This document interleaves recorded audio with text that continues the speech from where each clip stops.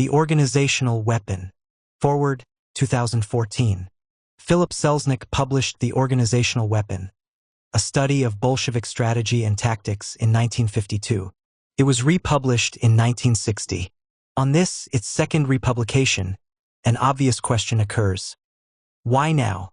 Why should anyone reissue an old book about a movement which, after a lively presence, to be sure, was scuppered some 30 years ago? The question is worth asking, and there are several compelling answers to it. I suggest 4. The world historical significance of the movement the book analyzes, the particular combination of political understanding and engagement with theoretical sophistication which Selznick brought to his subject, the distinctive focus and character of the analysis, and its continuing significance in relation both to enduring social problems and to the oeuvre of a distinguished and distinctive thinker. On each of these levels, this book is exemplary. I will take them in turn. In a felicitous phrase, Eric Hobsbawm dubbed the period 1914 to 1991, others choose 1989, the short 20th century. As the start of that century, of course, they had in mind the First World War and the literally shocking transformations it unleashed. For it was like nothing that preceded it. The scale of carnage, with its 16 million killed and 20 million more casualties, buried the optimism of the 19th century, and, for many, even the possibility of optimism. It shredded the map of Europe, stripping it of much that had been around, as if natural and irremovable, for centuries. New players arose as a direct result of the war, none more consequential than Soviet Russia. Among other things, without July 1914, no October 1917. Though the revolution was catalyzed by the war, however, victory came to a revolutionary party organized, willing and able to exploit the circumstances the war generated. Other groups fell away or were destroyed, and whatever the complex sources of the communist revolution, it quickly took on a life of its own. Compare the reflection of the French philosopher Joseph de Maistre shortly after the French Revolution, which he had lived through. For a long time we did not fully understand the revolution of which we were witnesses. For a long time we took it to be an event. We were mistaken. It was an epoch. So too, perhaps even more so, the Russian Revolution. The end of communism in Central Europe, 1989, and the Soviet Union, 1991. And with them even the already faded dream of world communism, were in turn more than mere events. They ended the epoch. For all but the first 3 years of the short century, then, the conceptual geography of the globe was indelibly shaped by communism and responses to it, and in a totally new way. No other great state had ever before been destroyed and reconstructed with the manifest intent of realizing the secular, intellectual, and revolutionary project of one thinker. The Soviet Union, under the leadership of its Communist Party, began as just such a state. Certainly the European neighbors and opponents of the Russian Soviet Federative Socialist Republic in 1917 were nothing like that. No one invented them, and while there were texts and ideologies, most came well after, at any rate during, the events, and few were canonical. In many ways there are parallels with a slightly later invention, Nazism, also the thought of one man, also an unprecedented and defining part of the epoch, also a response to many of its dislocations, especially the war, also revolutionary and totalitarian in its ambitions, also led by a party like no other, and also responsible for almost unimaginable levels and kinds of violence, hubris, ruthlessness, and human sacrifices. There were of course many differences between communism and fascism, but both were regimes constructed in service to an ideology and, as François Furet has stressed, we don't have many of those in human history. Arguably, and he does so argue, these two were the first. Nazism was defeated and destroyed in 1945. From then, only one of these novel, idiocratic constructions remained. Its influence as actor, model, and countermodel was profound. The post-war world was framed by the bipolar contest over ideas as much as territories between the liberal democratic capitalist West, the United States, its allies, subalterns, vassals, and dependents on the one hand, and the communist East, first Russian, then Soviet and Chinese, with their attendants, acolytes, prospective emulators, and numerous victims on the other. The rest of the world was a place of competition, between countries of course, but more distinctively between two systems, frames and views of life, including political, economic, and social life, that were diametrically different from each other, hostile and intensely rivalrous. Hobsbawm has noted that The world that went to pieces at the end of the 1980s was the world shaped by the Russian Revolution of 1917. We have all been marked by it, for instance, inasmuch as we got used to thinking of the modern industrial economy in terms of binary opposites, capitalism and socialism as alternatives mutually excluding one another, the one being identified with economies organized on the model of the USSR, the other with all the rest. That's one Marxist way of putting it, with economics as the core. Another political way is to contrast ideological one-party dictatorship versus pluralist liberal democracy. Either way, the geopolitical map of the short century turns out the same, and radically different from what it was and what it has become. Much of the century was dominated, then, by a stark and at times dramatic ideological, political, economic, and often military contest between exemplars of antithetical and contending social/economic/political systems. Their conflicts were holistically conceived as between incompatible modes of social, political, and economic life.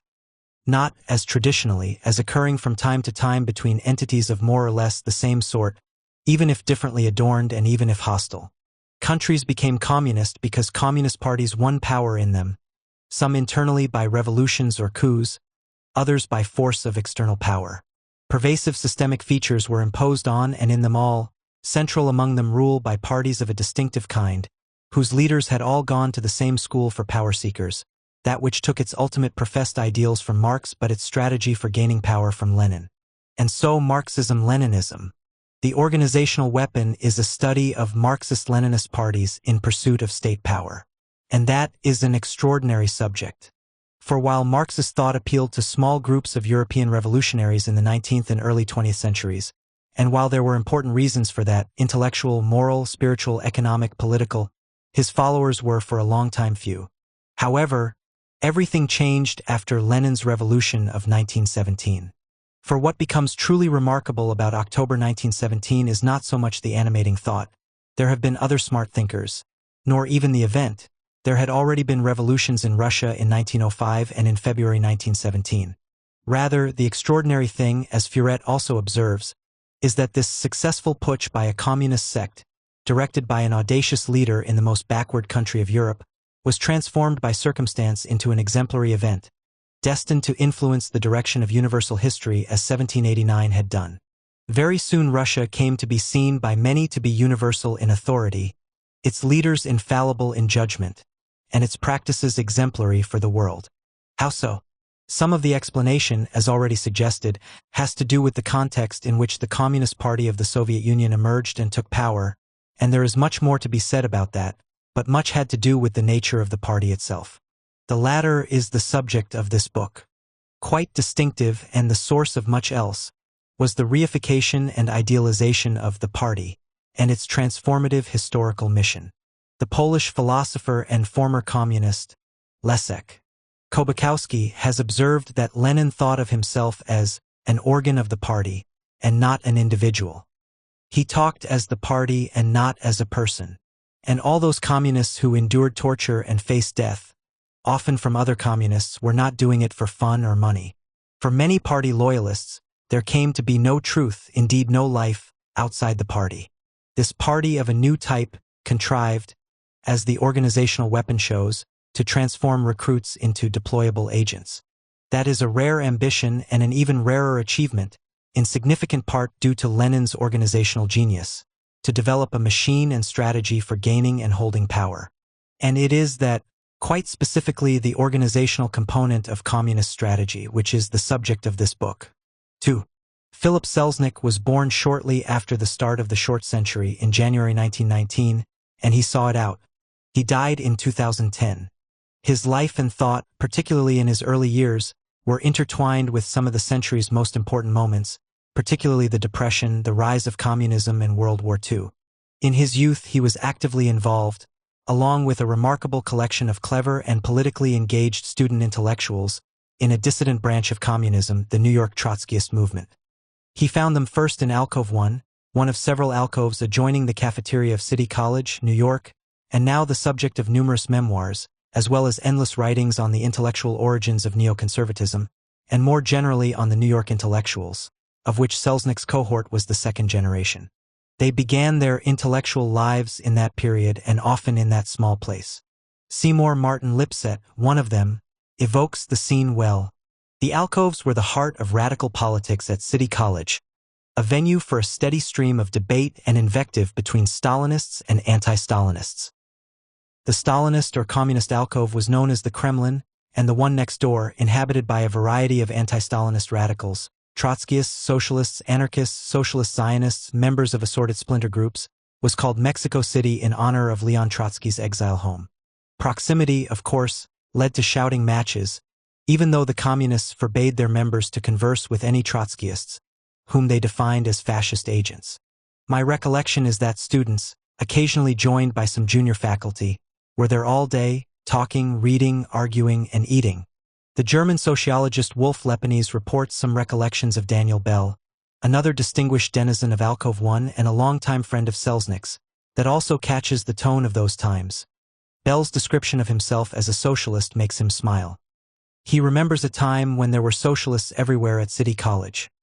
Many Stalinists were so argumentative that New York at the time was known as the most interesting city in the Soviet Union. The socialists at City College were abundantly self-conscious, returning manuscripts with the comment, "Tolstoy did it better." And in the midst of a political debate, one might hear someone say, entirely in earnest, "I know what Trotsky should do, and so do you. But does Trotsky know?" The engagements and disputes that began in the alcoves had an enormous impact on Selznick. It was not only a tumultuous but also an intellectually fertile association, at the same time his political and intellectual awakening. He joined the Trotskyist youth movement, the Young People's Socialist League, Fourth International, IPSL, adopting as his party name Philip Sherman. He was an active member. He became organizer of its Joe Hill unit in the Washington Heights section of Manhattan, and in 1938 became a member of several executive committees, including the group's national executive. He remained a Trotskyist for 3 years, and for some years after that an unaligned socialist. For the whole of his life, he recalled what began in Alcove 1 as the most intense intellectual experience of his life. However, it didn't last. The Trotskyists were internally riven, particularly over Trotsky's insistence that however evil Stalin was and however much he had betrayed the revolution, it was still a Bolshevik revolutionary's duty to support the Soviet Union against its imperialist enemies. When World War II broke out and the Soviet Union revealed its alliance with Nazi Germany, the New York Trotskyists split. An erstwhile leader, Max Shachtman, formed a new Marxist party, the Workers' Party, taking with him the Party Journal and many of the most talented young intellectuals in the movement. Selznick followed Shachtman and stayed for a time in the Workers' Party, but he was not destined to remain a Shachtmanite for long. He set up his own fraction of the Shachtmanite faction of the Trotskyite heretical wing of the Bolsheviks, with a bevy of other talented young intellectuals. They were known as the Shermanites, led by Philip Sherman. The group was small but smart. It was composed of a vivid collection of people later prominent both in academic and public life. They included Selznick's first wife, Gertrude Jaeger, whom he had met in 1938 and married in 1939. The historian and polemicist Gertrude Himmelfarb and her husband Irving Kristol, under the party name William Ferry, public intellectuals and later parents of neoconservatism, both directly and metaphorically, and, through their son William, indirectly and literally, the sociologist Peter Rossi, political scientists Martin Diamond and Herbert Garfinkel, the historian Marvin Myers, the founder of the Free Press, Jeremiah Kaplan. Outside but friends with the group were Daniel Bell, Seymour Martin Lipset, Nathan Glazer, and other later luminaries of American academic life and public culture. The Shermanites described themselves as revolutionary anti-Bolshevik. In 1941, they left the Workers' Party and joined the youth movement of Norman Thomas's Socialist Party, the Young People's Socialist League, YPSL. Though they had already resigned, the Shachtmanites proceeded to expel them with the special delicacy typical of such movements. Under Shachtman's direction, the political committee of the Workers' Party issued Bolshevism and Democracy. On the capitulation of the Sherman Group, which accused Selznick of various crimes, organizing a secret group during a time in which he claimed to have no differences with the Workers' Party leadership, indoctrinating the group's members without the benefit of a full and democratic discussion in the Workers' Party, and carrying on secret discussions with both the Socialist Party and with James Burnham. Although the Shermanites by then had already departed to join the Socialist Party, the Workers' Party Political Committee nonetheless declared that its anti-Bolshevik views rendered them ipso facto incompatible with party membership, and denounced them as weaklings taking one pretext or another to escape the discipline of the Revolutionary Party in time of hardship. Schachtman, who had personally debated Selznick during one of the Workers' Party discussions, mocked the decision of these organizational purists to join the Social Democrats as a very unappetizing ending, to join the party of Norman Thomas and Company. If there is one labor organization in the U.S. outside of the Communist Party which has a thoroughly undemocratic totalitarian Führer regime, it is the Thomas Organization. 10 years later, after a revolutionary anti-Bolshevik period and then a return to liberalism, Selznick found an academic use for the ideas that germinated in his debate with Schachtman. At the height of the Cold War, the Rand Corporation published Selznick's The Organizational Weapon, a study of Bolshevik strategy and tactics, dedicated to two former Shermanites, Diamond and Garfinkel. Shortly thereafter, Selznick/Sherman and his friend, indeed comrade at the time, Irving Kristol/Ferry began a small magazine, Inquiry, a journal of independent radical thought. Selznick edited it until he was drafted into the army in 1943, and then his wife, Gertrude Yeager, and Kristol took over until Kristol in turn was drafted.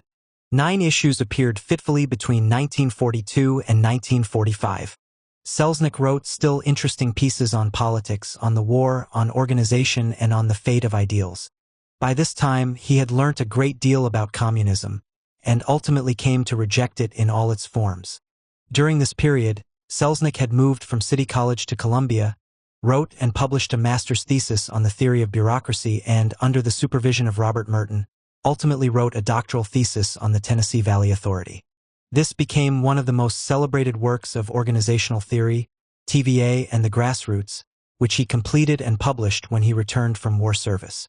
TVA explored how a well-meaning and intelligent leadership of an innovative organization had failed to understand the effects of its measures on the character of the organization it purported to lead. So much so, that in endeavoring to co-opt potential opponents of its operations by bringing them in, it effectively lost control of the character and direction of the organization to them. The book operates at many levels, from close-grained analysis to philosophical reflection on the fate of ideals amidst the difficult, indeed intransigent, realities of practical affairs. It is and was widely hailed as a tour de force. Selznick was not the only ex-socialist sociologist to be interested in bureaucracy. Indeed, a bunch of brilliant students of Merton had overlapping interests, but he is distinctive in a way well captured by Webb. What is especially interesting about his career is the way he has used the burning issues of his radical past as the basis for his work as a professional sociologist. As a Trotskyist and socialist, Selznick had been fascinated by the problems of bureaucracy and oligarchy and the dilemmas of organizational life. As an academic in the 1940s and 1950s, he turned these concerns into the cool language of scientific analysis and became in the process one of the most important organizational theorists of his generation. In 1946-47, Selznick took his first academic appointment as an instructor in sociology at the University of Minnesota, Minneapolis. Politically, he was no longer a socialist but a Truman liberal, and particularly an anti-communist liberal. While in Minnesota, a group of the liberal anti-communist Americans for Democratic Action, one of whose founders was Reinhold Niebuhr, was led by then-mayor of Minneapolis, Hubert Humphrey. Selznick joined and was active. In 1947, he left to join UCLA, where he stayed until 1952. When he arrived in Los Angeles, he got in contact with ADA people, and in particular made friends with a journalist, Paul Jacobs, freshly arrived from Chicago, and Frank Mankiewicz, also a journalist and political activist and son of Herman Mankiewicz, the screenwriter who co-wrote Citizen Kane about 1950. We were sitting around and talking, and we said, we need some sort of education about liberalism and communism and so on, and we started a school. It had brochures and several courses, went on for about 2 years, and was called the Liberal Center. Its main mission was to reach liberals in the LA area who had been overly influenced by the communists. I think one felt there was a lot of that. A lot of communist fellow traveling was going on in those days. According to Jacobs, they ended the school when it became too successful for them to manage. While Phil was working on his book The Organizational Weapon, a small group of us decided to start a school where we could try to discuss our views of the communist problem with Los Angeles liberals. Unfortunately, the school was so successful that we had to close it down. It took up more time than we could give. Every session was jammed with people who were active liberals in the community, genuinely concerned about California's future. At UCLA, Selznick also became close friends with the pragmatist philosopher Abraham Kaplan, with whom he taught a course on ethical problems of social organization. The course was important for Selznick, as those themes came to be central concerns of his writings. Kaplan also introduced him to members of the Social Sciences Division of the RAND Corporation, and between 1948 and 1952, Selznick became a part-time research associate in that division. In that capacity, he wrote a book on communist organization strategy, which became The Organizational Weapon, first published by RAND in 1952. 3. The Organizational Weapon is a study of the Marxist-Leninist Combat Party, seeking to gain power in non-communist states, though not a study of any particular party but of a type. It was an attempt to develop, drawing upon a large array of sources from around the world, a model that will effectively expose a central pattern of motivation and action, applicable in its basic features to the Bolshevik movement in all countries and throughout its history.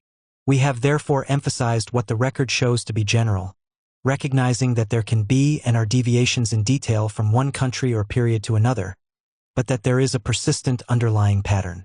The model focused on a particular but crucial part of communist strategy, its organizational component.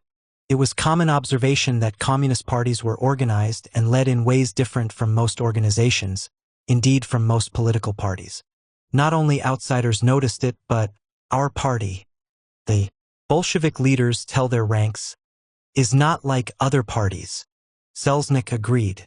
Conventional democratic political parties, formed to contest other parties of different commitments but similar type, are committed to electoral victory in the short run, decentralized, capable of absorbing new ideas and social forces, incapable of making many demands upon a weakly involved party membership. Communist parties differed in ways Selznick considered to be systematic, and he sought to theorize those ways by explaining their systemic sources. He discusses many elements characteristic and distinctive of communist organizational arrangements, but central to his concerns is what he calls the operational code of communist parties. This, Selznick argued, consists of distinctive modes of group membership and distinctive modes of social control. A system is created capable of making very large demands upon totally involved members. It is a system marked by a distinctive competence to turn members of a voluntary association into disciplined and deployable political agents. It is this distinctive competence that Selznick seeks to understand. An organization of this sort could be built only over a long period and with great effort. It required the transformation of a voluntary organization into a managerial structure by which adherents are converted into cadres of deployable personnel. That in turn depended upon an organization developing a specific competence, not found, for example, in the average post office or supermarket, to effect such transformations, since they do not occur naturally or even commonly, but have to be formed. Selznick's interest was in how that competence was established and sustained, often over long periods of time, in circumstances which were rarely welcoming or easy, indeed, because circumstances were neither welcoming nor easy. For communist parties were a species of combat party. As such, they were not fashioned to compete routinely in open elections within constitutionally established constraints and rules of the game, in the hope of winning control of government for a limited period of time. Rather, they were forged as weapons in an in-principle unrestrained struggle for total hold on power. And the struggle is not merely played out in those areas of life conventionally thought of as political. All areas are fair game in the struggle to establish the party's dominance. Bolshevism calls for the continuous conquest of power through full use of the potentialities of organization. These conquests are not restricted to the normal political arena and do not use conventional political tools. One common way of seeking to understand revolutionary movements is to focus on their professed ideals and goals, and notwithstanding its allegedly scientific status, Marxism is full of such ideals and goals. However, apart from the commonplace that the distance between ideals and practices is often huge, Selznick had another reason for not focusing there. As he had learnt from the American pragmatists, particularly John Dewey, and as all his work in the study of organizations had revealed, to understand a social movement, still more its likelihood of success. Ideals are never enough. To have the distinctive competence for these and allied activities, such competence must be built into the apparatus itself, into its means, not merely its ends. Ends are alluring, but means are crucial, though also commonly overlooked. That is a deep mistake. For as Selznick explains in his classic examination of a quite different organization, the TVA, the crucial question for democracy is not what to strive for, but by what means to strive. And the question of means is one of what to do now and what to do next, and these are basic questions in politics. If you want to understand what is distinctive about the character and operations of an army, say, the professed ideals of its leaders will not take you very far. An organizational weapon is in many ways reminiscent of an army. However, it is unlike a regular army, which typically has the backing of the state and law, and commonly keeps its troops in considerable isolation from non-military communities for long periods of time. Until they succeed, domestic communist parties never have the backing of their own state, though they often were backed by external communist states. Indeed, they commonly started as ideologically suspect groups, often illegal, hiding their activities in whole or in part from hostile police and security services. Moreover, communist organizational strategies were intended to combat such attention and, often, persecution, not simply in order to survive and or propagate the faith, as might be true of, say, the Falun Gong or Baha'i, but to gain power.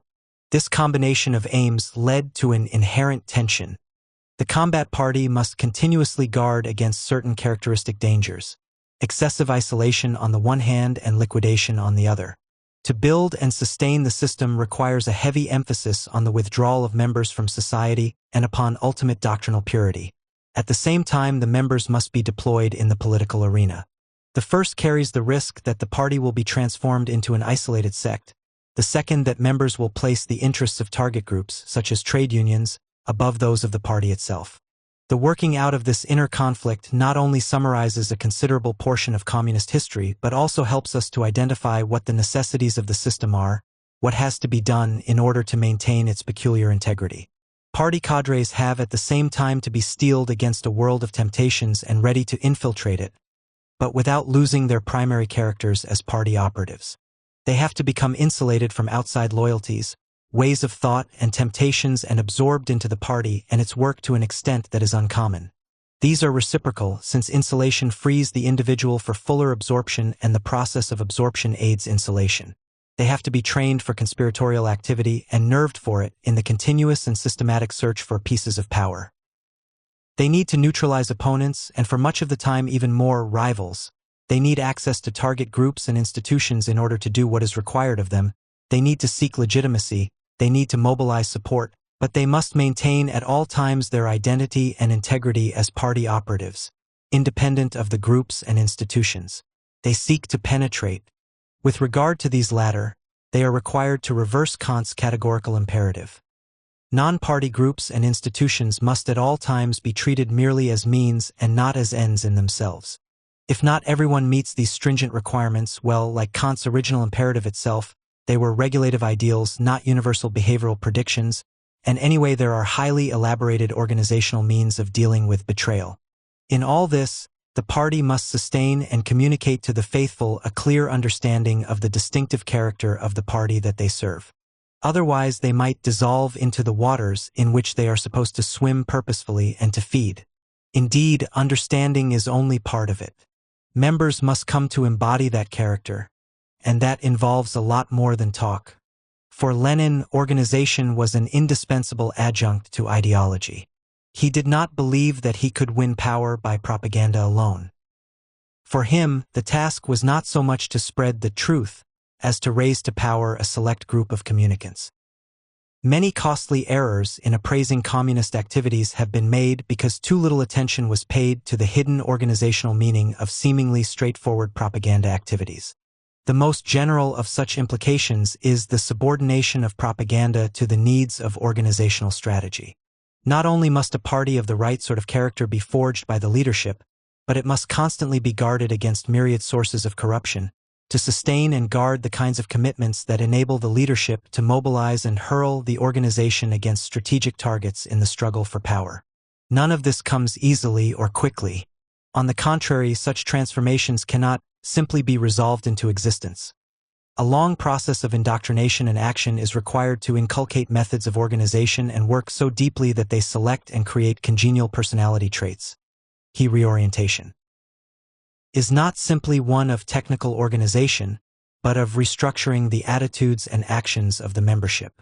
Selznick constantly probed the hidden organizational meaning of activities, such as propaganda, whose ostensible targets seem to lie outside the organization, but whose real importance may be not to spread communist symbols, but simply to create an atmosphere conducive to the free use of the combat party and its agencies. Similarly, we speak of the organizational relevance of ideology when it performs internally oriented morale functions. Again, communist theory cannot be understood solely as a guide to action. It is partly that, but doubtless of equal significance is the managerial function Marxist-Leninist doctrine fulfills. The cults of personality that typically develop in communist states are also not simply due to the peculiar vanity of communist leaders. Rather, they are part of a much more widespread endeavor of communist parties, in power and striving for it, to convert loyalty to the party to loyalty to the party organization. A halo is raised over party leaders, party organs, party decisions. In all this, Lenin appeared to have recognized those more general truths about organizations of all sorts, outlined in Selznick's first book on the TVA, and not always observed by its leaders. That proximate, operational goals are more important in the struggle for power than abstract, ultimate goals. Institutional loyalties are fostered as a way to give abstract ideals a content that can effectively summon psychological energies. Much of the organizational weapon focuses on how to develop the vanguard. But, of course, there is the mass. Communist parties are not, as the naive might imagine, transparent tribunes of the masses. Nor, however, are they putschists or saboteurs, for whom the people are mere bystanders. Bolshevik writings and actions embody a highly differentiated and complex analysis of the masses, who are key for they are the font of power. So they are indispensable, though in a curious way not central, and the party's relationship to them is of a special sort. For the Leninist party is a kind of caricature or logical reduction of Michels's iron law of oligarchy, which had much influenced, though not completely persuaded, Selznick. Thousands of words have been written by Bolshevik leaders to hammer home the thesis that the thoughts of the workers are sources of power for the party if manipulative control is established. Least of all are the thoughts of the workers to be taken as guideposts for the party. It is the party, not the workers, which is the arbiter of these historical interests. The workers are continually susceptible to reactionary prejudices, to being misled, deceived, betrayed, corrupted. The party is the great stabilizer which holds the class to the course fixed by history. It is the cleanser and the purifier, the teacher, the judge, and, at the inevitable hour, the jailer. Communist parties must lead, and ensuring such leadership is the primary goal of communist organizational work. Communist organizational tactics are always qualified by a keen awareness of leadership as a political process. In a way that is foreign to the ordinary political machine, the communists display a high sensitivity to the role of the mass in society as a whole and in specialized organizations. Although they are quite prepared to assume the classic bureaucratic role when that seems expedient, as in minimizing participation in decisions, the Bolsheviks are equally prepared to mobilize mass participation when that can be effectively controlled. Like other machine bosses, the communists depend on apathy, but they are also willing to appeal to the membership for support. A narrow machine hesitates to assume mass leadership and restricts itself to clique maneuvers. In relation to the masses, there is a panoply of organizational stratagems and tactics as well. As we have seen, the party seeks access to the masses, legitimation before them, targeted mobilization of some of them, elimination or at least neutralization of rivals and opponents. That requires mastery of tactics of penetration and infiltration, which Selznick discusses with remarkable perceptiveness and in great detail. They all were primarily means of creating power for the leaders. Communists are particularly good at such activities. For the tactical advantage which the communists gain in the course of unity maneuvers is not based on episodic or clever manipulation. It derives from the fundamental increment of power offered by the combat party. The latter creates a core of disciplined cadres dedicated to the ubiquitous pursuit of power. In this sense, the basis of communist influence is real and not illusory. The ability to deploy forces in a controlled and systematic way makes possible minority control in large organizations, especially in an environment of general apathy and in the absence of competing power centers. The organizational weapon doubtless had an activist or awakening component. Written by a man blooded by earlier and intense membership of the American Trotskyist movement, confident he knew the score about Bolshevism, it was conceived in part as an exposé intended to guide people seeking to oppose communism.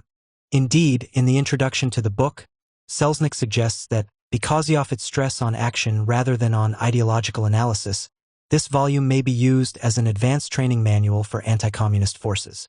But it would pay those forces to be sophisticated, lest they misunderstand two central and interrelated features of what they read: its qualified political significance and its scientific novelty. Politically, it is important not to miss or misapprehend a point Selznick makes several times. Even a successful organizational strategy is only a piece in the complex of assault and defense that compete within any society which contains and seeks to contain wielders of organizational weapons. Thus, Selznick emphasizes the subordinate role of organizational activity in the struggle against totalitarianism. To speak of organizational strategy and tactics is to define a special sphere of interest and action. It must not be forgotten that this sphere is limited, providing special increments of power to political elites whose fundamental sources of weakness and strength must be looked for elsewhere. We must conclude, therefore, that in the long view political combat plays only a tactical role. Great social issues, such as those which divide communism and democracy, are not decided by political combat, perhaps not even by military clashes. They are decided by the relative ability of the contending systems to win and to maintain enduring loyalties. Consequently, no amount of power and cunning in the realm of political combat can avail in the absence of measures which rise to the height of the times. Scientifically, and in explanation of this focus on a self-confessedly subsidiary, if crucial matter, it is necessary to grasp the precise concern of Selznick's analysis and its novelty. For this is the work of a theorist of, and self-consciously a study of, organization, who argues for the importance of this particular domain but does not consider it all important. In particular, the book is concerned not so much with how communists solve or attempt to solve the many political problems that face them. Rather, it is concerned with an at once fundamental but second-order issue: how they create and sustain an organization capable of dealing with such problems. Selznick's late colleague, Sheldon Messenger, made the point perceptively and well. He distinguished between two levels of problem-solving engagement that a communist party must engage in.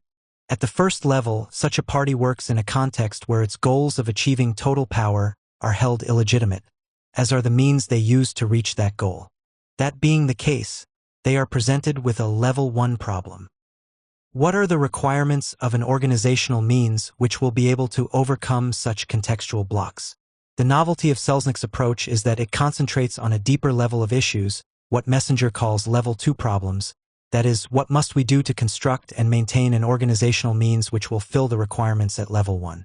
Or, as Messenger puts it in other terms, Michaels revealed to us that administrators in carrying out day-to-day pursuits came to be guided by considerations specific to the means of action. He phrased this negatively, by telling us that ultimate goals tended to be lost sight of in the bureaucratic life. Selznick might be said to have drawn a profound lesson from this, namely, that one set of problems seldom enough considered is what one must do, from day to day, in order to have in hand a means appropriate to goal achievement. Since TVA administrators were not especially cognizant of this problem, their means of action became ill-suited to pursuit of ultimate goals posited at the outset of their activities. The Bolsheviks, on the other hand, are cognizant of this problem. Thus, it is possible for Selznick to view the construction of their means as illuminating those aspects of organization most important in the power process. More important is the implication of this point of view for research constitutes a directive to make the leap from consideration of what one must do to achieve a given goal to what one must do to construct and preserve means of action appropriate to a given goal. This is an important corrective to many more common ways of studying power. And Selznick, who always sought the general message of particular truths, was not limited in his attention to communist parties. As in all his particular studies, larger theoretical stakes were in play. Another way to put the point that could not have occurred to Selznick or to Messenger when they wrote has been suggested by Jonathan Simon in his foreword to the Quid Pro Books reissue of Selznick's first book, TVA and the Grassroots. Selznick shares with Michel Foucault a general orientation to the study of power that emphasizes the importance of methods, instruments, and techniques, asserting against the grain of most history that purposes, goals, and objectives are almost always determined by the successes and failures of uncelebrated technologies of power. Simon quotes from a passage from TVA that, as he says, seems to anticipate Foucault's today better-known studies of power, and that reveals the motivation of his next work as well. In some ways, the point is more strikingly apt for this book than for its predecessor, and I will quote from it at some length. If the problem of means is vital, it is also the most readily forgotten. The results which most readily capture the imagination are external, colorful, concrete. They are the stated goals of action. But methods are more elusive. They have a corollary and incidental status. A viable enterprise is sustained in the public eye by its goals, not its methods. Means are variable and expedient. Their history is forgotten or excused. Here again the concrete and colorful win easiest attention. Where incorrect methods leave a visible residue, a rubbled city or wasted countryside, then methods may gain notice. But those means which have long-run implications for cultural values, such as democracy, are readily and extensively ignored. Selznick, we have seen, thought such ignorance unwise. For all Selznick's work, I have argued elsewhere, operates on several levels at once. Whatever he investigates, however particular and concrete, is subject to what he once identified as his generalizing impulse. Though most of his books were directly, both ostensibly and really, concerned with a specific institution or class of institutions, other things were always going on as well. This lends a characteristic depth, richness, and complexity to his individual works, as it does to the oeuvre a whole. There is always more than one might expect to find inside any one of them. More themes, more arguments, more applications, more connections with other works. This is no less true of the organizational weapon than of other, better-known works.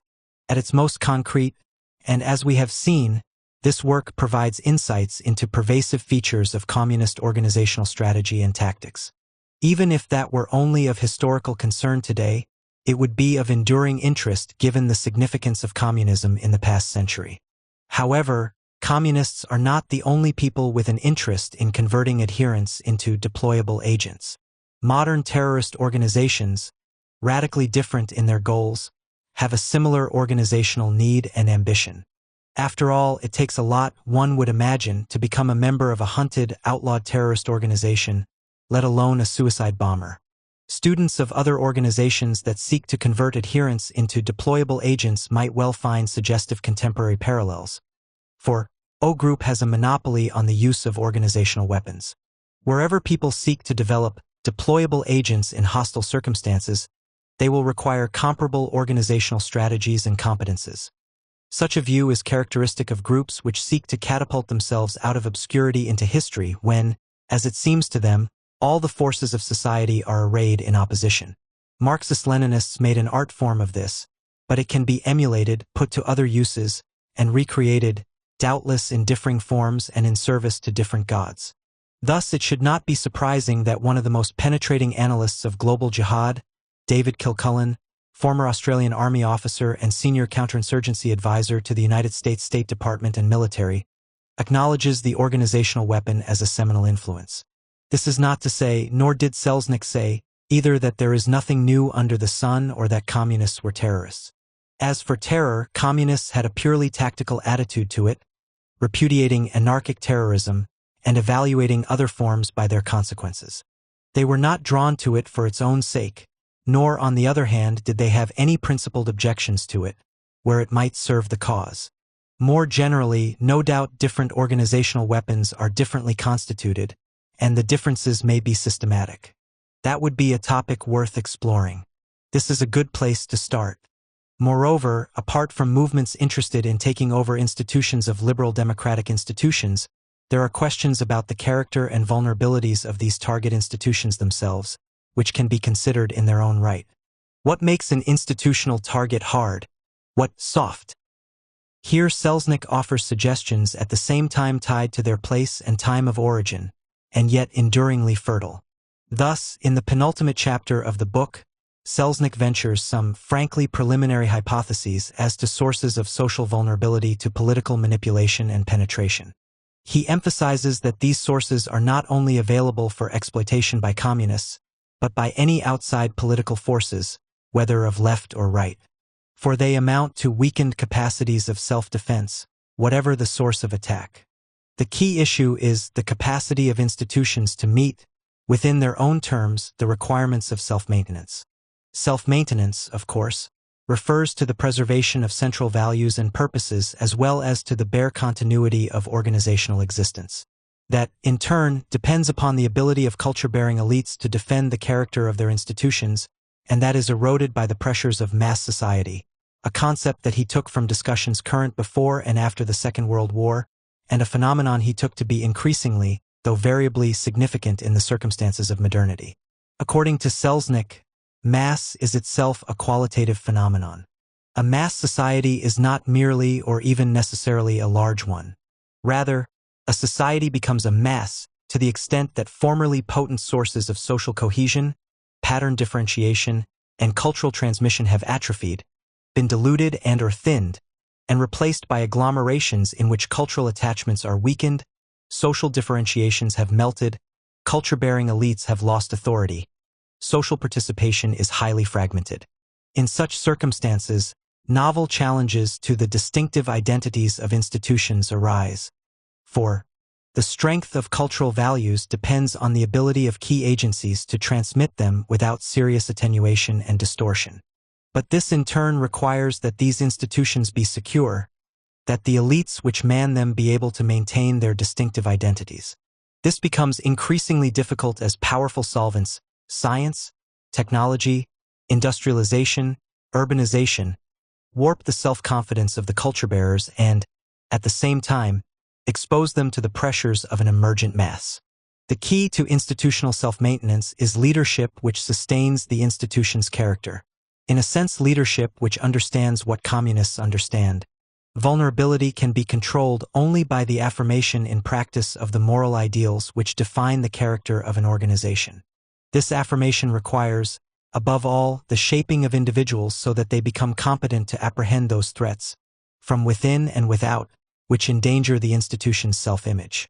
It is the failure to do this that leaves the door open to effective penetration. Unions, universities, and other agencies which embody values have most to fear when they become bound to the moment, to the technical job at hand, to limited views of their social function. They are then softened for ideological and organizational manipulation. They will become unable to distinguish between those who defend treasured aspirations and those who corrupt them.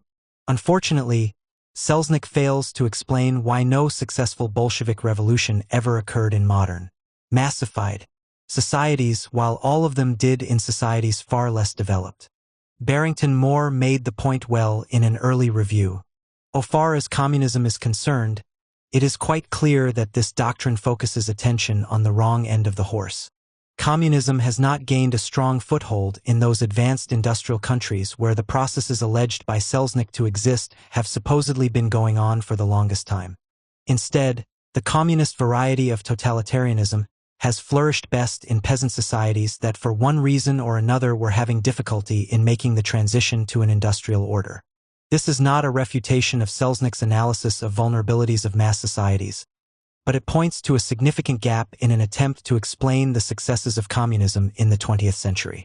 In his preface to the 1960 reissue of The Organizational Weapon, Selznick implicitly takes the point, first by stressing that his frankly speculative effort was focused on institutions of the modern industrialized nations of the free world, which doesn't fully explain the reference in the book, though not in the Mass Society chapter, to the Kuomintang Revolutionary Committee or the several references to the Philippines, that other conditions may also weaken institutions. Key processes of mass society are not the only ones at work in the world, and that the theory might be detached from its specific social sources in industrialized societies, The atomization of society, including the breakdown of intermediate groups, may be brought about in a number of ways, including the sudden tearing of a traditional social fabric under conditions of rapid industrial, political, and cultural modernization. That may be so, but coming after the event it seems somewhat ad hoc, and the work of showing the relevance of an analysis that began elsewhere still has to be done. In the meantime, what we have is a penetrating analysis of a worldwide phenomenon from a particular and perhaps unrepresentative vantage point and moment, the United States in the early 1950s.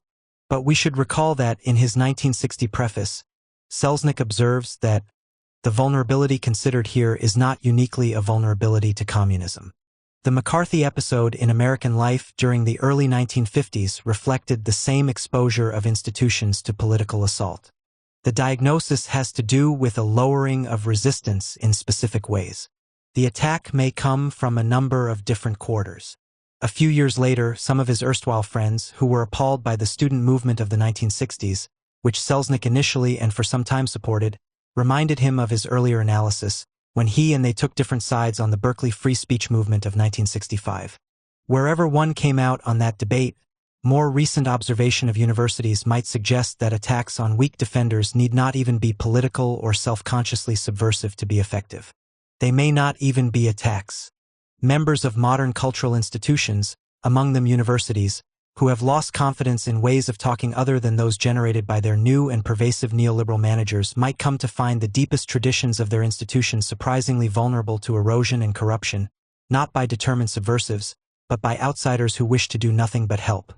With no ill will from anyone, they may find their institutions' core values overridden by demands for justification and conformity that come from elsewhere, promote different and often incompatible incentives, reward different types of work and workers, and come to colonize their institutions to such an extent that it becomes hard to recall, let alone voice and defend, what might once have been meant by a community of scholars or an academic vocation.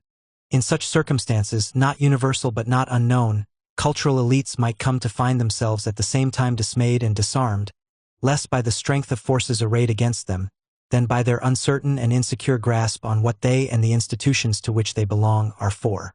They could reflect on Selznick's observation some 60 years ago, that in mass societies, elites find it difficult to sustain their own standards and hence ultimately their special identity and function.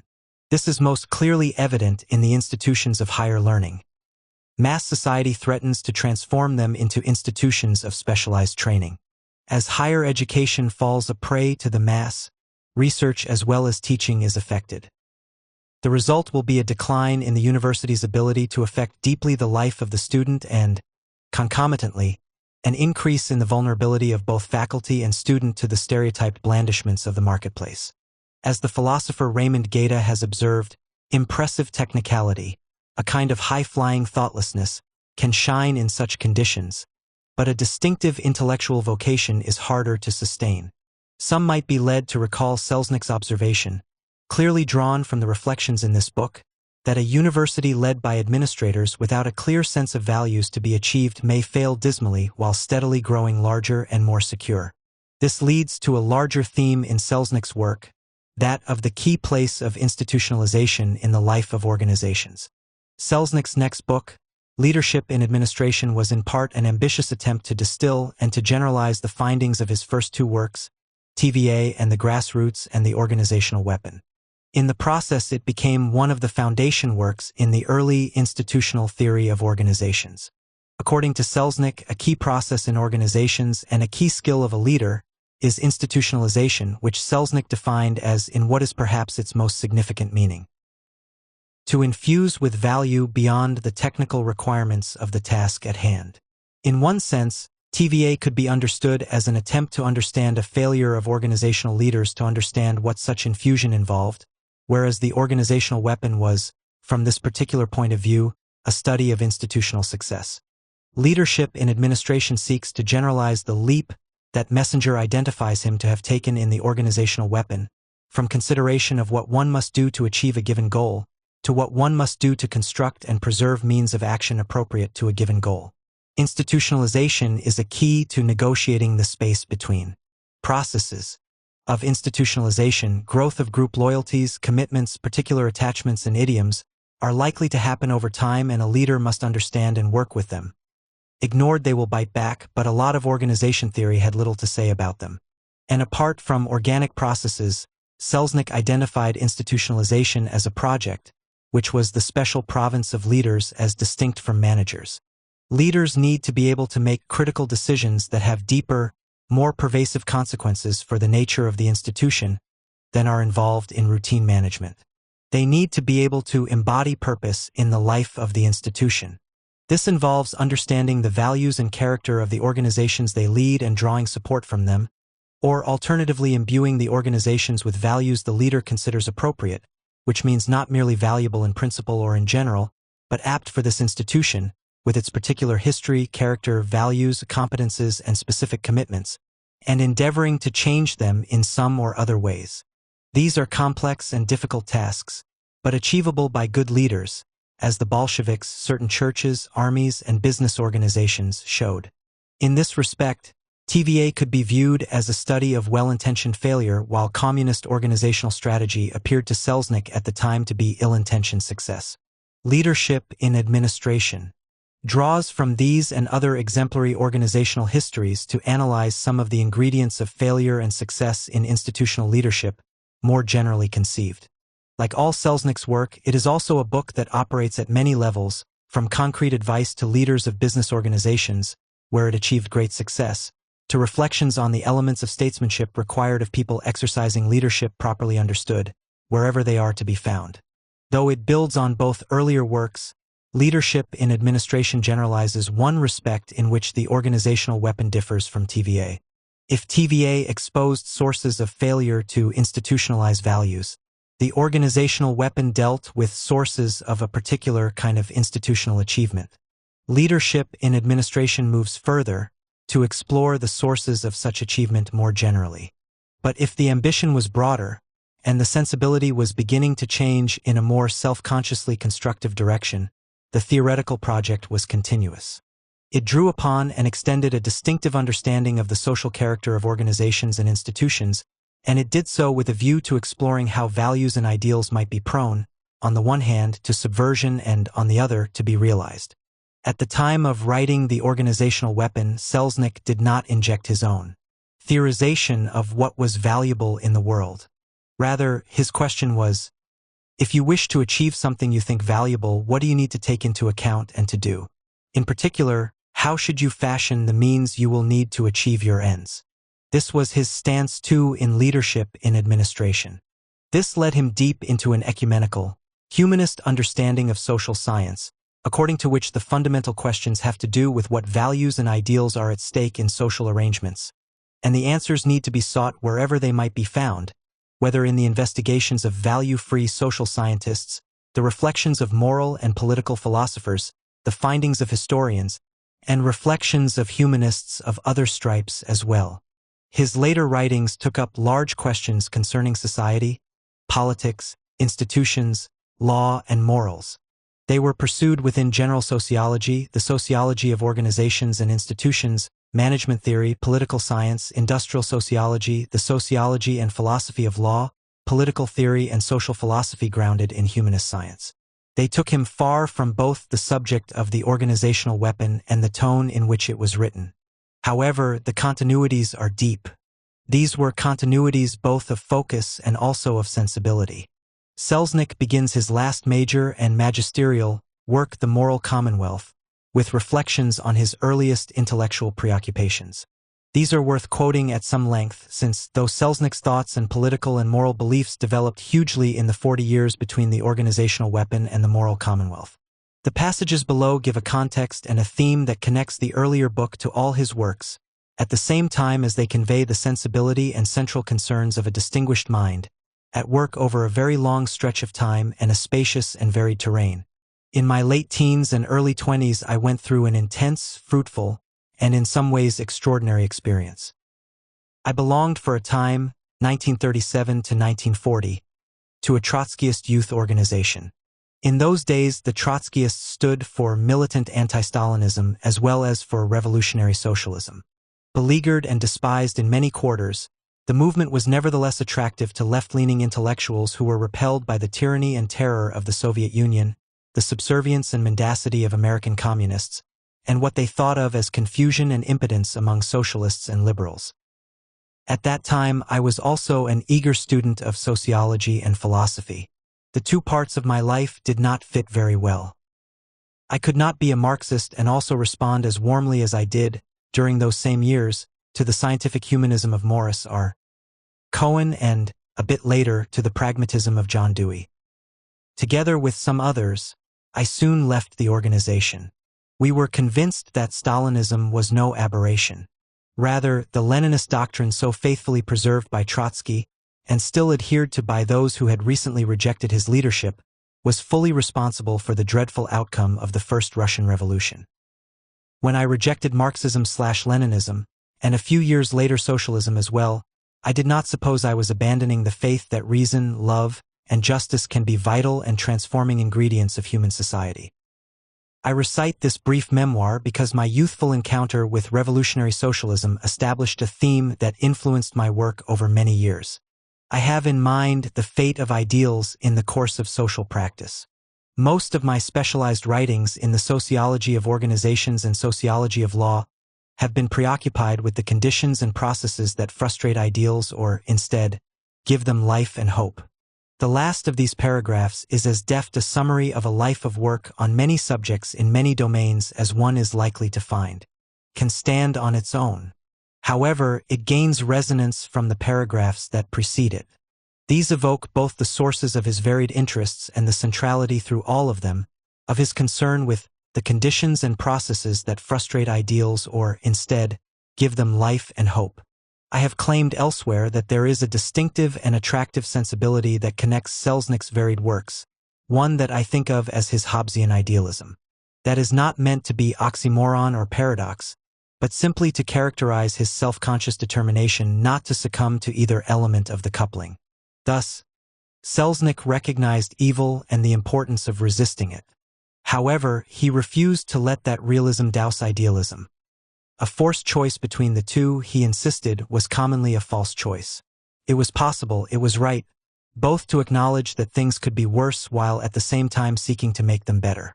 Security against the first was crucial, aspirations for the latter equally so.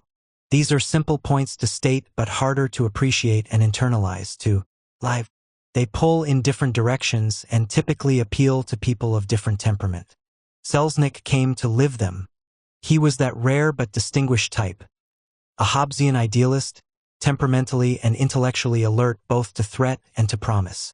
Both these elements are already evident in the organizational weapon. They lie behind it and inform it. They help make of that work at once far more than an ephemeral political intervention and at the same time more engaged and engaging than is common in academic work.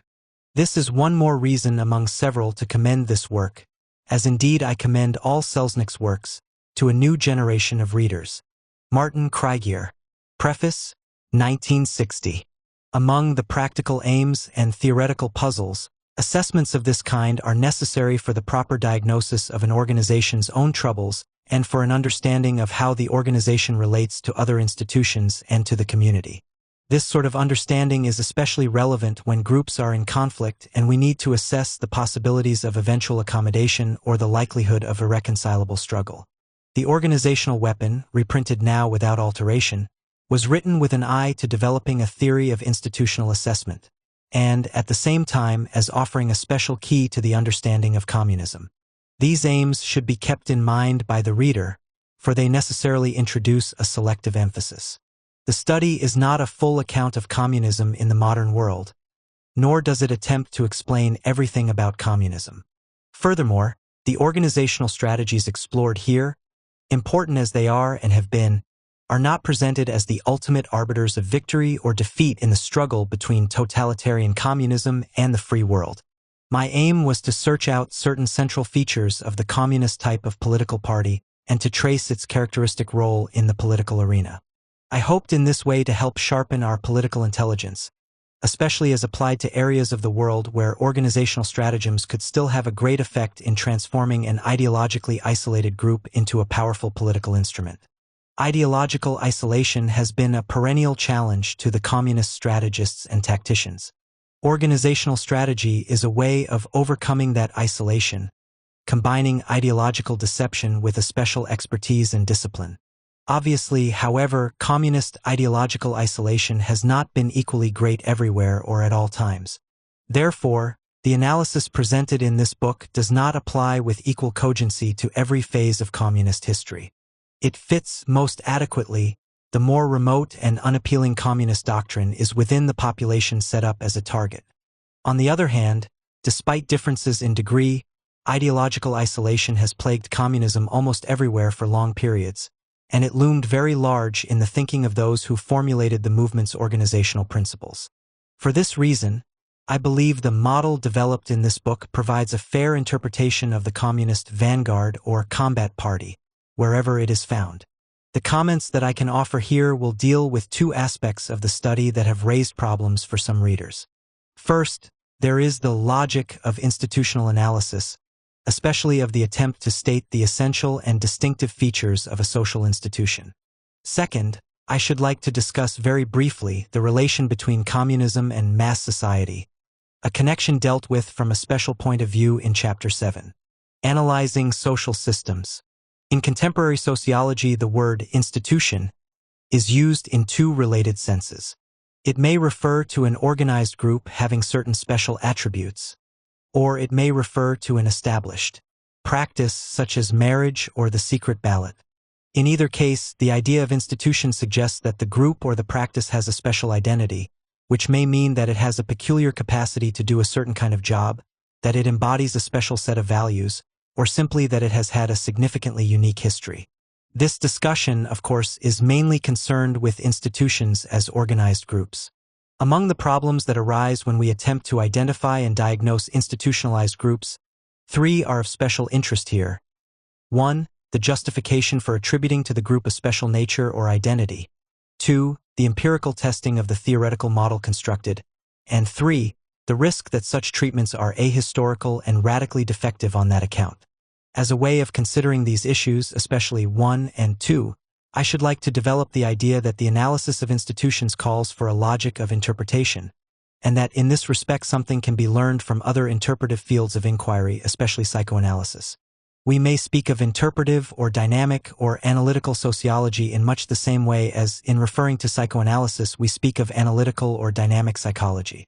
I am thinking of all who work with the main tools developed by Freud, not just of orthodox Freudians. Indeed, the more recent emphasis on ego psychology is especially pertinent. Although much has been said about the relation of psychoanalysis to sociology, and some important interdisciplinary work has been done, little attention has been devoted to the logical or procedural convergence of the two fields. The psychological interpretation of social events is not at issue here. The suggestion is, rather, that the logic or mode of analysis associated with dynamic psychology may be similar in essential ways to the analytical logic of sociology, at least when coherent, adaptive social organisms are being studied.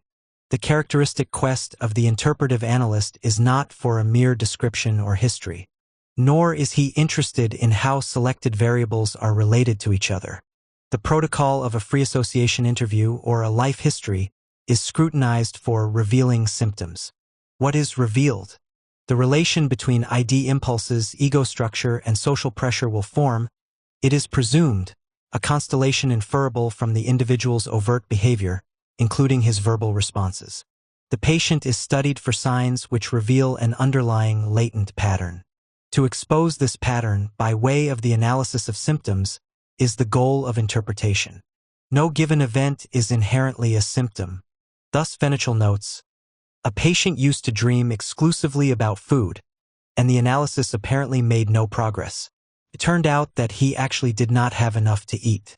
After he succeeded in getting a job, the oral dreams disappeared and the analysis went on normally.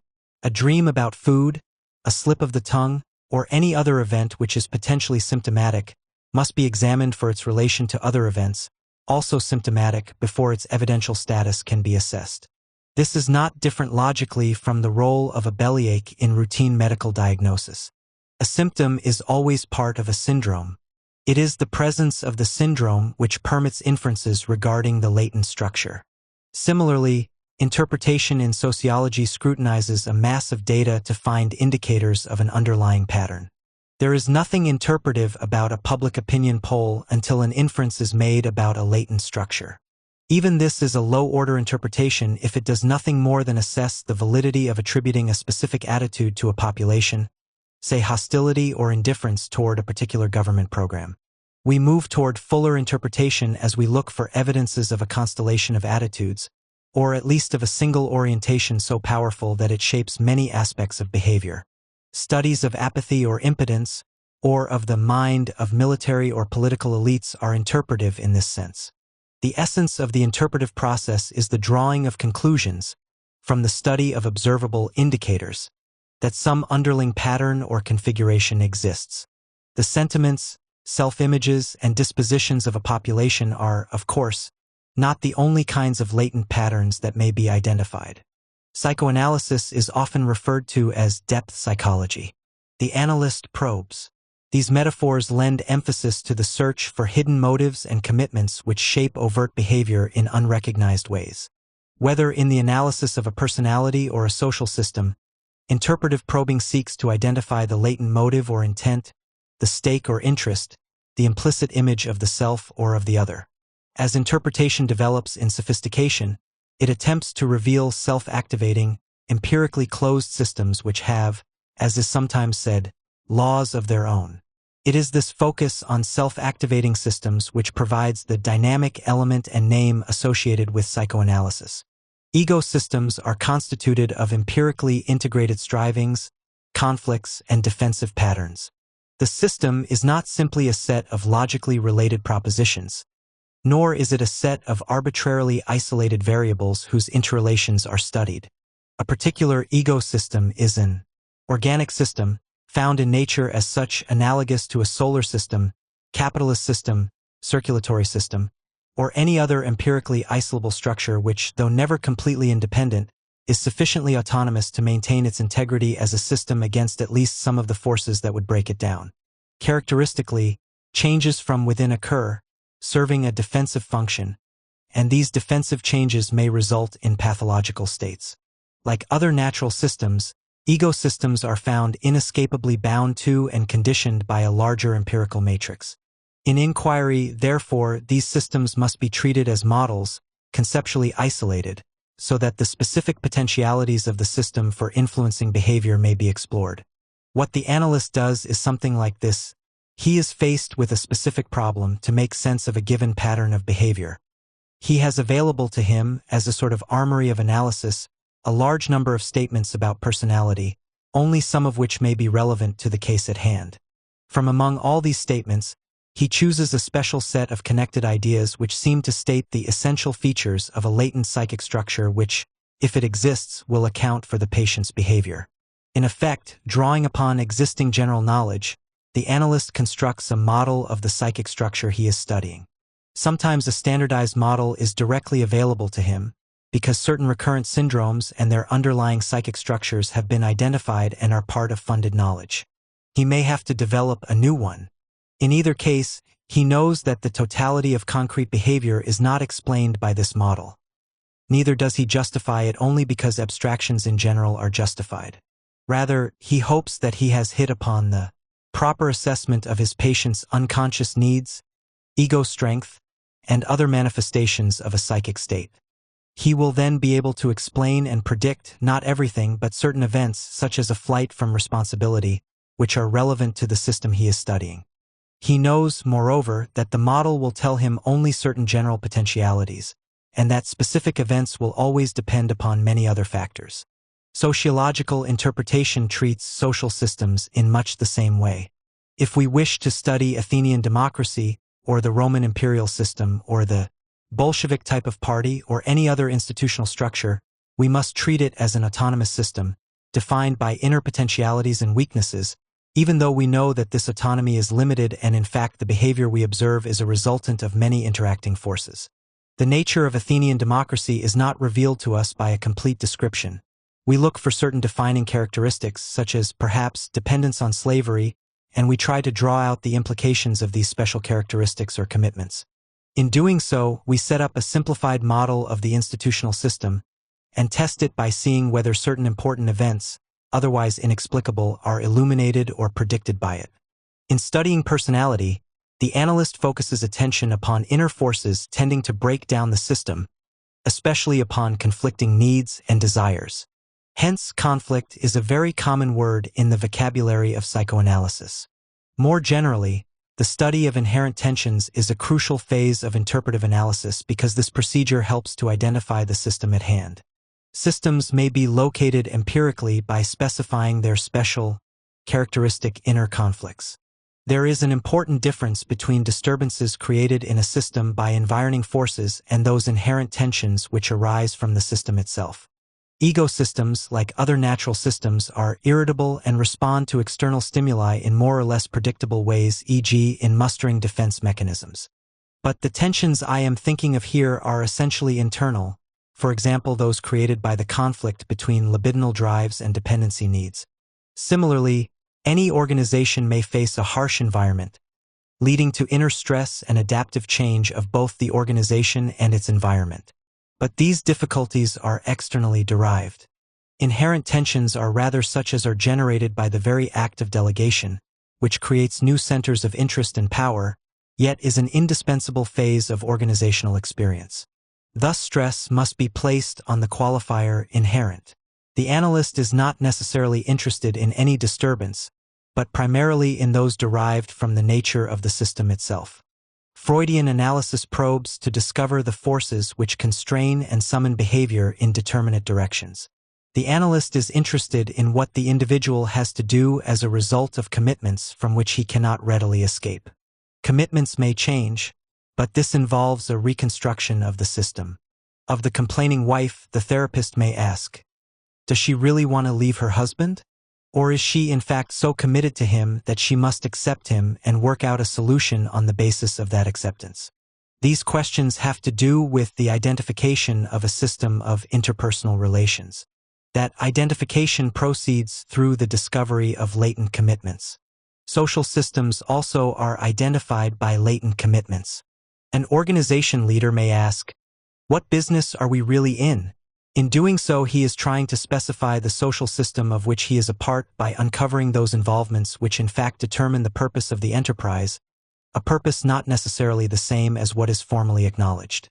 Similarly, we identify the feudal system or the capitalist system or a bureaucratic system by discovering the set of commitments which uniquely characterizes each. If a man is a feudal lord or a capitalist entrepreneur or a bureaucrat, we infer from our model of the system which shapes him what he must do precisely because of his involvement in that system. These remarks are meant to suggest, in lieu of a more extended analysis, a mode of interpretation applicable to both social systems and personalities. Stated elliptically, the basic idea is that sociological interpretation should be viewed as the search for models of latent structures. This was the approach used in the organizational weapon. What was presented for analysis in that study was the manifest behavior of certain groups called in common sense communist parties. Much was known about membership in such organizations, about their leadership, and about the way they behaved vis-a-vis other groups in a large variety of settings. Many sophisticated observers understood that, in some sense, these political parties were decisively different from other agencies of political action. But the basis of this judgment had not been systematically explored. Therefore, the rational ground for concluding, for example, that united action by liberals and communists was extremely dangerous for the former, had not been satisfactorily established. It was my belief that an adequate assessment of this institution demanded that special attention be given to the distinctive organizational characteristics of the communists, including their organizational strategies and tactics. The basic intellectual task was to formulate a complex hypothesis stating the essential features of a going concern, a system, such that the most important distinctive attributes of communist political action would be accounted for. These attributes included the remarkable persistence of the communist core membership despite great fluctuations in turnover, and the persistence of strategies and tactics of power aggrandizement despite significant shifts in political line. The search was clearly for a latent structure, an emergent pattern of adherence and control, of self-perpetuating, interlocking commitments. The name Combat Party was devised to designate this system of interdependent behaviors, relationships, and beliefs. The elements of this latent structure are developed in Chapter 1 and summarized on pages 72 to 73. They consist essentially of distinctive modes of group membership and distinctive modes of social control. A system is created capable of making very large demands upon totally involved members. It is a system marked by a distinctive competence to turn members of a voluntary association into disciplined and deployable political agents. This competence, of course, does not extend uniformly to all members and under all conditions. But it does explain the creation and maintenance of the communist core, which is all that is really needed. The hypothesis is elaborated by specifying a number of ways in which such a system is built and maintained. This elaboration is in turn a partial confirmation of the hypothesis, for we do not find the techniques that sustain such a system playing so central a role in the life of the group, in the absence of the system itself. A similar logic applies in personality analysis. A particular assessment or diagnosis will be both elaborated and supported as the analyst discovers in the patient certain characteristic responses and mechanisms. Of course, there is the additional requirement that these discoveries be of central rather than marginal importance in the psychic economy of the individual. The same requirement applies to the study of social systems. In addition to specifying the combat party's distinctive competence, the system is identified in other ways. One of these brings to bear the idea of inherent tension discussed above.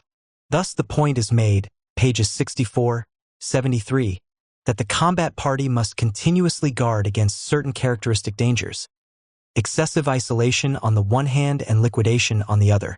To build and sustain the system requires a heavy emphasis on the withdrawal of members from society and upon ultimate doctrinal purity. At the same time, the members must be deployed in the political arena. The first carries the risk that the party will be transformed into an isolated sect, the second that members will place the interests of target groups, such as trade unions, above those of the party itself.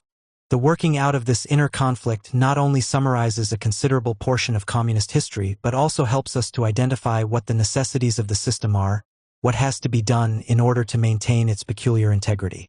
It also indicates that the system is not necessarily eternal, that there are points of special stress which, under appropriate circumstances, might lead to its transformation.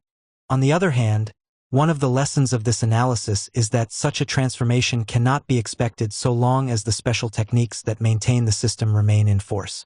The latent structure of communist politics is not completely revealed until the system is seen in action.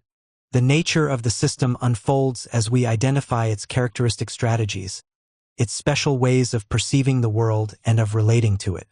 4 chapters are devoted to this phase of the study. They describe the specialized strategies developed to overcome the organizational isolation of the combat party, the strategies of access and legitimation, to bring the greatest benefit from whatever organizational conquests are made, the strategy of mobilization, and to forestall those who compete for the same target groups, the strategy of neutralization.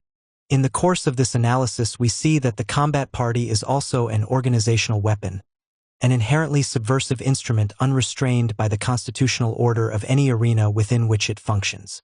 The capabilities of the combat party make subversion congenial to it.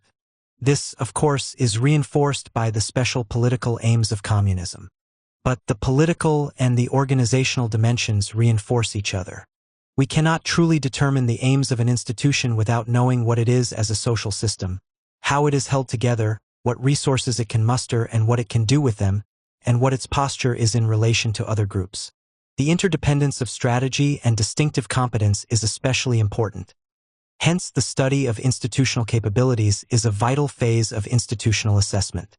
Only in this way can we distinguish effectively between merely verbal aims, or such as may be derived solely from doctrine, and aims that truly guide behavior because they are embodied in and supported by the social structure of the group. In a work of this kind, the major concern is to identify the system, to state what the nature of the beast is. The task is to construct a conceptual model of a functioning institutional system. But this is also an exercise in typology. We view the structure we are studying as an instance of a class of objects whose general features are to be explored. The class may have only one member, but it is the kind of thing we are dealing with that interests us. We ask, what kind of a social system is the Communist Party? We answer by developing a model of the combat party, including its strategies. The testing of such a model presents some knotty problems. Since it is admittedly abstract and selective, it is not always easy to state the conditions under which it might be considered false. I think there are two ways of handling this problem, reflecting two different issues. The first issue is whether the model fits in a particular case. For this purpose, the model does specify certain crucial defining characteristics. These can be used to test its applicability.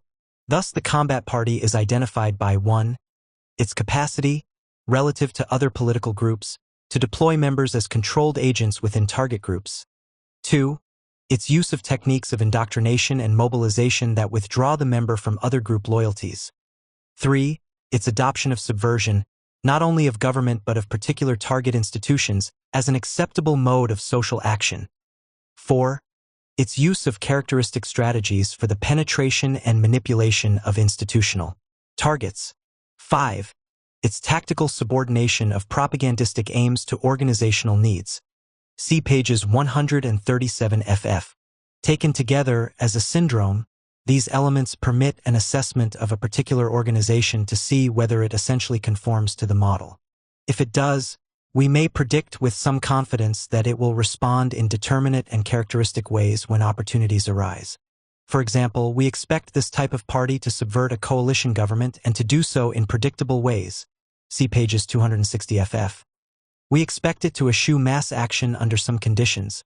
See pages 253 ff, and to encourage it under others. Thus, the model can be tested by determining how well it fits the relevant features of a particular organization. The second issue is whether the model states an acceptable general theory regarding the nature of the communist type of party. Such a theory, of course, can only be offered as a best fit, subject to deviations that can be accounted for by special circumstances. This is normal scientific procedure. We always need some theory of what the system is like in a pure state, even if the theory is inadequate. To be sure, we expect that in due course a substitute or supplementary theory, able to account systematically for persistent deviations, will ultimately be formulated. But the mere fact that empirical deviations occur is no basis for rejecting a model that already accounts for a great deal of what needs to be explained. Certainly, it is no ground for denying the quest for a general theory entirely. Another problem that arises when a study places central emphasis on identifying the system is the appearance it may give of slighting historical change. Obviously, the very idea of a system, as used here, suggests that certain social configurations are viable and that they do persist through time. A corollary is that not all change is significant. Many changes leave the system essentially as it was. Nevertheless, there is an important sense in which the analysis of social systems does deal with significant change. At a number of points in this book, changes in communist strategy are explicitly discussed. Thus, the evolution of communist United Front policy is dealt with in some detail, pages 126 to 144. 3 stages of development are identified, culminating in a final, mature stage, in which unity with other groups is characteristically a cover for organizational maneuver. Similarly, a line of development is traced with regard to the communist technique of insurrection. Bolshevism since Lenin has diminished its emphasis on stimulating mass energy and has increased its reliance on the party and its agencies, page 254. Bolshevism is seen as gradually detaching itself from any particular mass base and from dependence on mass action. This is viewed not as an adventitious historical trend, but as a natural accompaniment of the system's growth to full maturity. Clearly, the study of social systems must take account of the fact that these entities do not emerge full-blown, ready to operate at peak strength. As organic unities, they may exhibit stages of growth and decline. In other words, the significant history is evolutionary, identifying processes of fulfillment and decay, the unfolding of inner potentiality and the movement toward a stable configuration. Evolutionary trends are not always there to be found, but where they are found, they provide the materials for a peculiarly relevant historical analysis. In the case of Bolshevism, there is much evidence of a basic line of development, manifested in many different ways, from an early, inherently unstable Leninist phase to a more mature and stable Stalinist phase. These were stages in the development of a single system. Its potentialities took some years to unfold, but its foundations were truly laid during the earlier period. Mass Society, Chapter 7, Vulnerability of Institutional Targets, was presented as a frankly speculative effort to specify some of the conditions under which institutions may be vulnerable to communist penetration and manipulation. The concern here was plainly with the sources of weakness in our institutions, that is, the institutions of the modern industrialized nations of the free world. The basic thesis is that modern mass society runs the risk of exposing its institutions to subversive attack insofar as elites become insecure, mass behavior influences politics and culture, and values become attenuated. Two cautions were explicitly introduced at several points. First, the aim of the analysis was to identify some inherent tendencies of modern society. See pages 279, 291. In other words, mass society is an analytical category, a way of summarizing a set of forces and relationships which will produce, in the absence of counteracting forces, some special weaknesses and evolutionary trends. Societies may display these characteristics in different degrees, but insofar as the model applies, it will help identify forces that are determining the viability of political and cultural institutions. Second, the vulnerability considered here is not uniquely a vulnerability to communism. See page 297. The McCarthy episode in American life during the early 1950s reflected the same exposure of institutions to political assault. The diagnosis has to do with a lowering of resistance in specific ways. The attack may come from a number of different quarters.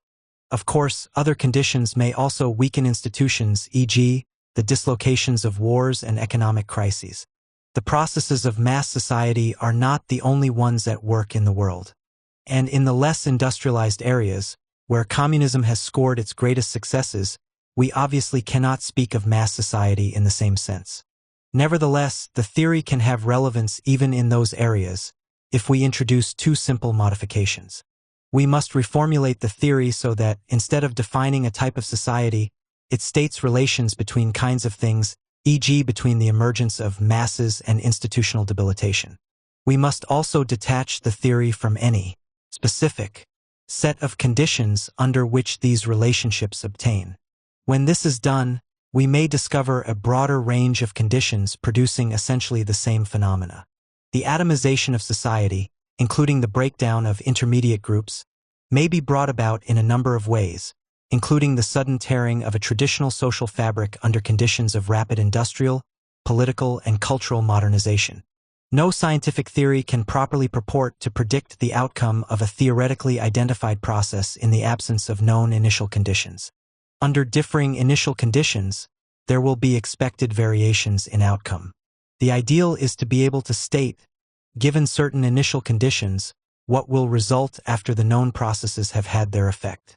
This in turn assumes that disturbing or counteracting forces have been controlled or accounted for, and it assumes that the theory is sufficiently well developed to be able to specify a particular outcome rather than a range of possible outcomes. It is obvious that this degree of rigor is not available to us so far as the theory of mass society, or of mass-elite relations, is concerned. Nevertheless, the theory as it is being developed today can help us to order and explain a great deal about modern politics and culture. It is also germane to a theory of institutional assessment, in that it specifies a broad context within which institutional leadership is weakened and new forms of participation emerge. V.S. Berkeley, California, 1960. The Organizational Weapon Introduction. This study has two objectives. 1. To analyze the use of organizations and organizational practices as weapons in the struggle for power, and 2. To deepen our understanding of Bolshevik strategy and tactics. These aims sustain each other. Leninism, with its strong emphasis on the power of disciplined minorities, affords a most useful case history for the study of organizational weapons. At the same time, it is important to learn about organizational manipulation if we are fully to comprehend the Bolshevik experience. Using the special role of organization as a key, we may expect to learn something about the inner dynamics of Bolshevism, that pattern of motivation and action which impels it onward to ever-renewed power struggles. Organizational analysis will illuminate the nature of Bolshevism's central vehicle, the combat party.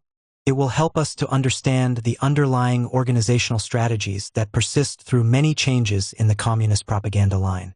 We shall be able to identify some of those special characteristics of Bolshevism which, in many key areas, have given it strength beyond its capacity to win public support.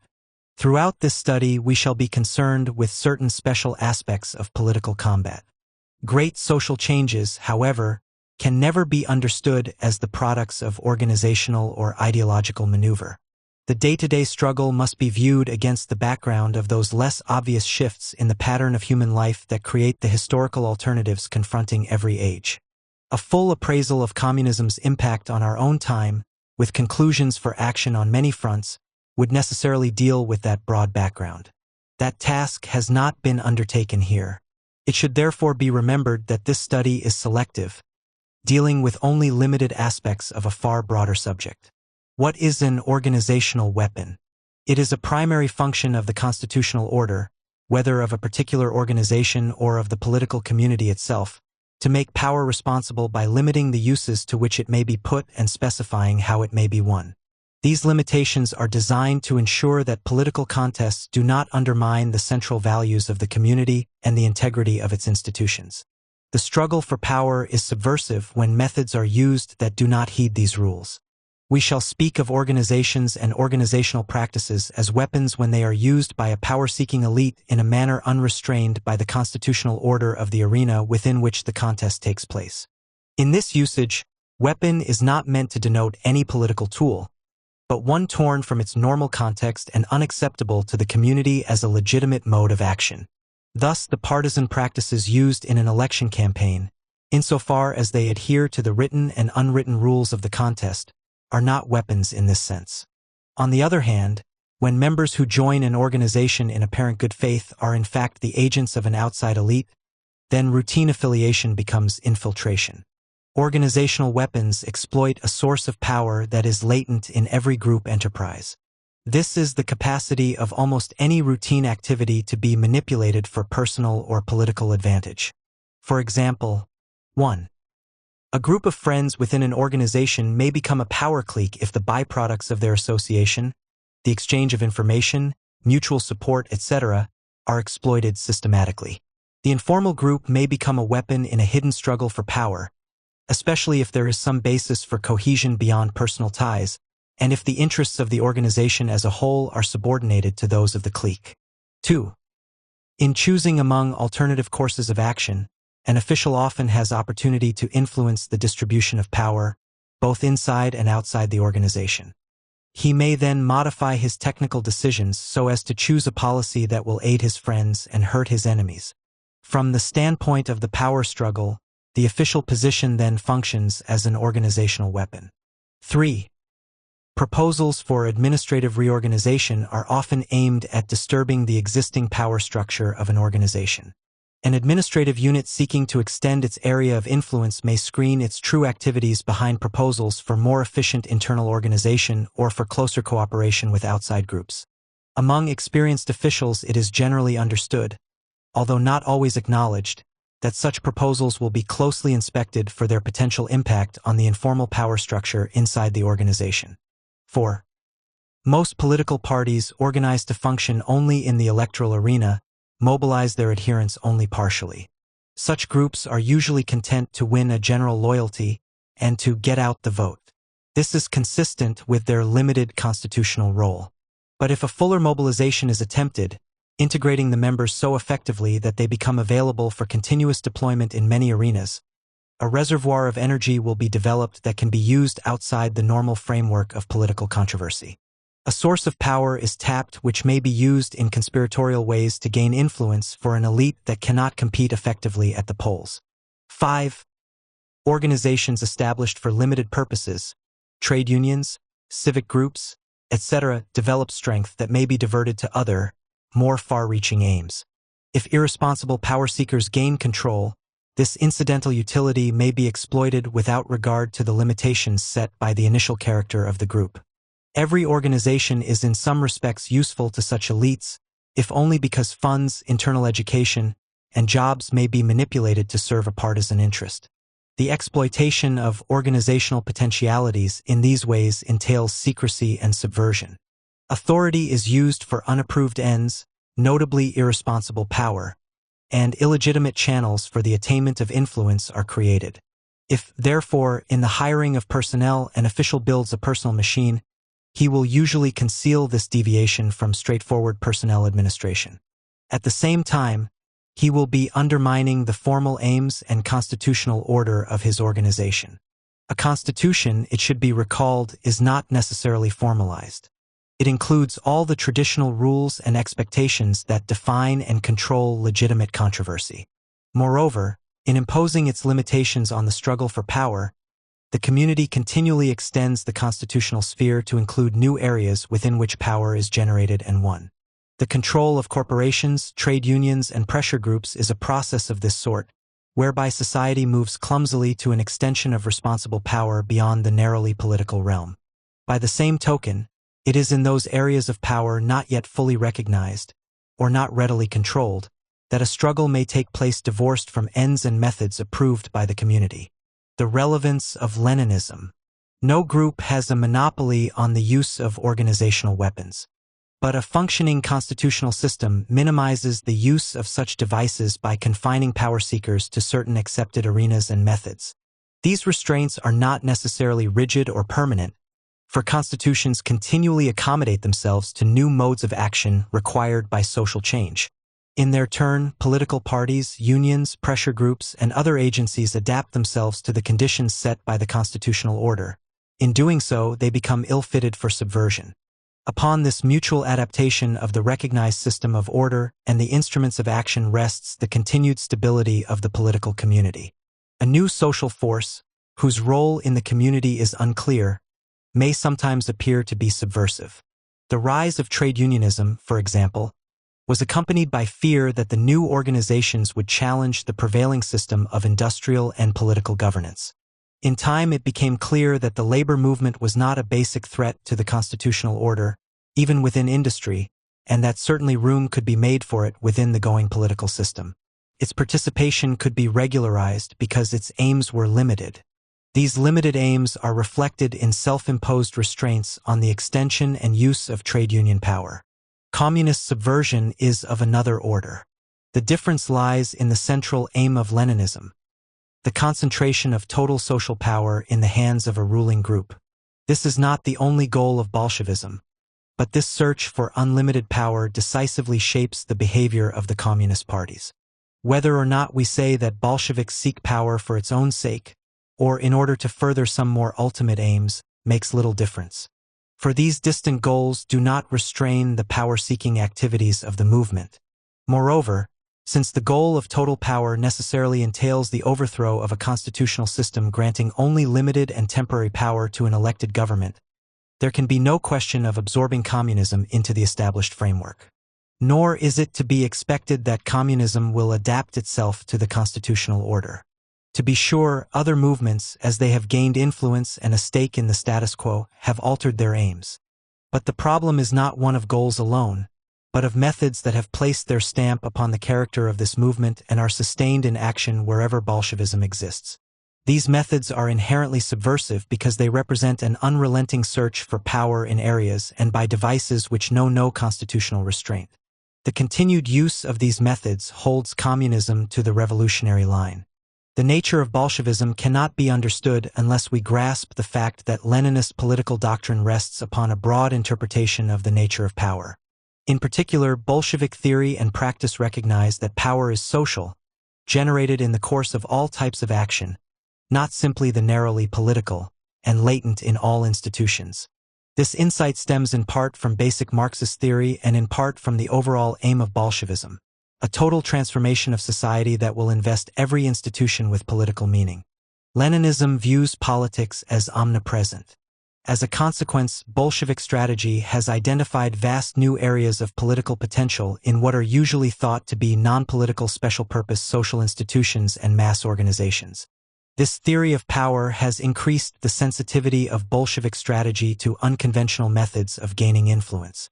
Exploitation of these devices has helped to keep the communist movement from adapting itself to constitutional methods. In this way, it has rejected the path of accommodation taken, for example, by most sections of the international socialist movement. The Bolshevik pursuit of power is subversive, 1, because it is not limited to the areas where constitutional, responsible power is won, but is carried on everywhere in the social structure, wherever an increment of power can be squeezed from control of an institution or a portion of it.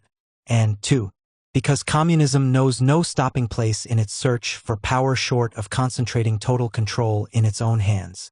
This unceasing and unbounded struggle, associated with the politicalization of every facet of society, is a basic characteristic of totalitarian politics.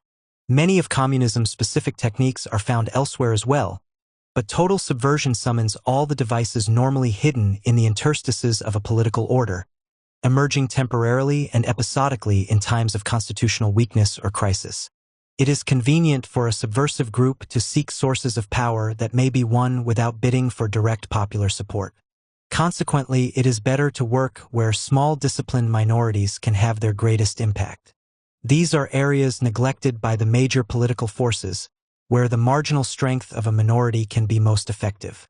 Recognizing the importance of such areas of operation, Leninism stresses the need to build organizations designed to compete effectively in non-electoral arenas. The sensitivity of communism to the social aspects of political power is reflected in its use of organizational weapons. Close attention is given to such problems as the social base upon which an organization rests, the social composition of its membership or personnel, the legitimacy of its participation in political life, and the function of ideology in building morale. Thus, not only are unconventional sources of power recognized and exploited, but specific organizations can be strengthened by taking account of sociological variables. Alertness to these variables is closely related to the stress on Marxist-Leninist political theory. The analysis of Leninism is useful in identifying some of the action aspects of psychological warfare. For Bolshevism has not been content to propagandize for its program. It has sought to control directly the arena of conflict. This has required the creation of unconventional tools of intervention, the combat party and peripheral organizations, the direct weakening of propaganda targets through penetration of vulnerable institutions, and the development of an organizational strategy to maximize accessibility and neutralize opposition.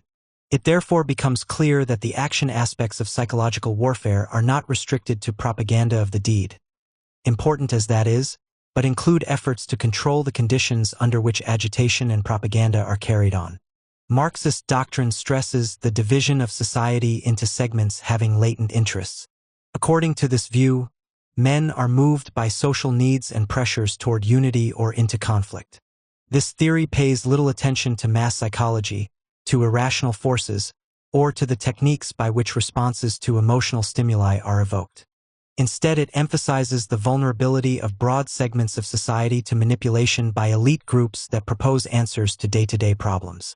It becomes especially useful, therefore, to devise ways of attaining and coordinating positions of leadership among these masses, a type of action that can set the stage for a propaganda offensive. Ideology and organization. The proletariat has no other weapon in the fight for power except organization. The proletariat can become and inevitably will become a dominant force only because its intellectual unity created by the principles of Marxism is fortified by the material unity of organization which welds millions of toilers into an army of the working class. This stress on organization is the kernel of Lenin's entire viewpoint.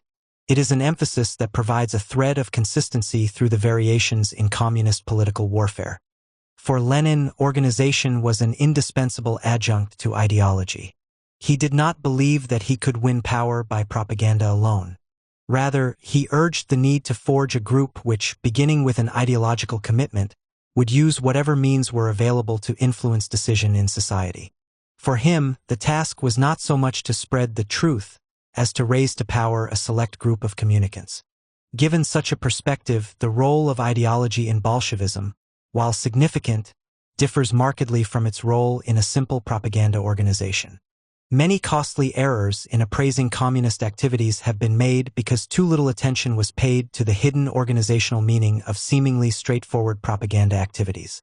The most general of such implications is the subordination of propaganda to the needs of organizational strategy.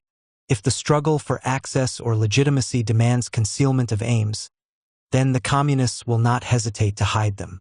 This becomes evident as attacks are launched within the movement itself against those who insist on open communist propaganda, especially against those who resist organizational maneuvers that seem to compromise the explicitly communist character of the movement in the interests of tactical expediency.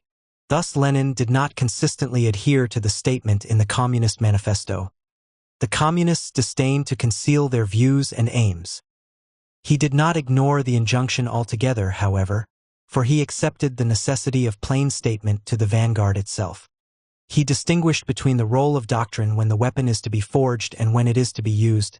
As long as the question was, and insofar as it still is, one of winning over the vanguard of the proletariat to communism, so long and to that extent propaganda took first place.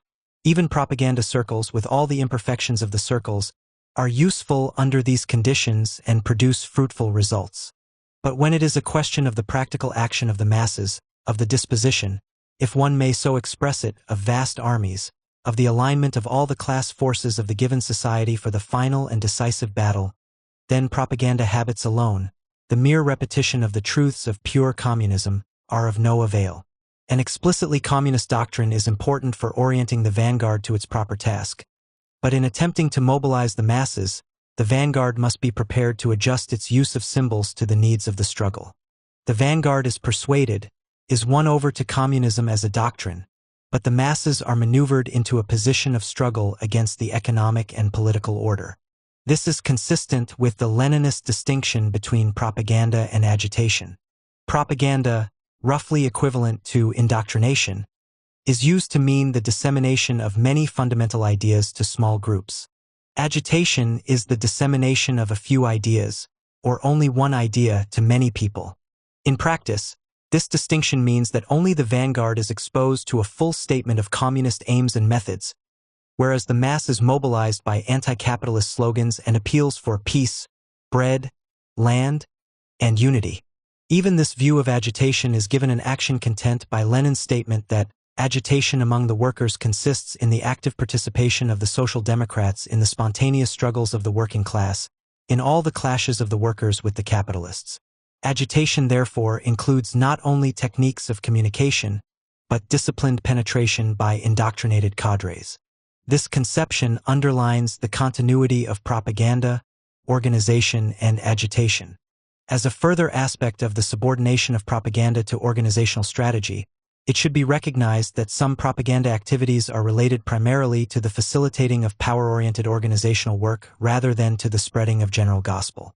The communists are interested in suppressing active anti-communist elements, as by defamation, and may at times support any formula, such as national unity, which will enable them to function freely within the centers of power in the community.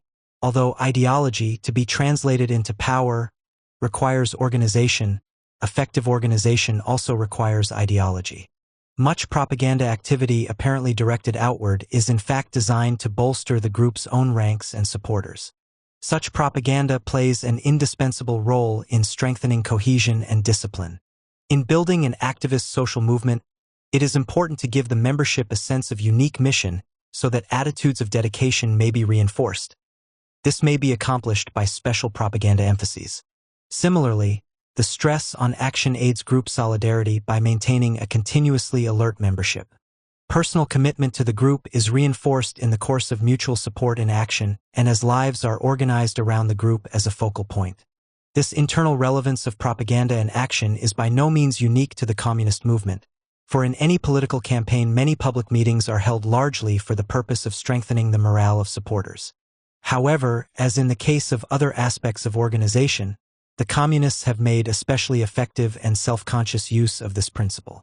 The Bolshevik emphasis on the power of the vanguard and on the consistent application of approved ideas operates to make political education paramount, another aspect of the importance of ideology for organization.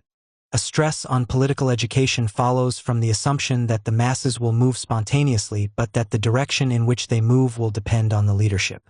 This elite orientation makes the training of leadership a decisive element in communist organization.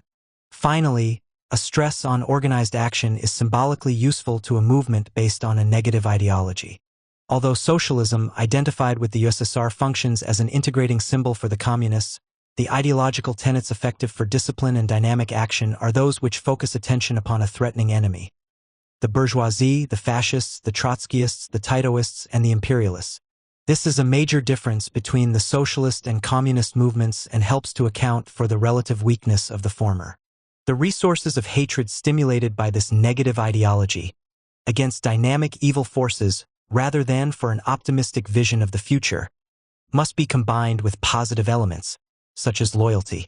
These elements are supplied by an intensive emphasis upon the machinery of struggle itself, its historic leadership, its traditions, its strategy, its instruments. In this way, the organizational weapon provides ample opportunity not only for aggression but for intensive self-sacrifice. The interpretive model. No attempt is made here to present the full story of communism. With the perspective outlined above, our approach is necessarily selective. We are interested in constructing a model that will effectively expose a central pattern of motivation and action, applicable in its basic features to the Bolshevik movement in all countries and throughout its history. We have therefore emphasized what the record shows to be general, recognizing that there can be and are deviations in detail from one country or period to another, but that there is a persistent underlying pattern. The task of interpretation is to identify significant patterns of motivation, interest, and need around which characteristic types of action are organized. Whether interpretation is focused on a single personality or on a political elite, the problem is one of isolating a set of interdependent variables forming a unique system. When we have identified the system, we can tell something about the way behavior is summoned and constrained. This helps us to make predictions concerning certain likely responses. We say that the individual is compelled by the need to solve his inner problems to choose in characteristic ways among limited alternatives.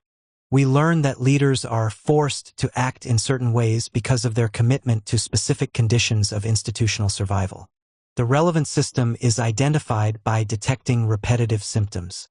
The task is always to choose that central pattern which will tell us most about the behavior we would like to predict or control. A rigorous methodology of interpretation awaits the development of new techniques of analysis. In the meantime, we must do the best we can with the available intellectual tools. In this study, an effort is made to identify the nature of Bolshevism, as reflected in organizational practices, by defining a central institutional objective, the deployment of members as disciplined agents, and relating this objective to certain inferred needs, as for the party to engage in continuous political combat. In this process of interpretive model building, a social system is defined, including its unique tensions, e.g., that the party is subject to the dual danger of assimilation to existing institutions and isolation from the sources of power. Once the model is built, it can be used to explain such apparently unrelated matters as the evolution of United Front policy. A word may be said here concerning the observational standpoint assumed by this inquiry.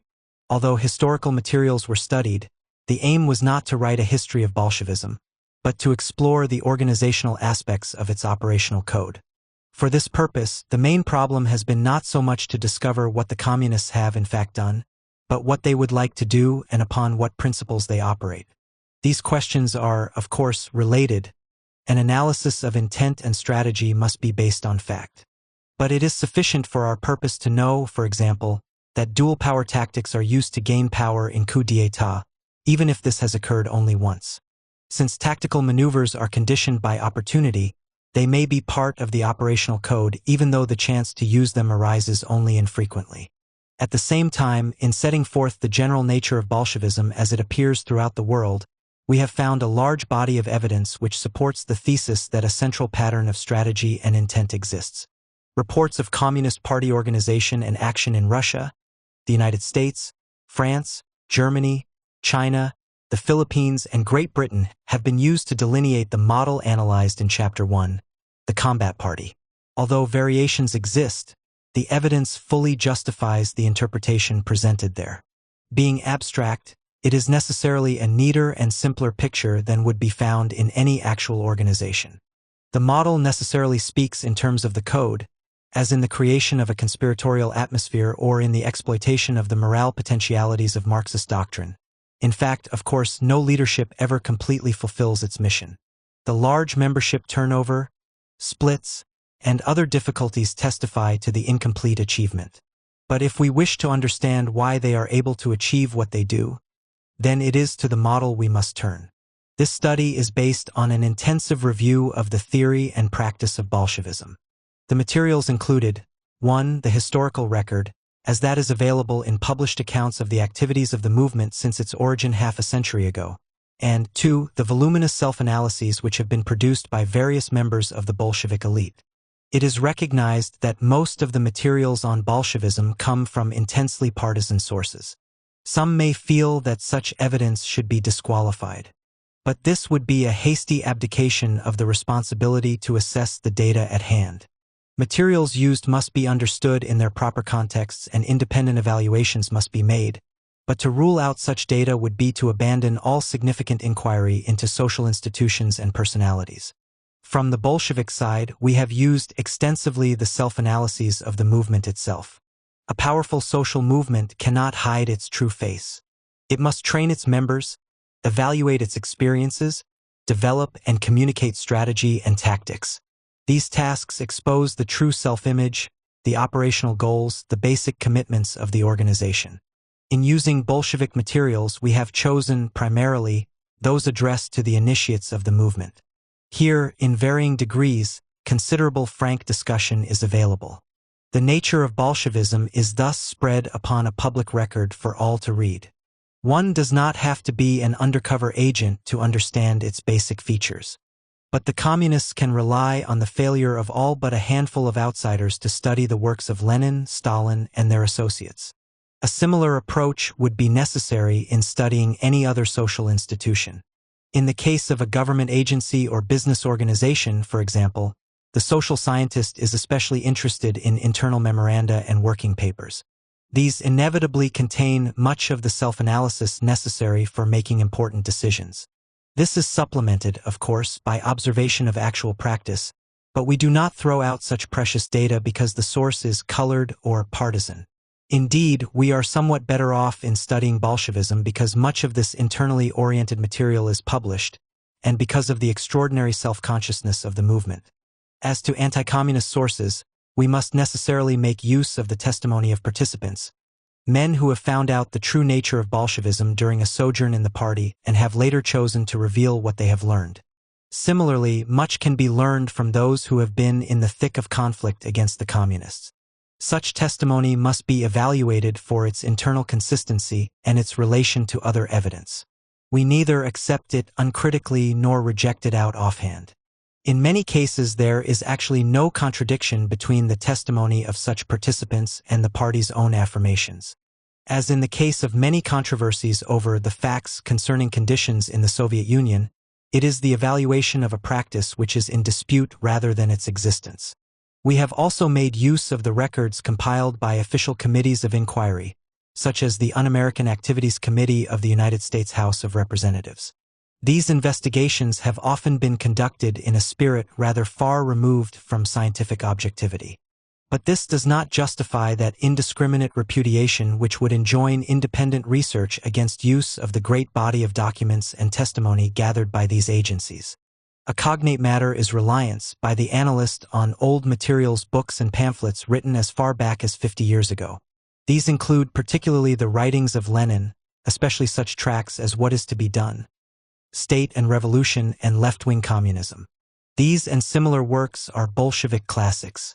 They are such not in the sense that they are buried in libraries or read only for their historical interest. On the contrary, they have been reprinted in millions of copies and are used as training documents in all countries and throughout all changes in propaganda line.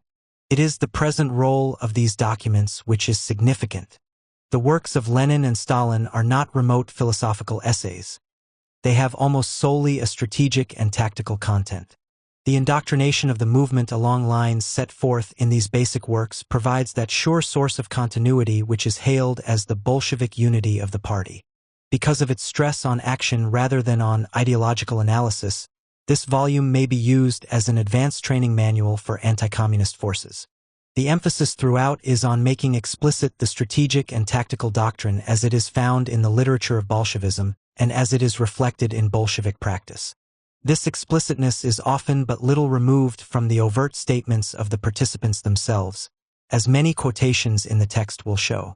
But this reconstruction necessarily probes more deeply, revealing patterns of motivation and action of which many participants would not be fully conscious. Chapter 1. The Combat Party. Our party, the Bolshevik leaders tell their ranks, is not like other parties. By this they mean not only that it has special goals or a unique place in history, but that it is organized in a different way, makes special demands upon its members, and has a vastly greater latent strength than the political party of Western parliamentarism. There are many elements which contribute to this fundamental difference, but perhaps the most important is this: Bolshevism calls for the continuous conquest of power through full use of the potentialities of organization. These conquests are not restricted to the normal political arena and do not use conventional political tools. Seizure of power is a heady phrase connoting great events. Yet a coup may occur in a trade union or youth group as well as in a state. When these limited conquests are repeated and coordinated, when they are invested with great importance as preparing a final battle, then the organization which makes them takes on a special character. This continuous and ubiquitous search for power is directed toward readily defined and available targets. Because such targets exist, the seizure of power somewhere is always on the agenda, and realistic opportunities for the exercise of authority are offered even when state power is out of sight. This type of intervention renders inapplicable the normal criteria by which political power is appraised, such as size of vote. More important, it is associated with the use of covert power-oriented organizational practices. An organization designed as a weapon is a specialized tool. Power as a goal requires technical skills, practices, and organizational forms. Therefore, an analysis of the Bolshevik type of party, a designed weapon, should help to illuminate those aspects of organization most important in the power process. The nature of cadres. Cadre is a key word in communist parlance.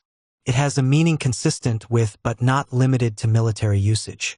The cadre at an army training post is the permanent staff of leaders who train recruits and around whom new units may be built. More broadly, the term may refer to a corps of professional soldiers preserved in peacetime as a basis for the wartime army. Thus, the Prussian military leadership after the victory of Napoleon and the German military leadership after World War I relied on the potentialities of a small army cadre which could later be easily expanded. It is in this sense that the communist membership functions as the cadre of a wider mass movement.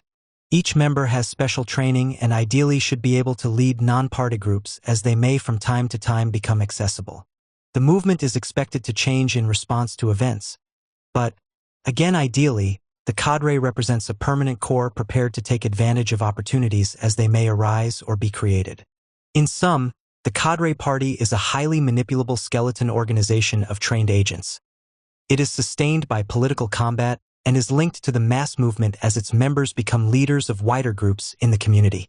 Communist cadres, however, are more than just technically trained members of an elite group, and they may be less than hired personnel devoting their working days to an organization. Communist cadres are dedicated men. The idea of the professional revolutionary is not to be taken literally. It does not necessarily refer to full-time functionaries. The key element is personal commitment to the point where serious risks are accepted. This personal commitment has consequences for the individual's contribution of work and sacrifice.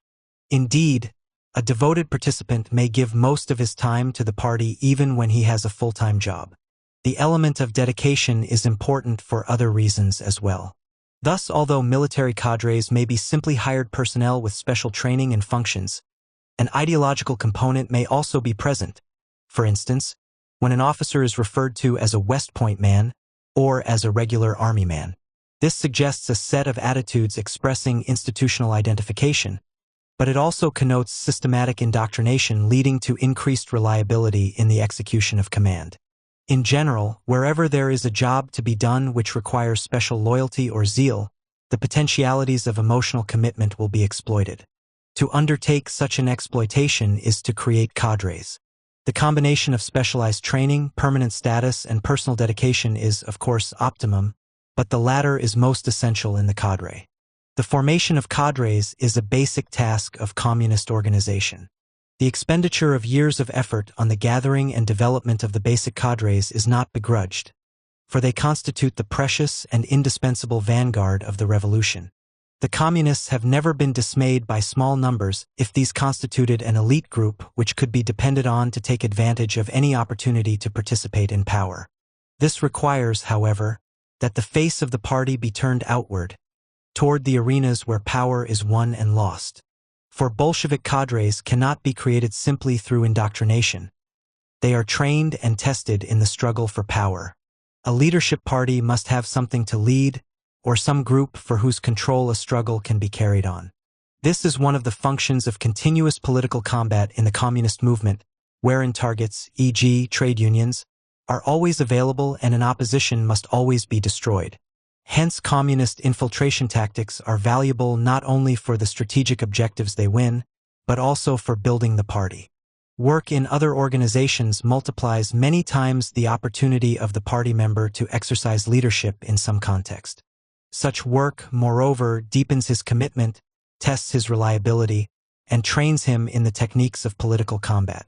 The qualities required of communist cadres have been spelled out by Dimitrov as follows. 1.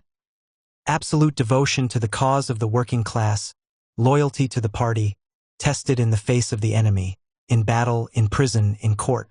2. Closest possible contact with the masses. 3. Ability independently to find one's bearings and not to be afraid of assuming responsibility and making decisions. 4. Discipline and Bolshevik hardening in the struggle against the class enemy, as well as in irreconcilable opposition to all deviations from the Bolshevik line. Losovsky also emphasizes that cadres refers not only to the narrow circle of leading workers but to all the activists from the shops to the leading organs. This is one reason why even the smallest communist party will try to find some way of participating in a mass movement even if there is no real chance of influencing events. For the besetting danger to a cadre party is isolation, which removes those opportunities for continued elite action essential to the maintenance of effective discipline. The formation of cadres fulfills a primary condition for transforming a voluntary association into a manipulable instrument. When members become cadres, they are no longer simple adherents. They become deployable personnel. Indeed, the issue of the nature of party membership created the crisis in Russian Marxism out of which Bolshevism developed. Lenin insisted that a party member must be one who works actively in the party and accepts its discipline, not simply someone who agrees with its program. But although this controversy helped to sharpen the line which Lenin wished to draw between the revolutionary and reformist wings of Marxism, the difference over the formal conditions of membership does not of itself define the distinction between simple adherents and dedicated activists. The formal conditions of participation, acceptance of discipline, attendance at meetings, might easily be fulfilled without that dedication and full involvement which is the mark of the Bolshevik. The process of changing an adherent into such a participant involves the formation of cadres, and this requires much attention to ideological indoctrination and practical training. A manipulable party organization.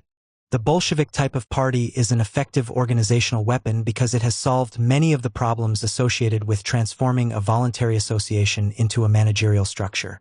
This is the key to whatever mystery there may be about the organizational power of communism. Put most simply, the process referred to is one which changes members into agents, transforms those who merely give consent into those at an extreme soldiers who do work as well as conform. The thing we need, said Lenin, is a militant organization of agents. This structural transformation marks the great difference between the Bolshevik Party and other voluntary associations. And it is to effect this transformation that many of the special characteristics of Bolshevik organization have been developed. The forging of the Bolshevik weapon on the basis of this organizational principle has been partly conscious, as reflected in Lenin's conception of the nature of the party. But there had to be more than conscious will to sustain so great an emphasis on discipline and on professionalism. The nature of the organization had to be consistent with its day-to-day functions. Such functions, to be effective in determining the structure of the movement, could not be merely propaganda or even ultimate revolution. The need was for continuing action to mobilize and train the party ranks.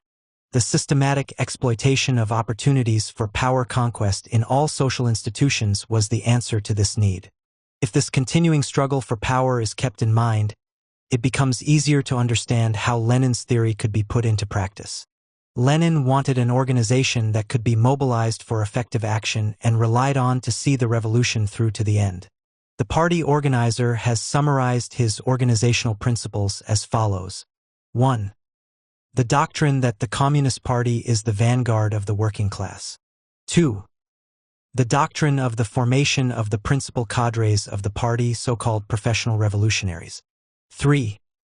Activity of all the members of the party, their direct participation in the work of the organization. 4. The basis of the party organization, its fortresses, are the factory nuclei. 5. The Communist Party, through communist fractions in non-party workers' and peasants' organizations, must link up closely with the masses of workers and peasants and take an active part in all their struggles against their exploiters and lead the struggles through the communist nuclei and communist fractions. 6. Democratic centralism in the party and in the Communist International. 7. Iron discipline for the proletarian party. Taken together, these principles defined a new type of voluntary association, one that could be built only over a long period and with great effort. Its function was to mobilize the resources of its members and to weld them into a reliable and manipulable instrument of struggle. This is one function of military organization. But where armies have legal authority to change recruits into soldiers, Lenin's task was to attain a similar objective at a time when he could not use the coercive powers of the state. He himself did not blink at the military analogy. Let us take a modern army. Here is a good example of organization. This organization is good simply because it is flexible, because it knows how to impart a single will to millions of people. Today, these millions sit in their various homes at the different ends of the country. Tomorrow, a mobilization order is issued and they gather at appointed places. Today, they lie in trenches sometimes for months at a stretch. Tomorrow, in a prearranged order, they march forward to storm the enemy. Today, they perform miracles in evading bullets and shrapnel. Tomorrow, they perform miracles in open battles. Today, their advance posts lay mines under the ground. Tomorrow, they cover dozens of miles in accordance with instructions from flyers in the air. The emphasis on manipulability is clear. Whereas the army creates a manipulable instrument for military purposes, Lenin wanted one that could be turned to account in political combat. The general problem Lenin tried to solve was that of using the members of a voluntary association as managerial resources. Normally, such members are involved only partially and give little beyond their consent to the activities of whatever officialdom the organization may be able to afford. On the other hand, the members of an administrative staff are subject to discipline and must work. If the work discipline potential of the rank and file can be fully exploited, then the effectiveness of the organization is greatly enhanced. In military organization, there is maximal use of personnel. They may be asked to do more work than ordinary hired employees. Subordination to discipline is more complete, and manipulability is very high. But this represents only a full development of tendencies latent in all organization for action. There is danger, while seeking an understanding of Bolshevism, in overstressing the military analogy. This may lead to an undue emphasis on the fact that both the Bolshevik political army and conventional military organizations are interested in violence. But Lenin's stress on military organization had little to do with violence. Rather, he saw certain more general features: mobilization for action, discipline, and manipulability. His attention was drawn to these characteristics because he recognized their value for political combat as well as for technical military effectiveness. He also saw their special relevance for the task of creating an organizational weapon by transforming the partial consent of the membership into total conformance. To some extent, this would have to be recognized by any leadership attempting to exploit the members of a voluntary association as administrative resources.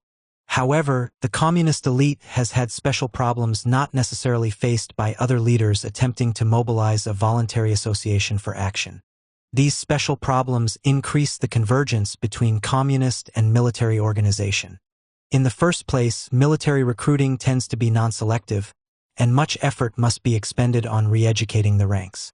Although communist recruiting is far more selective than military recruiting, it faces a similar problem because it wins members on ideological grounds and yet wishes to use them for the technical, though non-military, work of power aggrandizement.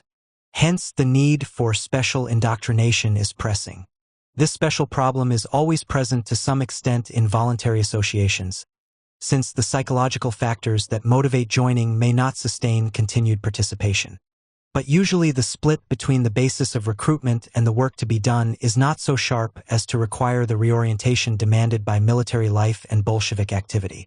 Further, readiness for violence requires a single-mindedness on the part of the soldier difficult to achieve in normal human situations. This emphasizes the need to control the total individual. Similarly, the pressure of many diverse loyalties upon an individual makes it difficult for him to function consistently as an instrument of the continuous conquest of power. Indeed, it may be more difficult to induce such single-mindedness in the power context than in the military one, since the latter is reinforced by direct threats to the individual in combat. In both situations, there is need to exercise maximum control over the individual to minimize the deviations induced by his multiple interests and obligations. Therefore, in considering the nature of communism's basic organizational weapon, the combat party, two forces must be kept in mind. 1. The consequences for organizational structure of any effort to exploit the work discipline potential of a voluntary association, and 2. The special consequences of any effort to commit the total life of the member to a power-oriented group. Total control of the individual. An army demands that, at its convenience, a soldier's entire life be subordinated to military aims. This is accomplished by the exercise of special legal powers plus physical isolation. A Bolshevik party does not have these powers but must accomplish the same objective. Normally, a hired employee is involved in his job only partially, with limited psychological commitment, for prescribed periods and in a set place. His job is usually isolated from other aspects of living. But political cadres should be emotionally dedicated, physically mobile, and prepared to sacrifice time, career, and life itself. Such a pursuit seriously affects family life, education, recreation, and other sectors of experience which are usually relatively independent. Therefore, so long as the party permits the individual freedom to order the non-political sectors of his life, there is loss of manipulability. This is the import of Lenin's injunction. What we need is a military organization. Total control in voluntary associations may be achieved by insulation and absorption. These are reciprocal, since insulation frees the individual for fuller absorption and the process of absorption aids insulation. The means of achieving insulation are partly ideological. Thus, one aspect of indoctrination in the communist movement is the creation of a separate moral and intellectual world for the party member. The emphasis on theory extends to all realms of thought, not simply political strategy and tactics. This is one of the significant organizational functions of Marxist philosophy, sociology, and economics and helps to explain the heavy emphasis upon this type of doctrine. In a Bolshevik organization, all leaders should be willing and ready to discuss problems of philosophy, so as to give prestige to levels of thought which in most action groups would be relegated to the limbo of long-haired impracticality. A party official writes, "The first and most basic task of the party in developing the struggle on the ideological front is for the political leadership of the party to take the guidance and development of this struggle in hand. Our leading committees and individual leaders of the party must set an example not only by attention to and direction of this work, but also by their personal participation in the ideological struggle. We must make Marxist ideology at home in our organization. By creating the proper atmosphere for its study and for the grounding of our cadres in Marxist theory, we must ourselves take the leadership in the fight against narrow practicalism, against any manifestation of contempt for theory. The consequence of waging a struggle in political economy, philosophy, history, etc., is to provide the member with a sense of identification extending far beyond the conventional political arena. Such an emphasis on the existence of two hostile worlds, one the Marxist, the other bourgeois, has the great advantage of identifying political opponents, including organs of the state, with a whole system of purported evil. Other devices for insulation are less purely ideological. The emphasis on illegal work creates a conspiratorial atmosphere. This has the dual consequence of disintegrating normal moral principles, thereby reducing inhibitions that might hamper manipulability, and of increasing the dangers, real or imagined, of leaving the organization. Again, the prohibition of personal contact with enemies of the party, expressly included in the Constitution, is a measure enforcing insulation from personal friends and relatives who might have a corrupting influence. Absorption may be accomplished by organizational measures. The most obvious is the sheer volume of activity. Meetings, demonstrations, literature distribution, and recruiting may easily consume all the members' available time, leaving little chance for thought beyond the moment, hence minimizing opportunities for disaffection. Defining a way of life that will be relinquished only with difficulty, and creating an immediate social context of party affairs commanding the individual's entire span of attention. At the same time, this high pitch of involvement gives the member a sense of meaningful activity. He is made to feel that he is achieving something, rather than passively waiting for the millennium. Less obvious is the way a cadre party relates its members to a firmly integrated but at the same time highly affiliated organization. The member is not simply an adherent within an amorphous group, as in the case of most voluntary associations, but is absorbed into a network of subordinate organizations and offshoot bodies which are able to bind him effectively into the party structure. Unit organizations are often very small, not merely because of conspiratorial advantages gained when a party member knows only a few of his comrades, but perhaps more especially because such extreme subdivision makes possible full use of the energies of the membership. In addition, any given member may be required to function in several party groups, i.e., in neighborhood, shop, or professional units, in fractions, in compulsory classes, and in a large number of committees and subcommittees of all sorts. Absorption into such a network in effect multiplies the memberships of the individual. He is not simply a cardholder related in a formal but very partial way to some central office, or at most to a central office plus a branch.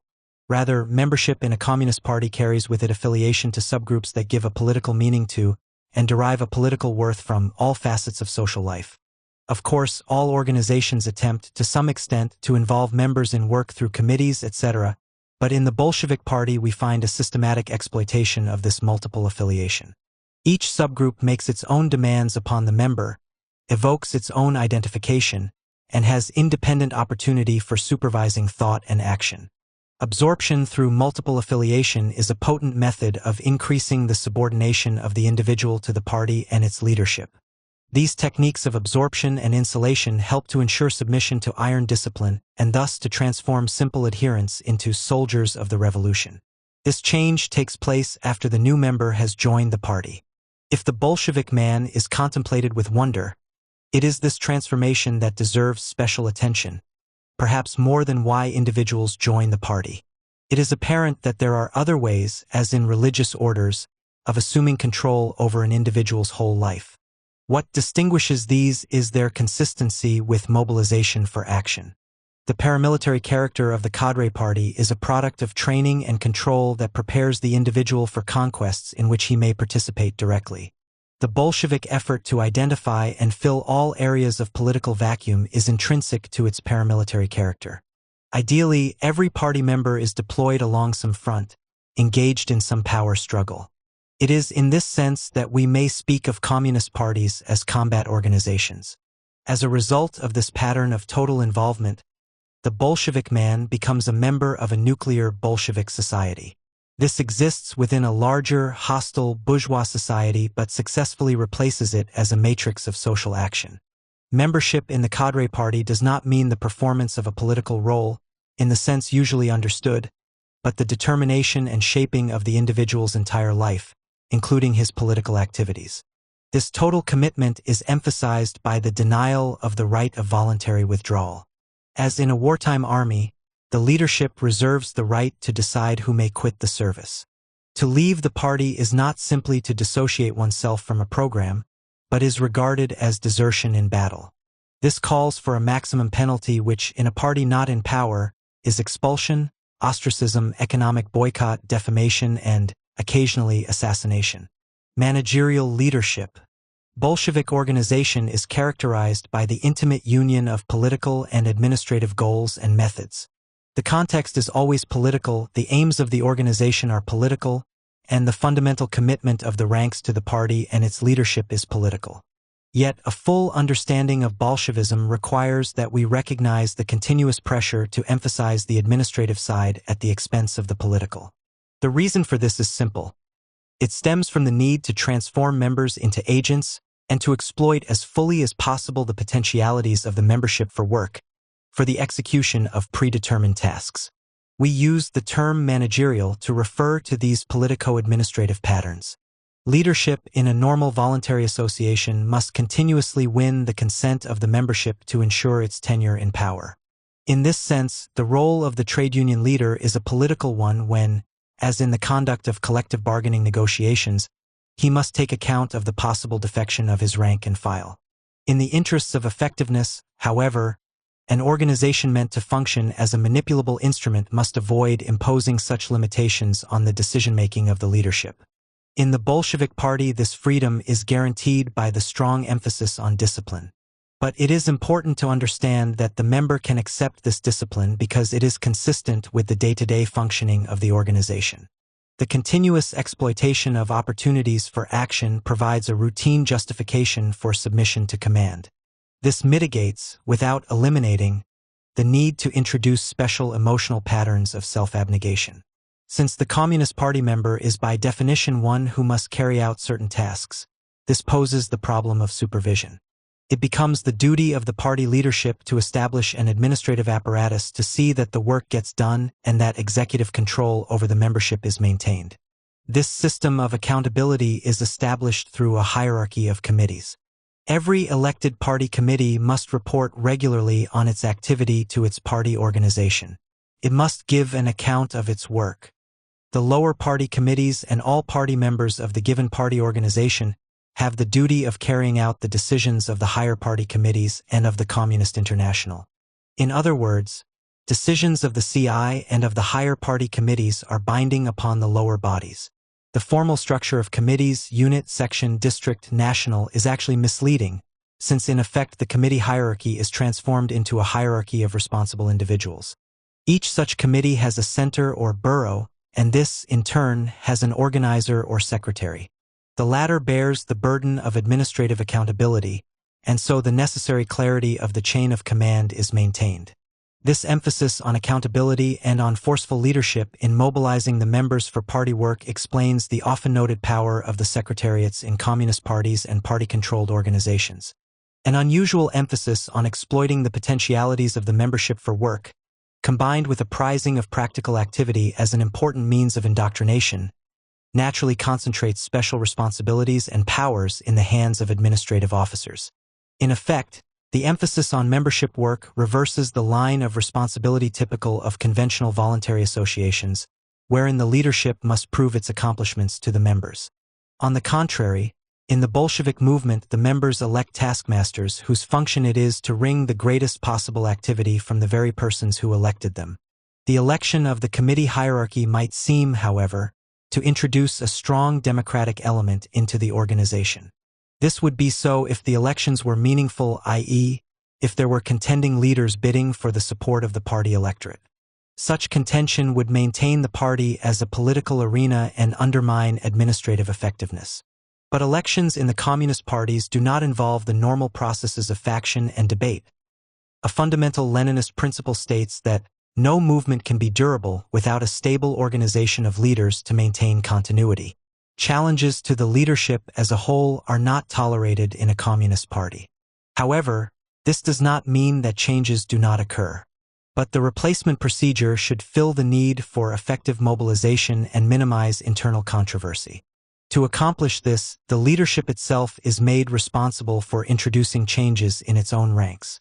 Elections become administrative devices, not only because the leading committee itself recommends a slate of candidates to a convention, but because this slate is based on a technical evaluation of the relative merits of individuals. In the place of the formal routine election of functionaries we have had up to now, we must establish the system of political examination and review of their activities as the basis for the election of functionaries. Under such conditions, elections become equivalent to promotions rather than political contests. The name for this administrative way of selecting new leaders is co-option. To be sure, co-option has a political meaning, since it is often a device for perpetuating the power of an elite by absorbing new elements into it, thereby legitimizing its authority and disarming potential enemies. But in the Communist Party, the administrative dimension, wherein advances in the hierarchy take on the character of selection and promotion in bureaucratic structures, is of special significance. For this is a phase of the general effort to transform a voluntary association into an effective instrument for the execution of tasks set by the leadership. When the communists speak of a cadre policy, they mean what is normally known as personnel policy, more consistent with the nature of an army than with a voluntary association. A communist cadre policy calls for 1. Systematic analysis of personnel resources in the membership, 2. Proper classification and assignment of all members to party tasks, 3. Continuous upgrading of rank and file elements who show leadership ability, 4. Hierarchic control, including indoctrination, detailed direction of day-to-day tasks, and reprimand, 5. Safeguarding of cadres by withdrawing them from danger situations when necessary, providing replacements, and maintaining secrecy of operations. The implementation of such a policy requires measures hardly customary in voluntary associations. Thus, the party's leading committees issue directives to subordinate committees and secretariats. These directives are not the general appeals to the membership for action, common in groups that are organized but are in effect unmobilized. These are, on the contrary, specific orders and detailed critical analyses of methods of work. Party experiences in the unions and elsewhere are subjected to exhaustive analyses so that the lessons may be recorded for training purposes. And attention is focused on the key questions of action: what to do now and what to do next. In keeping with the managerial character of the organization, great emphasis is placed maintaining the stability of authority. Official policy is therefore presented as unified, public utterances of members are controlled, and efforts to change policy, except through approved internal channels, are prohibited. This is normal in administrative structures and in armies, but not in conventional voluntary associations. Here, too, moreover, the Bolsheviks exaggerate normal managerial imperatives. The Bolshevik is taught to see all aspects of experience through political eyes. This sustains the authority of the leadership, much as ecclesiastical authority may be upheld by asserting the relevance of religious judgment to all human experience. In addition, this doctrinal foundation, again as in a church, places the stability of authority on an impersonal basis, so that the office is haloed and not the person. Individual leaders may then be scrapped without excessive cost to the authority structure of the organization. Finally, the priority of managerial imperatives is evident in the Bolshevik attitude toward criticism or opposition. In the mature Bolshevism of Stalin, some degree of criticism is permissible within a communist party, but on two conditions. 1. The criticism must be self-criticism of the party in general, and not so formulated as to constitute an attack on the central leadership. 2. The criticism may not be organized, no factions and no opposition press. The Soviet press is replete with references to self-criticism and from time to time encourages attacks on various classes of officials. The idea of such criticism is raised to a basic organizational principle, and ability to engage in it is a much glorified trait of the Bolshevik man. It takes the place in Bolshevik organizations of discussion in non-Bolshevik organizations and lends itself to exploitation in fighting deviationists. The latter point is especially important. For example, in the fight against Tito, a Cominform communiqué of June 28, 1948, stated, "The Information Bureau considers that the criticism made by the Central Committee of the Communist Party of the Soviet Union (B) and Central Committees of other Communist parties of the mistakes of the Central Committee of the Communist Party of Yugoslavia, and who in this way rendered fraternal assistance to the Yugoslav Communist Party, provides the Communist Party of Yugoslavia with all the conditions necessary to speedily correct the mistakes committed." However, instead of honestly accepting this criticism and taking the Bolshevik path of correcting these mistakes, the leaders of the Communist Party of Yugoslavia, suffering from boundless ambition, arrogance, and conceit, met this criticism with belligerence and hostility. They took the anti-party path of indiscriminately denying all their mistakes, violated the doctrine of Marxism-Leninism regarding the attitude of a political party to its mistakes, and thus aggravated their entire party mistakes. The proper response is capitulation and self-accusation. Of course, an attack upon Stalin's stewardship would not be treated as proper self-criticism. A crucial resolution on factions, adopted by the CPSU at its 10th Congress, 1921, stated, "It is necessary that every party organization pay strict attention to the undoubtedly necessary criticism of the failings of the party, to the analysis of the general policy of the party, the summarizing of its practical experience, the control of the execution of decisions of the party and the rectification of any errors, etc., being conducted not by discussions in groups organizing themselves on some platform, etc., but by discussions among the entire membership of the party.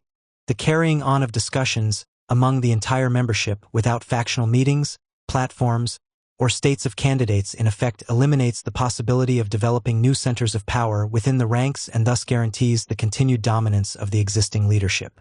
It is significant that despite the continued possibility of discussion without factions, the abolition of factions at the 10th Party Congress is a landmark in the development of Soviet totalitarianism. Whether or not Lenin meant this policy to be temporary, his successors accepted it as basic party doctrine. Achievement and maintenance of the dictatorship of the proletariat are impossible without a party strong in its cohesion and iron discipline. But iron discipline in the party is impossible without unity of will and without absolute and complete unity of action on the part of all members of the party. This does not mean, of course, that there will never be any conflict of opinion within the party. On the contrary, iron discipline does not preclude but presupposes criticism and conflicts of opinion within the party. Least of all does it mean that this discipline must be blind discipline. On the contrary, iron discipline does not preclude but presupposes conscious and voluntary submission, for only conscious discipline can be truly iron discipline. But after a discussion has been closed, after criticism has run its course and a decision has been made, unity of will and unity of action become indispensable conditions without which party unity and iron discipline in the party are inconceivable. But Stalin here obscures the issue, which is not whether discussions are held but whether independent centers of power are permitted. On this point he is very clear. It follows that the existence of factions is incompatible with party unity and with its iron discipline. It need hardly be emphasized that the existence of factions leads to the creation of a number of centers, and the existence of a number of centers connotes the absence of a common center in the party, a breach in the unity of will, the weakening and disintegration of discipline, the weakening and disintegration of the dictatorship. It is true that the parties of the Second International, which are fighting against the dictatorship of the proletariat and have no desire to lead the proletarians to power, can permit themselves the luxury of such liberalism as freedom for factions, for they have no need of iron discipline. But the parties of the Communist International, which organize their activities on the basis of the proletariat, cannot afford to be liberal or to permit the formation of factions. The party is synonymous with unity of will, which leaves no room for any factionalism or division of party control. This is taken to justify a monopoly of power, not only for the Russian government in its sphere, but for the leadership of all communist parties. The elimination of opportunities for organized opposition is entirely consistent with the process of turning a voluntary association into a managerially controlled organization of disciplined agents. Only constructive criticism is permissible in managerial contexts. When a free association allows administrative criteria to shape its character in a decisive way, it loses its freedom. The role of theory, education and training play a vital role in the transformation of simple adherents into reliable and deployable agents. These functions are, of course, not unique to Bolshevism, for they must play some part in all organizations characterized by extensive delegation of functions. The more esoteric the activities of the organization, the less it can rely on the general education provided by the community, the greater the need for internal orientation. Bolshevism's radical split from the community, and the need to ensure an extraordinary degree of reliability, greatly increase its dependence on an official doctrine. Such a doctrine normally aids communication and morale, functions effectively performed by Marxist ideology in the communist movement. The role of theory is heavily stressed by communist leaders. Indeed, a favorite method of self-criticism is to bewail the failure to apply Marxist-Leninist principles to party organization and action. A recent internal document of the Communist Party in the Philippines emphasized this source of weakness. It was only under the Japanese regime that our party undertook a serious study of Marxist-Leninist theory. It was only then that the whole party was involved in a serious study of what is our strategy and tactics. Before the war, mention has been made by our leading cadres of what is strategy and tactics, but as to its real content there has been no clear understanding. A great number of our party members thought that strategy and tactics was a maneuver, a trick by which we can push our plans through. We committed serious mistakes of right opportunism and left sectarianism. Lack of theory has been primarily responsible for our past opportunist mistakes. Here there is the assumption that a doctrine exists which, if only it were understood, would provide a key to correct policy. The labels right opportunism and left sectarianism bolster the omnicompetence of theory, for they leave no room for simple error. Every deviation has a political meaning and is understandable within the terms of Marxism-Leninism. This competence extends not only to questions of general political policy, but to organizational practices as well. In practice, as a result of this lack of theory, we were not in a position to visualize and actually grasp some intricacies of organizational work. We have not masterfully welded theory and practice. For example, for about a period of 3 months, the party did not know how to channelize party leadership within the CLO, how the political bureau and the Markham should work within the CLO, who should directly hold the leadership. It was only through trial and error method that we finally formulated the correct system of channelizing party leadership in the CLO. Another example, there was a certain period in 1945 when the different PCOMs did not exactly know, were not so sure of themselves about how to channelize party leadership in the PKM-DA Youth and Women's League.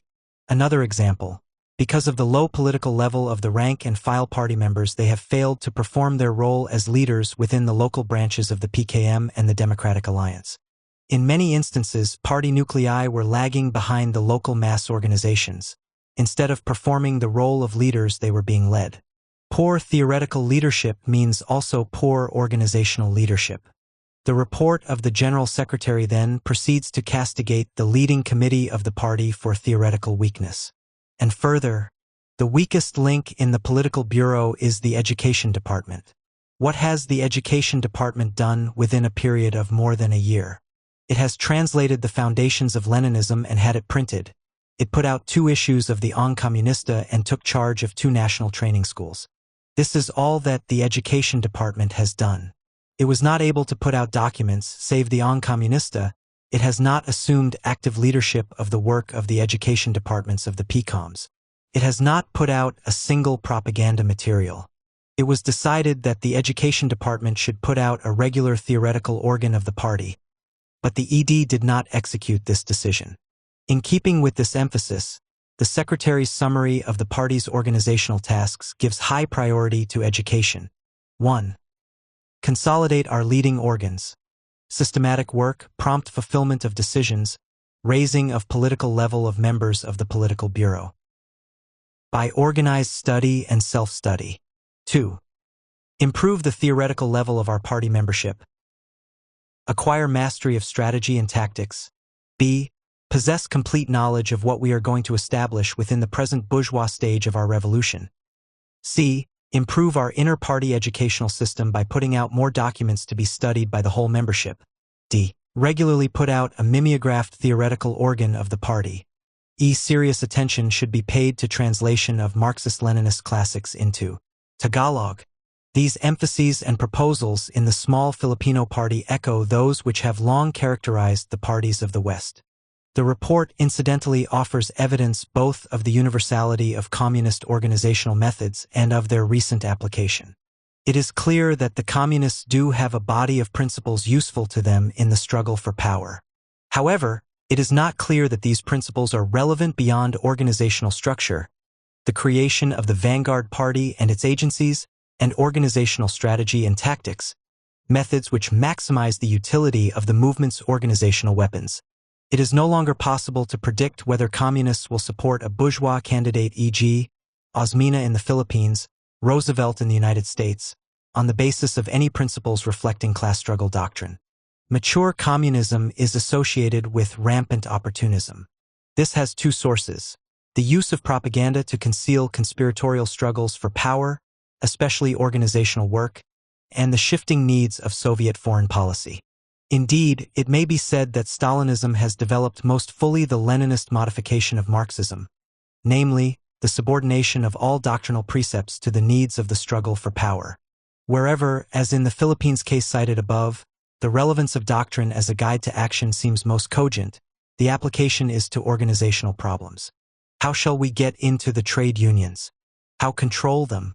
How increase the leadership capacity of our members? How avoid isolation? The Marxist theory of the stare, as the executive committee of the ruling class, might once have determined policy on political candidates. It does not do so now. The doctrine of class struggle might once have effectively shaped communist trade union policy, but it is not now a reliable indicator. However, Leninist doctrine regarding organizational practices continues to guide behavior. Communist theory cannot be understood solely as a guide to action. It is partly that, but doubtless of equal significance is the managerial function Marxist-Leninist doctrine fulfills. Communists, says Dimitrov, are people of action. And it is precisely this practical task that obliges communist cadres to equip themselves with revolutionary theory. For, as Stalin, that greatest master of revolutionary action, has taught us, theory gives those engaged in practical work the power of orientation, clarity of vision, assurance in work, belief in the triumph of our cause. The utility of doctrine as a morale builder is here made explicit. The Marxist portion of Marxism-Leninism plays the decisive role in fulfilling this morale function. It provides categories of thought, the class struggle, theory of the state and of economic crisis, the nature of historical development, which can be manipulated to bolster Leninist aims. Party purges may be more easily accepted if their justification rests on the idea that the class struggle is reflected within the party. Ruthless suppression of anarchist and socialist opposition is defended on the theory that these groups objectively serve the class enemy. The very category of objective or historic function gains credence if the members can be immersed in an Hegelian doctrine such as Marxism. This ideology also aids effective communication. It offers a common language and approach for formulating specific directives. Perhaps the most important contribution of Marxism to communist morale is the doctrine of the inevitability of socialism. A belief in ultimate triumph, or at least in the consistency of action with the basic forces of history, a secularized form of God's will, seems to be a necessary condition for high morale in apocalyptic movements. Recognition of the significance of Marxist doctrine in the Bolshevik movement should not, however, lead to the unwarranted assumption that communists are excessively deviant in their everyday language. These basic doctrinal tenets may be, and have been in the past, associated with the use of easily identifiable modes of expression. Strong hostility to all bosses, liberal use of such a term as bourgeois as an epithet, but need not be. Indeed, the communists have decreased their vulnerability by increasing their ability to reserve the use of Marxist clichés to inner circles. When a cadre group is heavily indoctrinated in a special way, as in the case of the Nazi attitude toward Jews, it is vulnerable because members are easily spotted, and their freedom of tactical maneuver is restrained. Leninism is not subject to the diverse interpretations characteristic of a broad social theory such as Marxism. No group accepts Lenin as mentor which is not prepared to use his basic methods. It is therefore of the greatest importance, in analyzing the communist movement, to recognize the significance of continued use of Lenin's political pamphlets as training materials. Such works as Left Communism and What Is to Be Done are standard texts to be read and learned by communist recruits. The main content of these works has to do with specific methods of organization and detailed injunctions as to strategy. Nor is the fact that they were written in 1920 and 1902, respectively, of any significance. The current use made of them as training documents shows their relevance to the movement. Party allegiance. Like all organizations, but more urgently than most, Bolshevism needs to develop a sense of allegiance, not simply to a set of ideas, but to specific institutions. The two major institutions around which the movement is organized are the party and the Soviet Union. Loyalty to abstract ideals such as socialism or even revolution is always somewhat tenuous, since the individual's commitment is not sufficiently concrete to be readily and clearly defined. In its search for reliable adherence, An elite attempts to focus loyalty on dramatic symbols, traditions, heroes, and established forms of work, rather than solely on doctrinal tenets. At an extreme, permitting virtually unrestrained manipulability, personal fealty is won by a single, often charismatic leader. These institutions also help to form a channel through which action can be directed. They provide focal points of attack and defense. Neither abstract moral ideals nor antagonisms rooted in frustration, both sources of adherence to communism, are themselves able to offer motivational sustenance beyond weakly joined or temporary action. Institutional patriotism therefore helps to increase the power potential of the organization. At the same time, it is of value for the followers themselves in that it adds concrete meaning to the original ideological grounds for participation. The creation, protection, and aggrandizement of the party as the indispensable tool of revolutionary struggle is a primary theme of Leninist doctrine. The party is the political leader of the working class. I have spoken above of the difficulties encountered in the struggle of the working class, of the complicated nature of the struggle, of strategy and tactics, of reserves and maneuvering operations, of attack and defense. These conditions are no less complicated, if not more so, than war operations. Who can understand these complicated conditions? Who can give correct guidance to the vast masses of the proletariat? Every army at war must have an experienced staff, if it is to avoid certain defeat. All the more reason, therefore, why the proletariat must have such a general staff if it is to prevent itself from being routed by its accursed enemies. But where is this general staff? Only the revolutionary party of the proletariat can serve as this general staff. A working class without a revolutionary party is like an army without a general staff. The party is the military staff of the proletariat. And Trotsky, to overthrow the old power is one thing, to take the power in one's own hands is another. The bourgeoisie may win the power in a revolution not because it is revolutionary, but because it is bourgeois. It has in its possession property, education, the press, a network of strategic positions, a hierarchy of institutions. Quite otherwise with proletariat. Deprived in the nature of things of all social advantages, an insurrectionary proletariat can count only on its numbers, its solidarity, its cadres, its official staff. These are almost random quotations from a long record of Bolshevik emphasis on the historic importance of the party. A mystique du Part 1 is created. The party is above everything else. To guard the Bolshevik unity of the party as the apple of one's eye is the first and highest law of Bolshevism.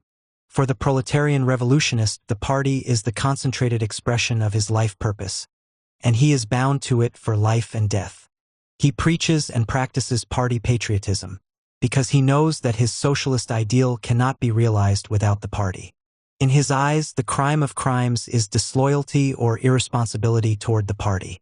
The emphasis on loyalty to the party as an institution is so great, indeed, that it has apparently played a large role in motivating confessions at such events as the treason trials in Moscow during the 1930s. With this ideological basis for party allegiance, loyalty to the party quickly becomes loyalty to the party organization. A halo is raised over party leaders, party organs, party decision. Thus, the Canadian Royal Commission found a further objective, pursued through the study group, is gradually to inculcate in the secret membership of the Communist Party a habit of complete obedience to the dictates of senior members and officials of the party hierarchy. This is apparently accomplished through a constant emphasis, in the indoctrination courses, on the importance of organization as such, and by the gradual creation, in the mind of the new adherent or sympathizer, of an overriding moral sense of loyalty to the party. This loyalty to the party in due course takes the place in the member's mind of the earlier loyalty to certain principles professed by the party propaganda. Extreme forms of party patriotism serve to transform the nature of political affiliation, as reflected in charges of treason and betrayal against those who simply withdraw. This is consistent with the paramilitary character of the organization and is reinforced by the intensive use of symbols. Trotsky, Lovestone, Browder, Tito, which emphasize the heinous quality of defection. Party patriotism, like other extreme forms of flag-waving, is closely associated with hatred toward presumptive enemies within and without the community. An important qualification is in order here, however. Although the cadre party effectively generates organizational loyalty and pride, it strenuously rejects organizational fetishism. This means that loyalty is fixed upon a continuing group, leadership, and tradition independently of the name or external form which may from time to time be assumed. Such flexibility is essential in the use of organizational weapons, since that demands a high degree of opportunism. The essentials of the weapon to be manipulated must be understood, so that it may be stripped to those essentials when attacks from the outside or opportunities for covert organizational maneuver occur. This qualification, however, refers only to overt aspects of organization. Despite radical external changes, even to the extent of formal liquidation by merger with some larger political group, the cadre group will maintain its existence, retaining the main elements of Leninist organization. The party simply assumes the form of a progressive group within the larger organization, with its own national committee, educational apparatus, literature, and devices of penetration and control. This entails great flexibility, but the emphasis on maintaining lines of communication intact keeps the party together. A classic example in the history of Bolshevism is the entry of the Trotskyists into the socialist parties of France, United States, and elsewhere. This maneuver entailed no break in the continuity of the party. It quickly found new forms of self-expression. Control of a Socialist Party newspaper in California soon served as a substitute for the administratively indispensable party press. The official communist movement, since it began with a sizable force, has perhaps never engaged in such a drastic tactic, although various unity parties under communist control have been formed and have required similar adaptations. However, the example of the Trotskyists is important because theirs is the same type of party, and it is by no means excluded that, in some new period of Browderism, the Communist Party might simply dissolve itself and try to join, say, the Democratic Party. The history of the Trotskyist maneuver of the mid-30s would then become very relevant. Training in the psychology of underground operation is thus effective preparation, not only for general illegality, but also for covert operations within target groups. Loyalty to the USSR is developed along the same lines as loyalty to the party. Defense of the Soviet fatherland is taken as the prime objective of all communists. The abstract ideal of socialism is associated with a country and a ruling group which may easily be defined as in continuous danger.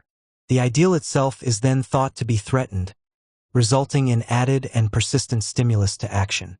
Leninism recognizes implicitly that proximate, operational goals are more important in the struggle for power than abstract, ultimate goals. An appraisal of the individual's relation to relevant power structures is crucial for the communists. They ask, how will what he does help or hinder the party as an organization? They are only secondarily interested in the question, what are his ultimate goals? Someone who competes with the party for its clientele, or who undermines loyalty to the party leadership or to the Soviet regime, is anathema regardless of any agreements on ultimate goals or even on rather specific political objectives. On the other hand, someone, e.g. Henry Wallace in 1948, who can serve the immediate opportunistic interests of the party and of Soviet policy, but who has many programmatic disagreements, will be very welcome. When power is central, ideological agreements that do not pay off in organizational strength must be deemed of little consequence. The mark of the muddlehead, in Leninist terms, is the barter of concrete advantages with respect to actual or potential power for verbal commitments. Institutional loyalties are fostered as a way to give abstract ideals a content that can effectively summon psychological energies. The same function may be served by linking ideals to a continuous conquest of specific targets in the struggle for power. An important Leninist principle is reflected in the rule that organized education and self-study must be supplemented by participation in communist activities. The primary function of each type of education is to steal the loyalties of the party member, to immerse him in the movement, and hence create a life commitment, in a word, to Bolshevize him. Bolshevization involves more than ideological instruction, however effective and intensive that may be. It includes training in the school of the class struggle. The indispensability of both types of education is explicitly understood. The new members, whom we want to involve actively in the work of the party, do not enter our ranks with a full knowledge of the party's program, theory, tactics, or methods of work. This they will achieve ultimately in two ways: one, through active participation under the guidance of the party in the activities and struggles of the masses. The key to this is the party club. 2. Through systematic and organized education and self-study, guided not only by the club, but by the section or county party committee, as well as through regular reading and study of the party press and literature. It is in the mass movement, which means less dramatically in trade unions, in youth, veterans and parent-teachers organizations, in unemployed councils, in public forums, that the member learns the line in the process of fighting for its implementation under the guidance of more experienced comrades. He learns to identify the enemies of the party and those who may be used to serve its ends. He is exhilarated by identification with an elite group which seems to know what it is doing and where it is going. He learns how to be a communist. Moreover, party work in his place of employment offers the individual the opportunity to invest in often routine and emotionally unrewarding job with a moral significance. His job takes on a new meaning, that of the struggle for power, adding new and often welcome responsibilities and status. Thus, the very activities which extend the influence of the party also strengthen the party organization by increasing the competence and the commitment of the rank and file. This dovetailing of functions is a key source of strength in the combat party. The press as collective organizer. The communist press is more than a medium for the dissemination of party propaganda. An incidental potentiality for mobilizing the membership is explicitly recognized and exploited. The great emphasis on the importance of the party press, far in excess of that normal in political organizations, is due as much to the organizational utility as to the propaganda potential of the material issued. Lenin stressed this point repeatedly. A paper is not merely a collective propagandist and collective agitator, it is also a collective organizer. With the aid of and around a paper, there will automatically develop an organization that will be concerned, not only with local activities, but also with regular general work. It will teach its members carefully to watch political events, to estimate their importance and their influence on the various sections of the population, and to devise suitable methods to influence these events through the Revolutionary Party. The mere technical problem of procuring a regular supply of material for the newspaper and its regular distribution will make it necessary to create a network of agents of a united party, who will be in close contact with each other, will be acquainted with the general situations, will be accustomed to fulfill the detailed functions of the national, all-Russian work, and who will test their strength in the organization of various kinds of revolutionary activities. To train a network of agents for the rapid and correct distribution of literature, leaflets, proclamations, etc., is to perform the greater half of the work of preparation for an eventual demonstration, uprising. It is too late to start organizing literature distribution at a moment of interest, a strike, or ferment. It must be done gradually, distributions being made twice or even 3 times a month. The distribution machine must in no case be allowed to remain idle. We must try to bring the machine to such a pitch of perfection that the whole working class population can be advised, and, so to speak, mobilized overnight. Here Lenin identifies 2 functions of the party press especially important in a movement using organizational weapons. First, the press can communicate tactics, what to do and how to behave in relation to specific targets and enemies.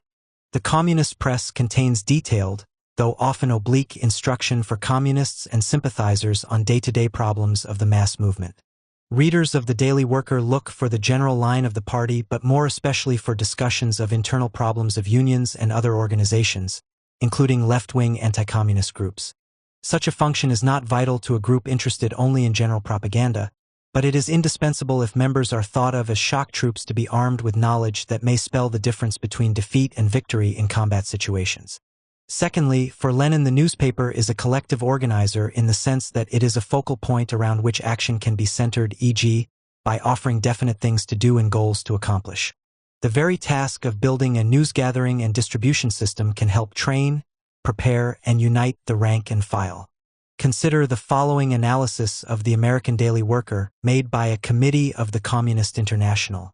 The paper must very soon take steps to create a strong network of worker correspondents in the localities, in order to instruct and help them in writing their letters and to raise their political level, not only to print letters but to point out the political importance and the lessons of any given fact. The Daily Worker does not deal with questions of building the party. And yet these questions are of decisive importance for development of the KPUSA, its transformation into a mass party, its Bolshevization. The paper must create a section of party life and party construction. In this section, the paper must, in the first place, explain the line of the party on the most important current questions and fight for this line. Secondly, it must fight for a checkup on the execution of the party's decisions, of the tasks set by it, showing how the execution is going on, explaining the tasks of the party with concrete examples, and showing how to carry them out, and so on. Thirdly, it must particularly give information on the tasks and methods of mass work of the communists, particularly the trade unions.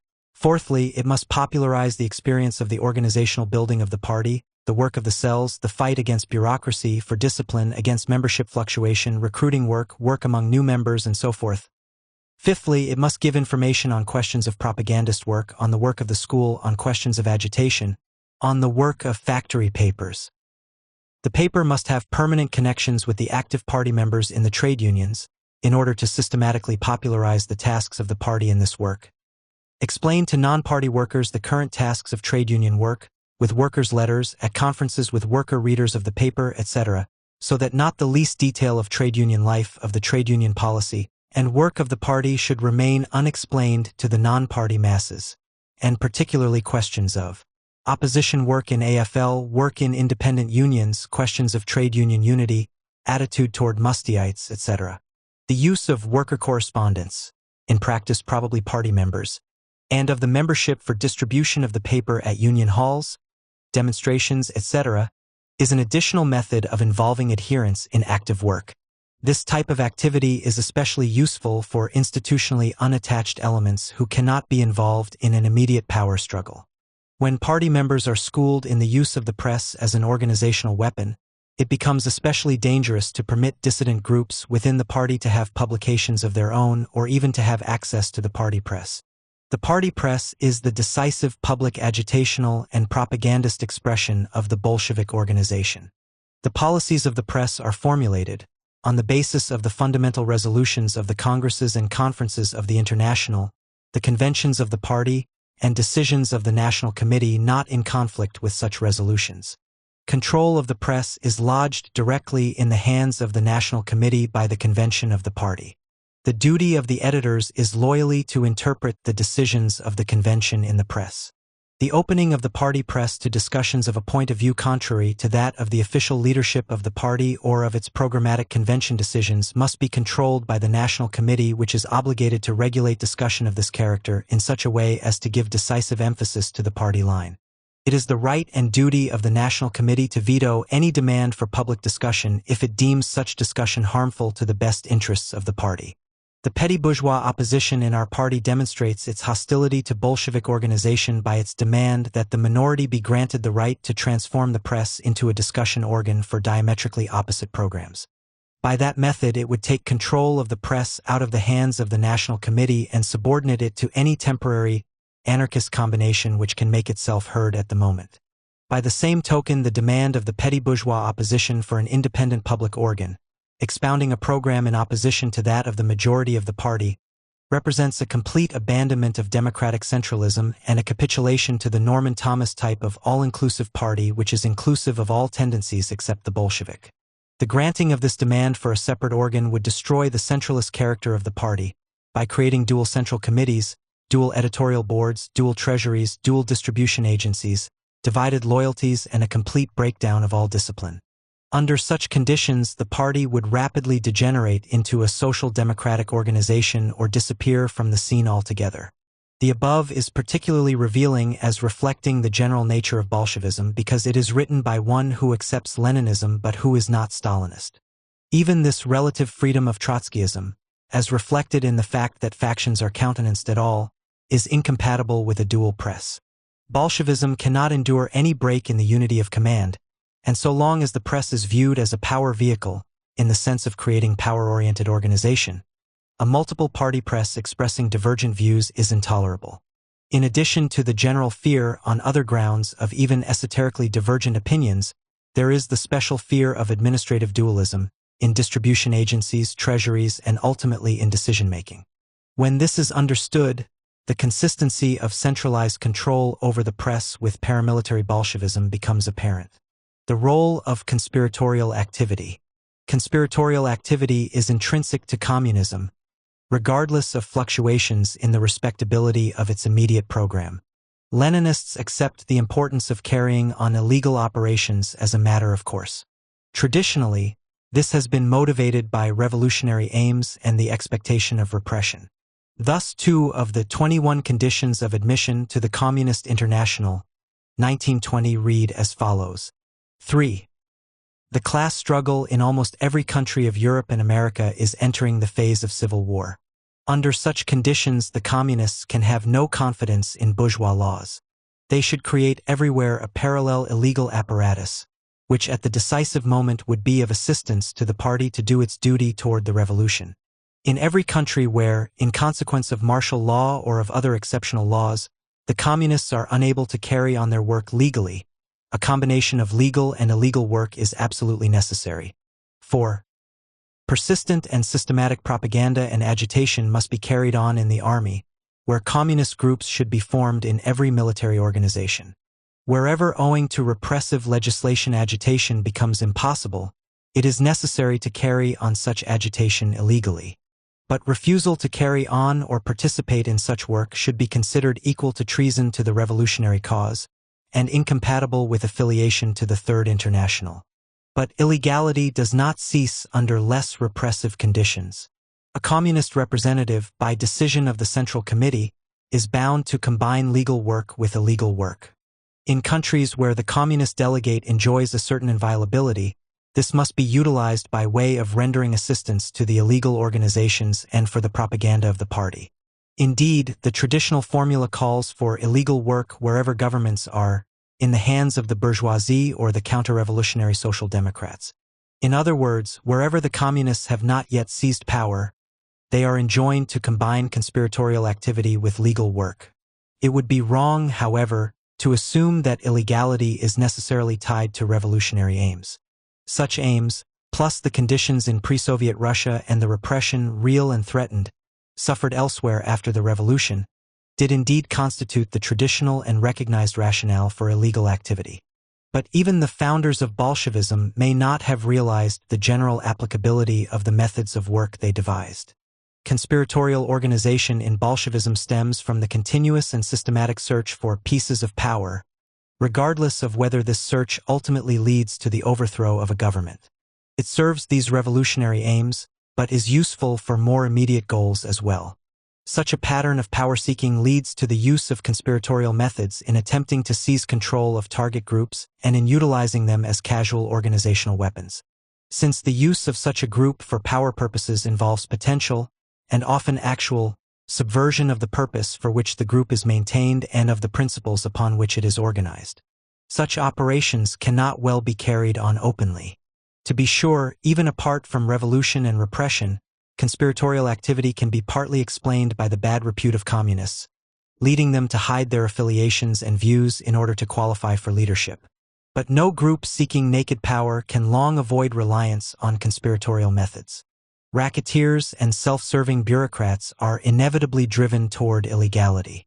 This is emphasized in the case of the Leninists, because the power-seeking of one party faction is to be coordinated with that of others, multiplying the chances that the interests of the manipulated groups will suffer.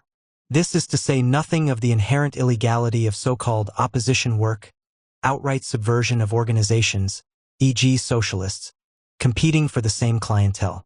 On this theory, it should be anticipated that conspiratorial activity increases rather than decreases as non-ideological communist influence is extended. The more the communists penetrate and control non-communist groups, the more urgent is the need for conspiratorial work. If the mass organizations themselves are or become ideologically communist, the need for illegal work abates. In the United States, where the possibility of open communist control of mass groups is very limited, reliance on conspiratorial methods is correspondingly great. Although the communists were overtly more red in the 1920s than in the 30s, it is probable that the relative weight of illegal work was much greater in the later period than in the earlier. During the 1920s, the communists were largely isolated, using strongly leftist phraseology and talking openly about illegal activity. But since the early peripheral organizations and the red trade unions were largely composed of communists and very close sympathizers, the need for practical conspiratorial work was not urgent. Later, when new opportunities and methods permitted the party to break through this isolation, gaining access to non-communist groups, the need for covert organizational practices was more pressing. Naturally enough, conspiratorial phraseology became a handicap when there was real work to be done. Organizational character definition. The character of an organization may be regarded as a product of its ingrained methods of work, its natural allies, its stake in the course of events, the predispositions of its personnel, and the labels deserved and undeserved, which have become attached to it. These characteristics reflect the organization's controlling roles and purposes. They generate those established patterns of expectation with which the organization is uniquely identified. Not every organization has a set character.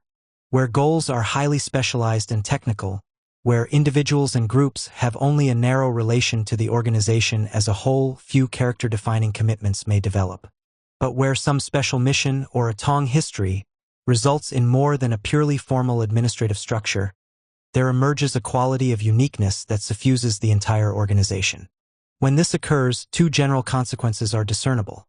On the one hand, the organization becomes well adapted to the fulfillment of its own purposes and especially to its own methods of operation. On the other hand, it becomes ill-adapted to the fulfillment of other purposes, even those closely related to it.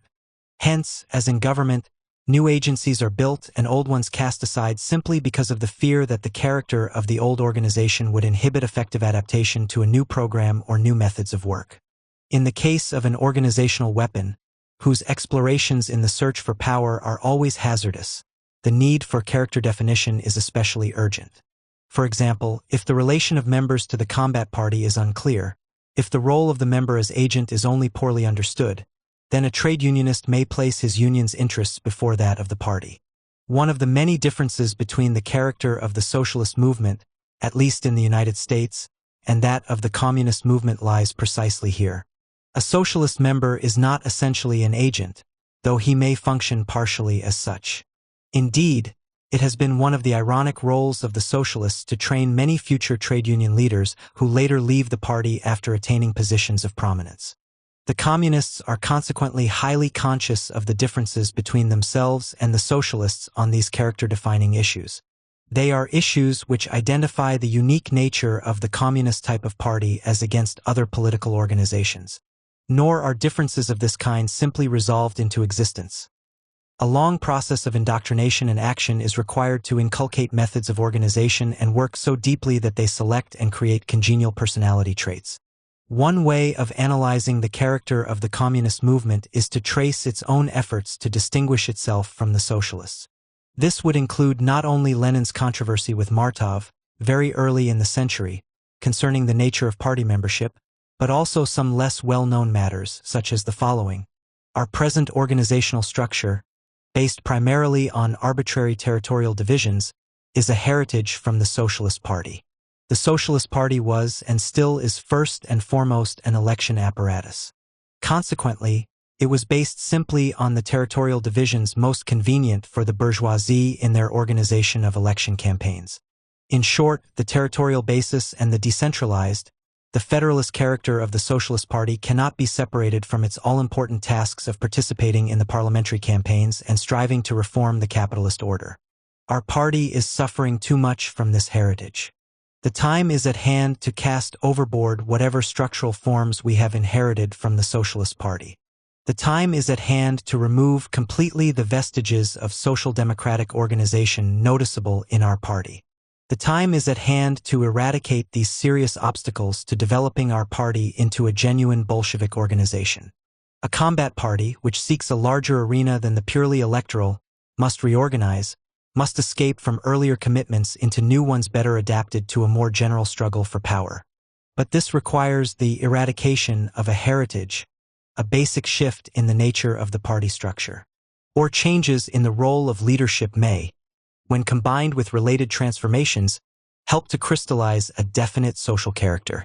The pre-war social democracy was a sprawling, slow-moving reformist organization which proceeded on the theory that it had unlimited time to advance to socialism at a snail's pace in a completely normal evolutionary process, uninterrupted by wars and revolutions. The leadership in the main corresponded to the character of the party. Lawyers, doctors, teachers, preachers, writers, professors, people of this kind who lived their real lives in another world and gave an evening, or at most 2 evenings, a week of their time to the socialist movement for the good of their souls. They were the outstanding leaders of the pre-war Socialist Party. They decided things. They laid down the law. They were the speakers on ceremonial occasions. They posed for their photographs and gave interviews to the newspapers. Between them and the proletarian Jimmy Higginses in the ranks there was an enormous gulf. As for the party functionaries, the people who devoted all their time to the daily work and routine of the party, they were simply regarded as flunkies to be loaded with the disagreeable tasks, poorly paid and blamed if anything went wrong. A prejudice was cultivated against the professional party workers. The real honors and decisive influence went to the leaders who had professional occupations outside the party and who, for the most part, lived typical petty bourgeois lives which were far removed from the lives of the workers they were presumably leading. When we organized the Communist Party in this country in 1919, under the inspiration of the Russian Revolution, we put a stop to all this nonsense. We had the opinion that leadership of the revolutionary movement was a serious matter, a profession in itself, and the highest and most honorable of all professions.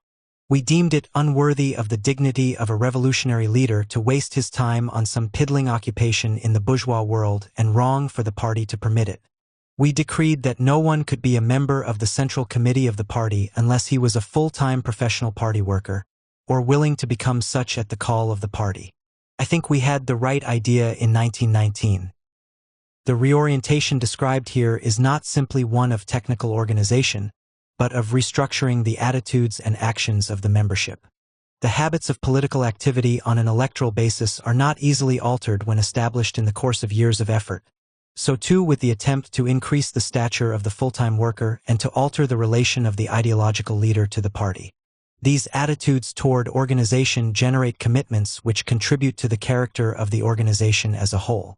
The ideology of a group is, of course, also important in shaping its character, particularly if the doctrine affects strongly the individual's participation.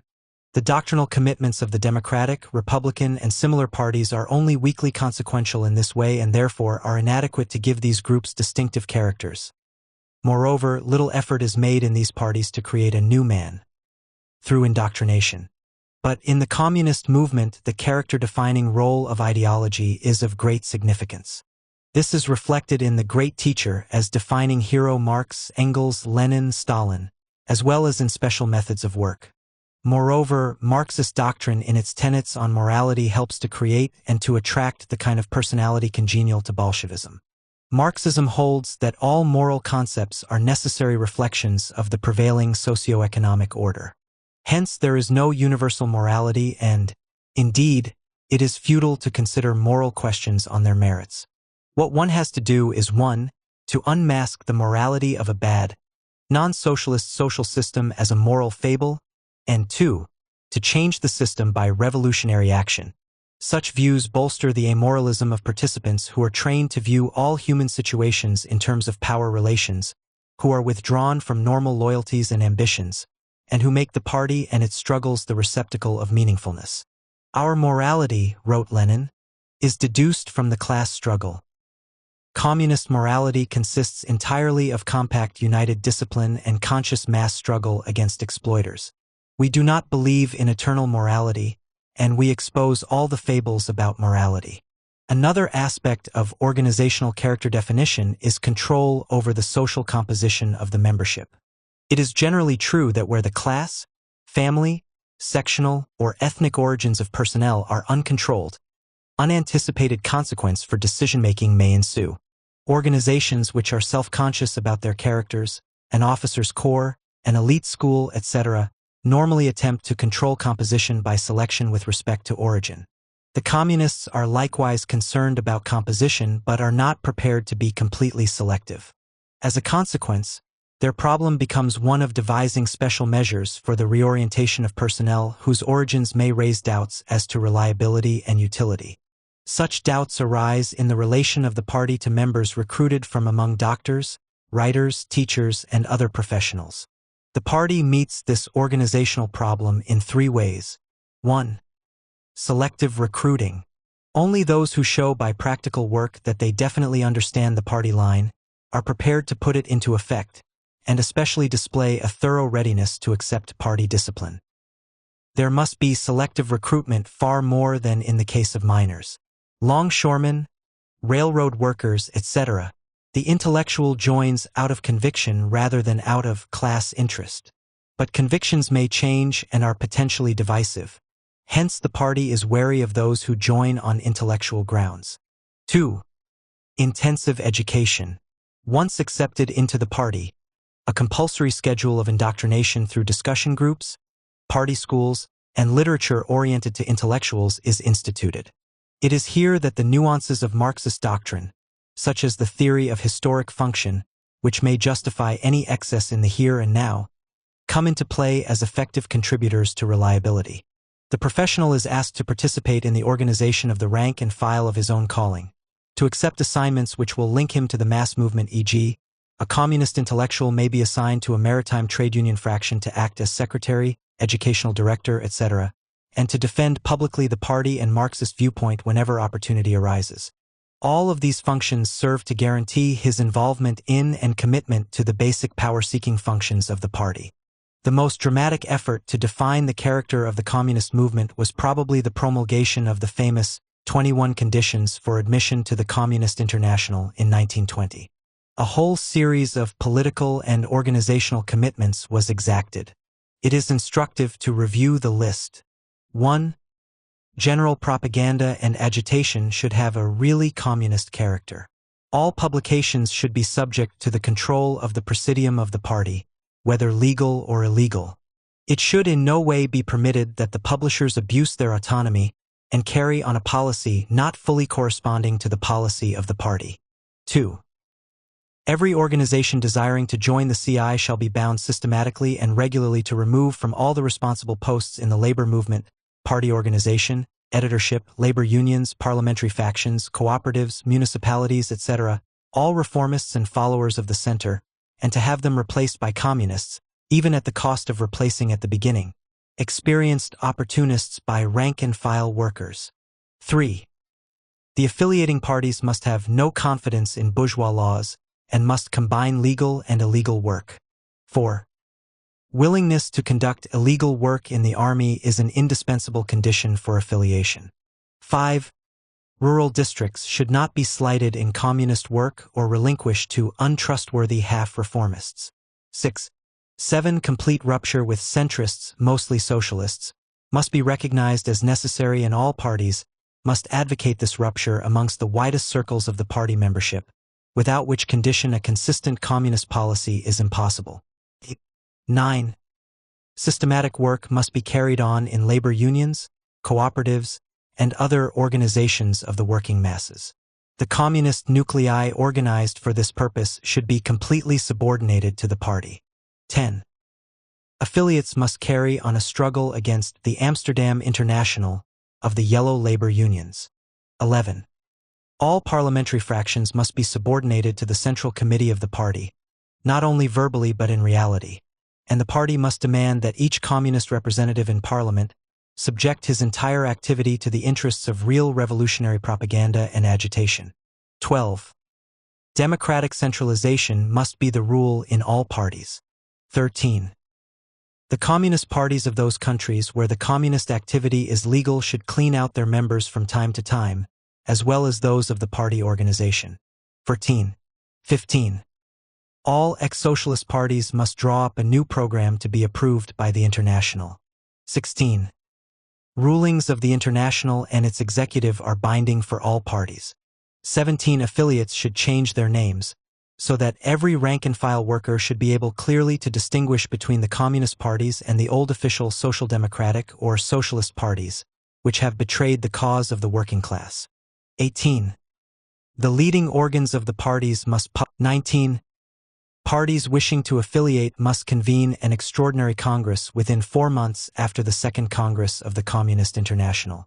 20. Parties wishing to join the Communist International, but which have not demonstrated a radical change in tactics, should, prior to joining, take care that not less than 2/3 of their committee members and of all their central institutions should be composed of comrades who have made an open and definite declaration prior to the convening of the Second Congress as to their desire that the party should affiliate to the Third International.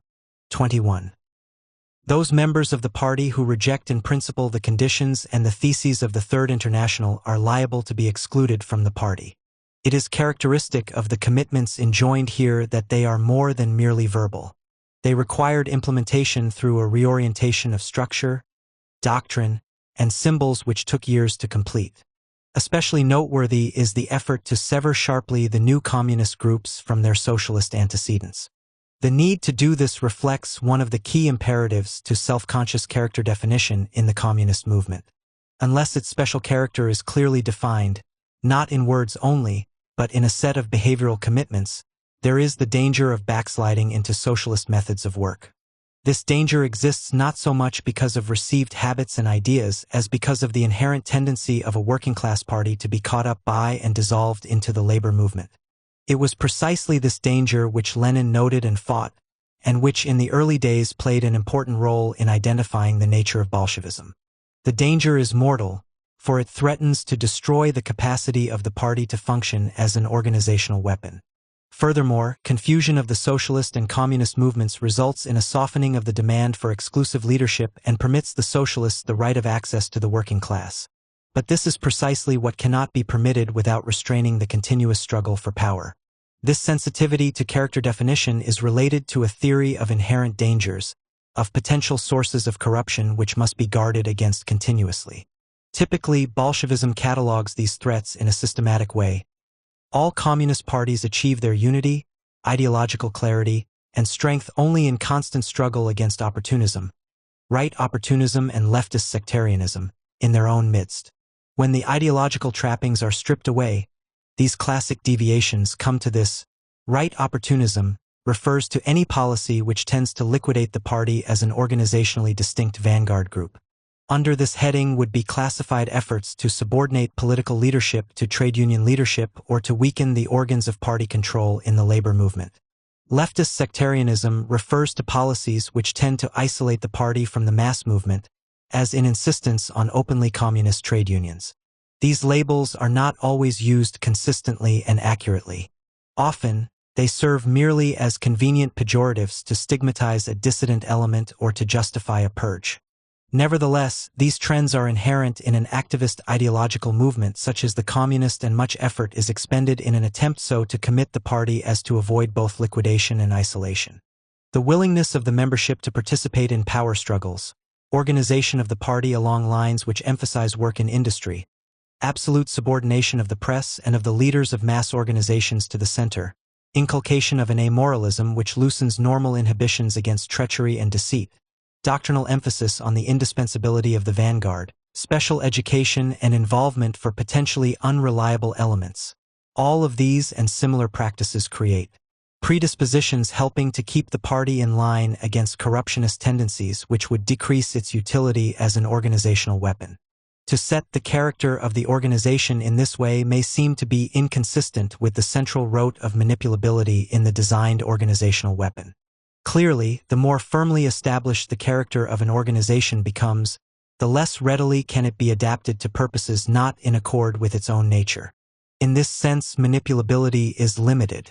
But it will be noted that the kinds of commitment which have been established are those which increase the capacity of the leadership to mobilize and hurl the organization against strategic targets in the struggle for power. It is in this sense that organizational weapons, not unlike military units, are manipulable. One of the advantages of a firmly established organizational character is the possibility of increasing decentralization without sacrificing unity of policy or stability of command. There is a normal tendency in organizations to permit a loosening of formal central controls after the character of the organization has been established. In the cadre party, with its heavy emphasis on indoctrination and institutional character formation, this means that party members may be relied on to carry our party policy even under conditions which do not permit direct control over the member by regular party organs.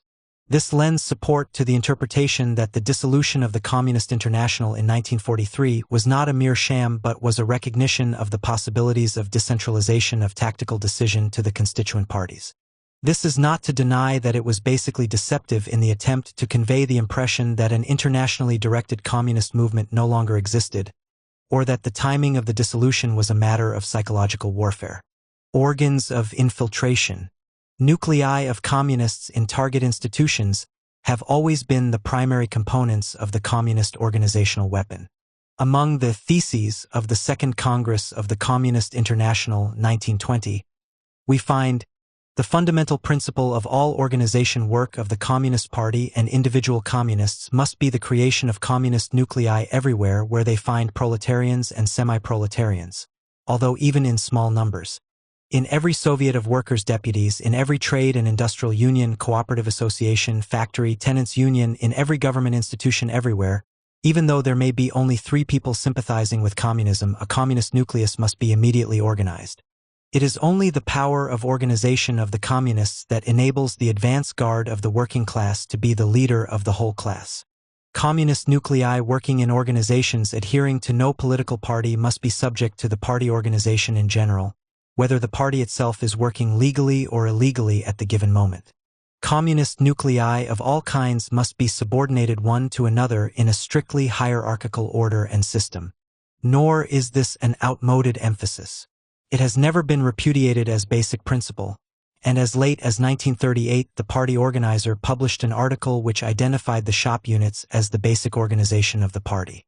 At first glance, the utility of insisting on organized nuclei even of very small groups of co-thinkers may seem doubtful. The problem, however, is always one of relative weight. A few individuals, when they are virtually the only ones acting in concert for power goals, may be very effective. Whereas others will use many varying criteria in arriving at decisions, these will use but one: power aggrandizement. In a university faculty, for example, a few men in strategic places can be very influential. But they will not be effective, no matter how close their ideological agreement, unless they are organized. They must consistently exploit opportunities for concerted action, as in recommendation of personnel, promotions, departmental prerogatives, or defamation of an enemy, and, above all, they must not permit other considerations, e.g. technical academic criteria, to qualify their dedication to power-seeking. This transformation of mere general agreement into effective action requires meeting, planning, and discipline. According to Lenin, every nucleus and every party workers' committee must be a base supporting the agitational, propaganda, and organizing work among the masses, i.e., they must go wherever the masses are going and at every step endeavor to direct their consciousness towards socialism. They must associate every private question with the tasks of the proletariat. They must use every attempt at organization to further the cause of class consolidation, and by their energy and moral influence, and not, of course, by their titles and ranks, gain the lead in every legal proletarian organization. Under all conditions and circumstances, and in every possible situation, they will carry on a party policy. They will influence their environment in the spirit of the party, and will not allow their environment to engulf them. Carrying out a party policy requires the maintenance of lines of authority and communication, which is to say, organization. Coordination of party activity in the field has received considerable attention. Thus, in 1932, the Presidium of the Executive Committee of the Communist International defined the role of factory nuclei in relation to party fractions in the trade unions. Since any given factory might include members of several different unions, a coordinating center would be needed. This function, it was pointed out, should be performed by the factory nucleus, which must guide all the trade union work in the factory. The factory fraction groups of the various trade unions were to work under the direct leadership of the factory nucleus.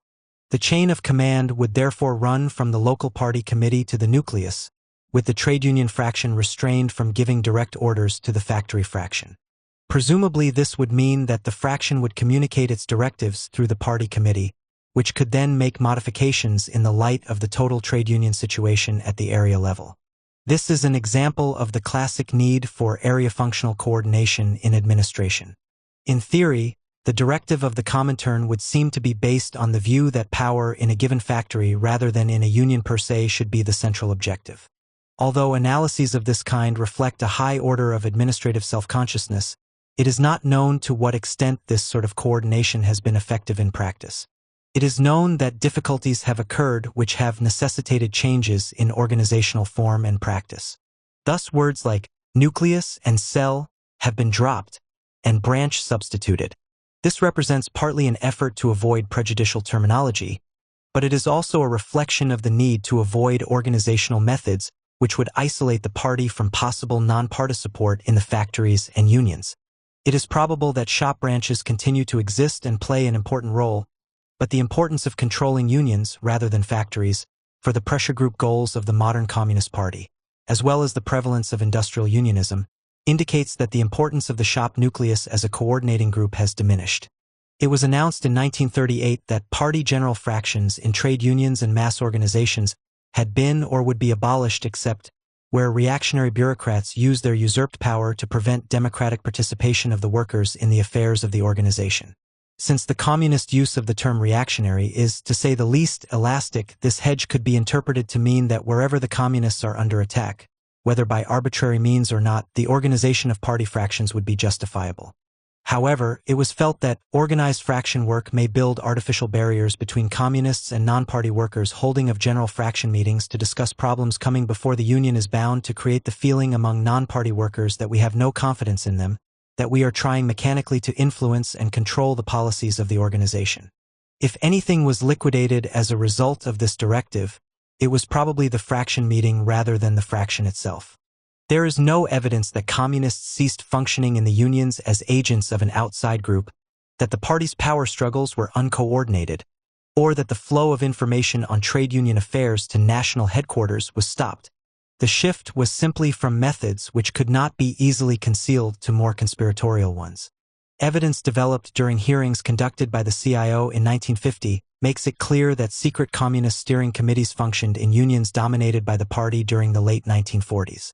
Given the discipline of the party and the ability to communicate directives through other channels, general meetings of the entire fraction in a union are not essential. Hudson's use of the term party general fractions, noted above, is significant in this connection. The restriction of fraction meetings is consistent with the rule that the more legal and acceptable communist activities become, the more dependent they are on conspiratorial methods. They must hide evidences of disciplined party control over mass organizations.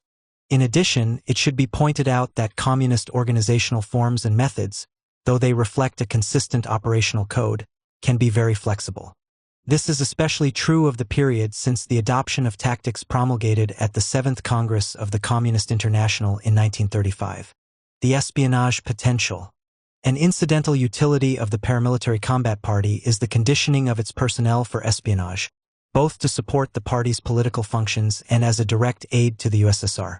This does not mean that communist parties are espionage agencies, but it does mean that they are linked to such agencies, that they serve as effective and secure sources for the recruitment of spies, and that they provide the motivation necessary for the participation of otherwise respectable and idealistic individuals in an international underworld of espionage and violence. The basic facts about the relation between the party and the Russian espionage network were uncovered by the Canadian Royal Commission in 1946. It became manifest at an early stage of this inquiry, and has been overwhelmingly established by the evidence throughout, that the communist movement was the principal base within which the espionage network was recruited, and that it not only supplied personnel with adequately developed motivation, but provided the organizational framework wherein recruiting could be and was carried out safely and efficiently. In every instance but one, Zabutin's Canadian espionage agents were shown to be members of or sympathizers with the Communist Party. The evidence shows that the espionage recruiting agents made use in their work of reports, including psychological reports, on Canadian communists which had been prepared as part of the routine of the secret cell organization of that party. The security of espionage recruiting is greatly enhanced when individuals, being approached and refusing, will not denounce the solicitor. This is precisely the kind of security offered by a communist party and its close periphery.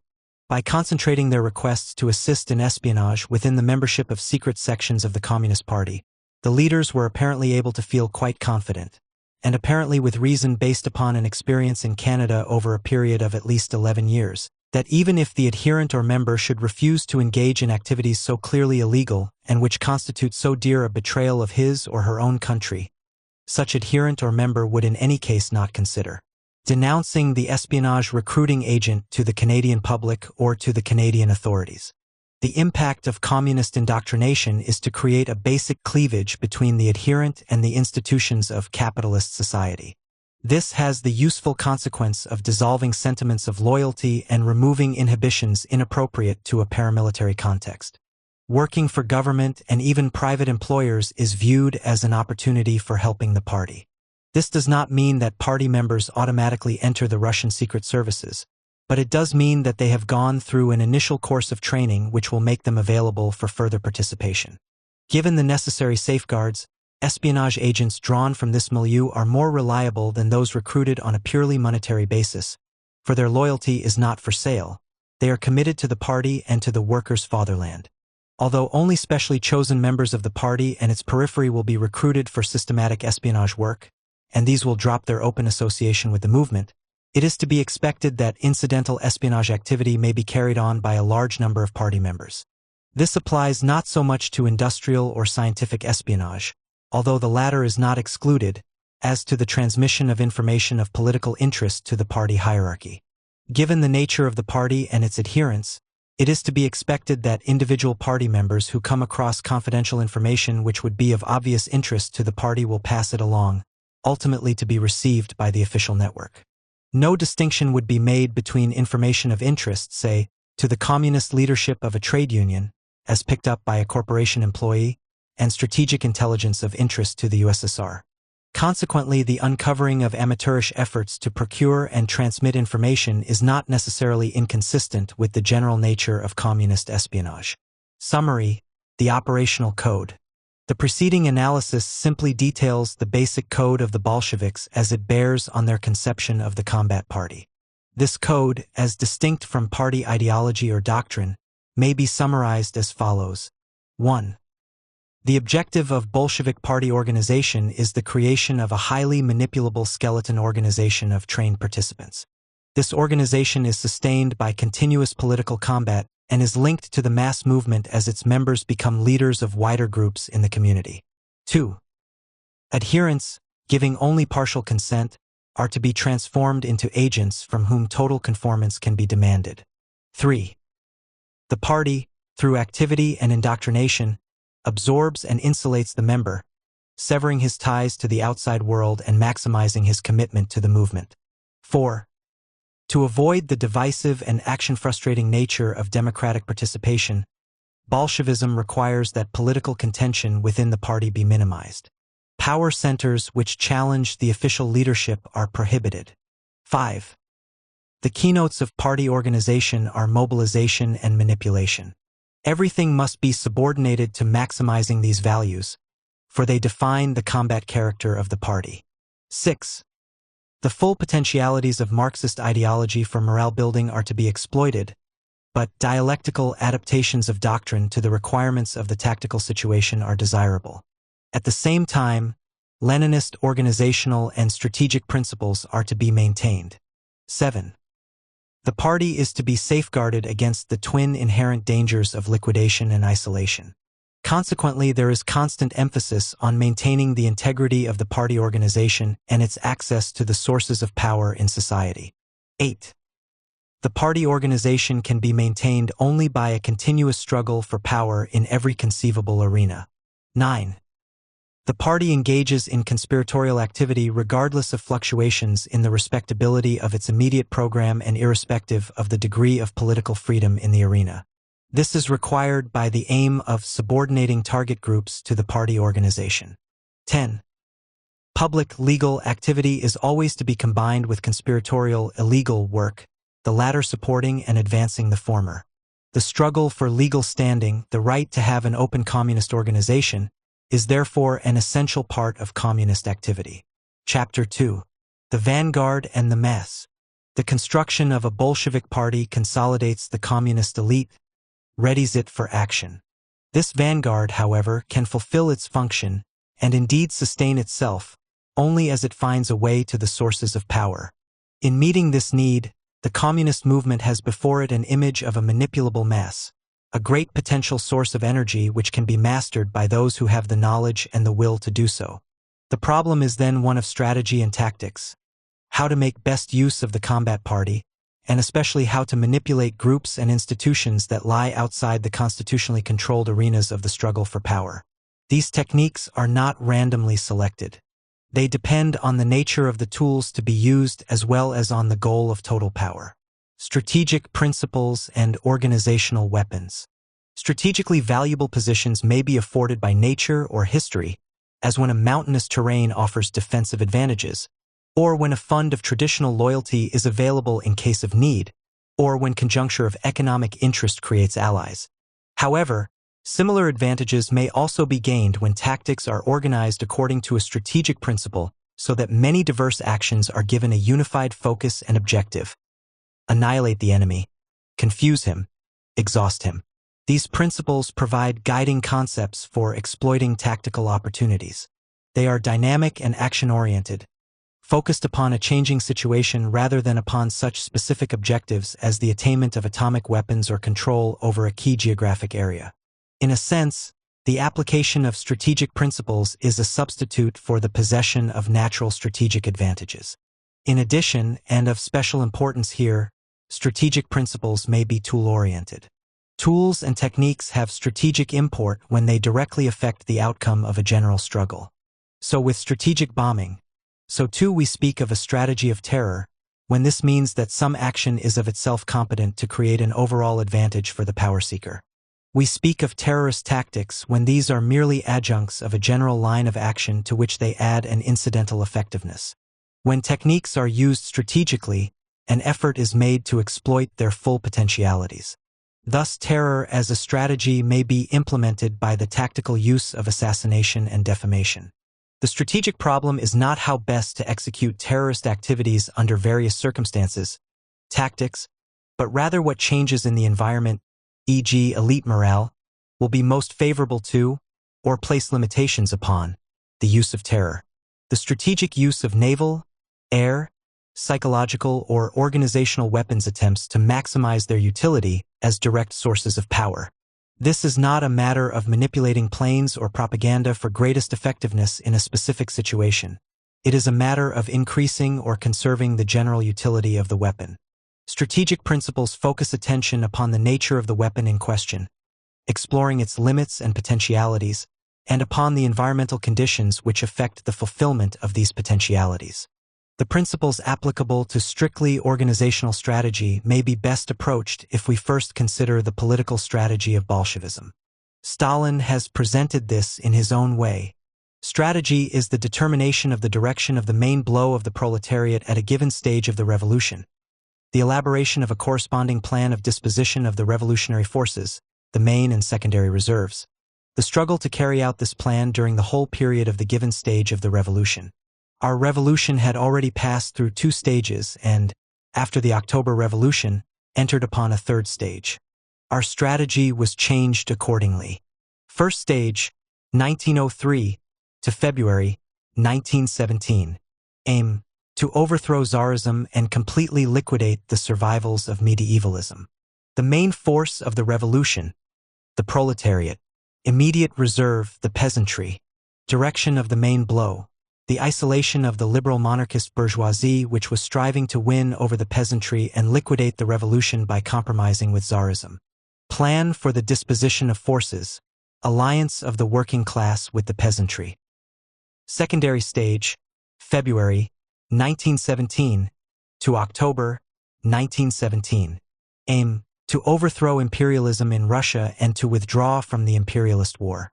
The main force of the revolution, the proletariat. Immediate reserve, the poorest section of the peasantry. Probable reserve, the proletariat of neighboring countries. Favorable circumstances, the protracted war and the crisis of imperialism. Direction of the main blow. Isolation of the petty bourgeois Democrats, Mensheviks and socialist revolutionists, who were striving to win over the toiling peasantry and put an end to the revolution by compromising with imperialism. Plan for the disposition of forces. Alliance of the proletariat with the poorest section of the peasantry. Third stage after the October Revolution. Aim, consolidation of the dictatorship of the proletariat in one country, using it as a fulcrum for the overthrow of imperialism in all countries.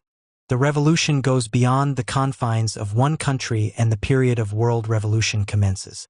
The main force of the revolution, the dictatorship of the proletariat in one country and the revolutionary movement of the proletariat in all countries.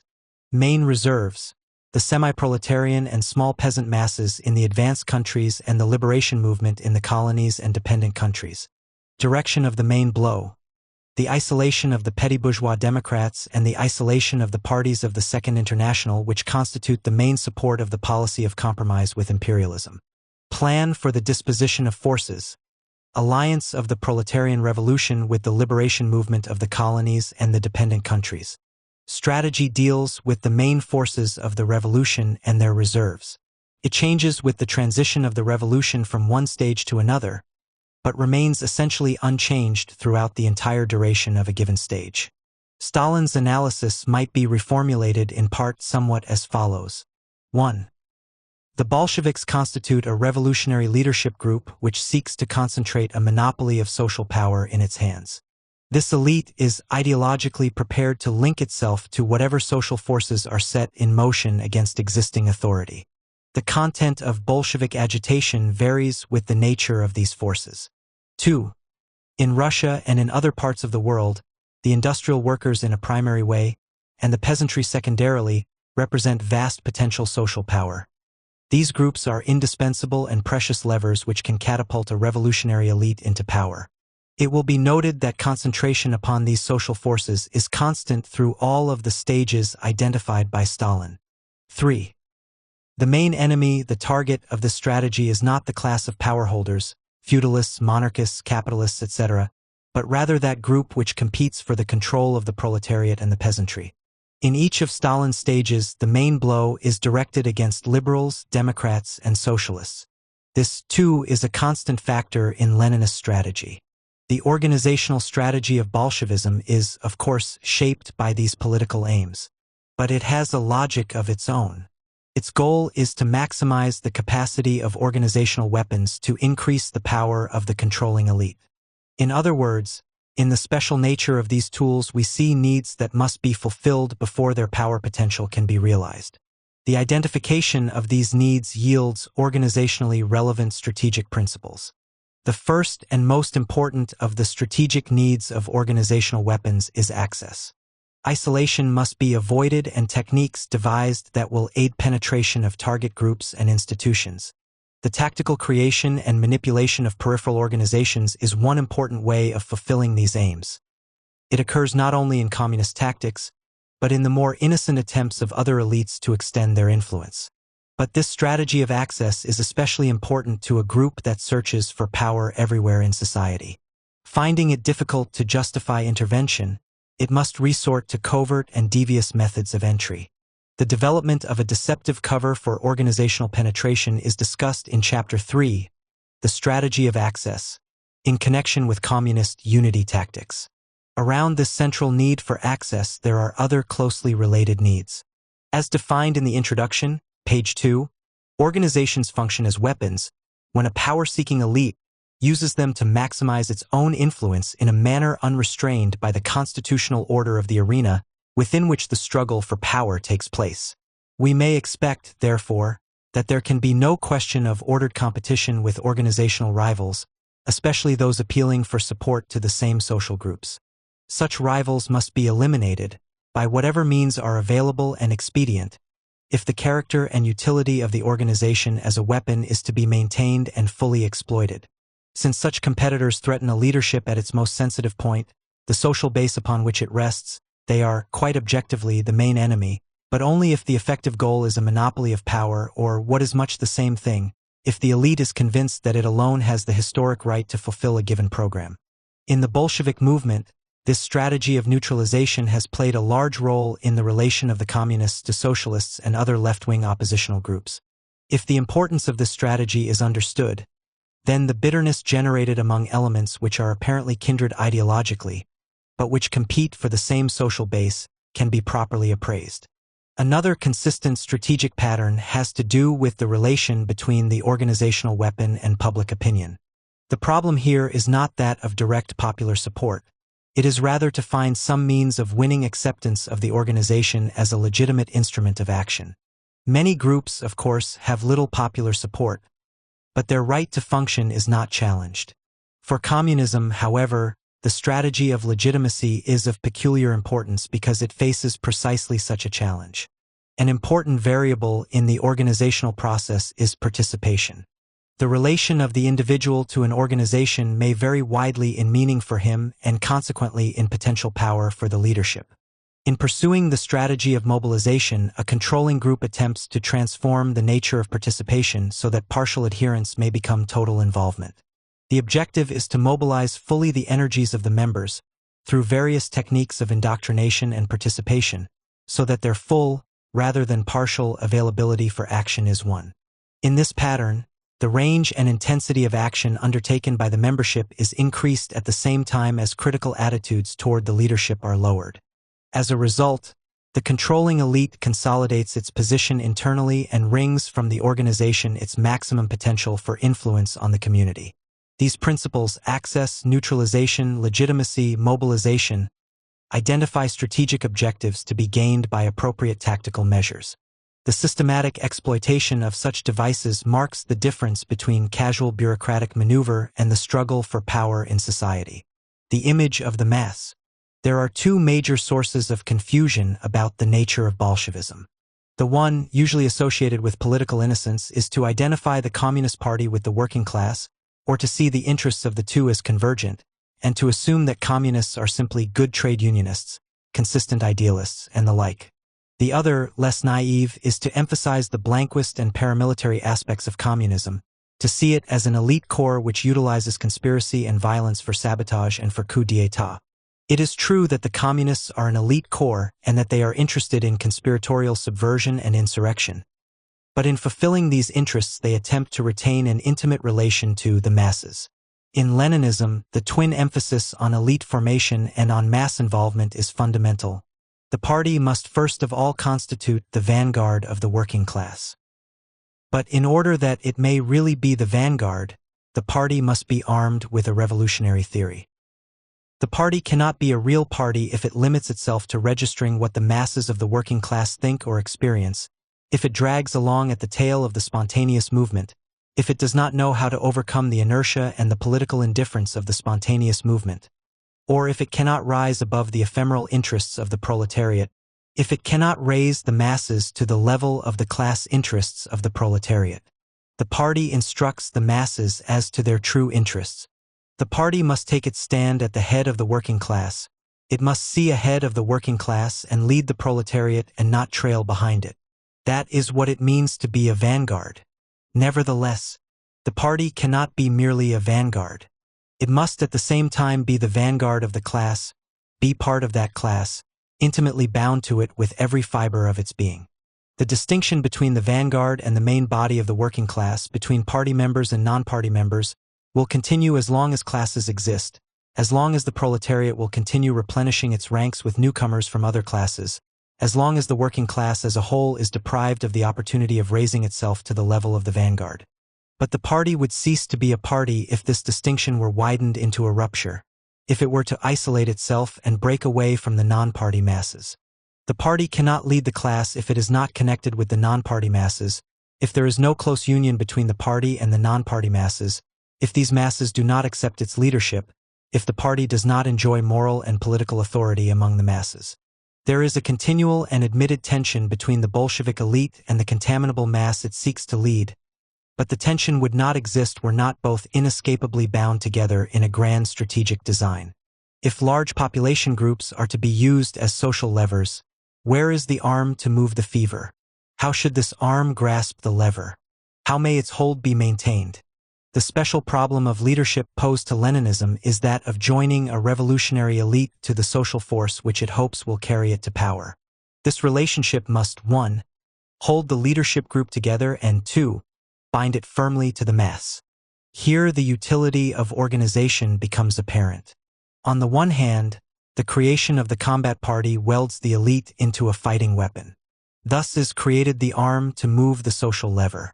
It is this party, an organized elite, or, as Stalin says, an organized detachment, that must find an intimate relation to the mass if its leadership potentialities are to be fulfilled. At the same time, apart from the use of broadside propaganda, the party cannot be related to an amorphous mass. Its articulation must be to something definite so that clear lines of access and command may be established. Hence the party must seek a path to, or create, if they do not exist, specialized groups which are part of the mass and may form a leading segment of it. The need for organization does not stop with the building and use of the combat party. There must also be devices that provide the party with links to a social base. The Bolshevik concept of masses is tough-minded and flexible. It is always relative to the power position and tactical or strategic aims of the revolutionary leaders. It should be clearly understood that in technical communist usage the term masses is not simply a romanticized symbol, although it is partly that, but is a way of identifying the manipulable environment of the power-seeking elite. Power is the universal keynote and touchstone. The Leninist rule is, go to the masses, for they are the font of power.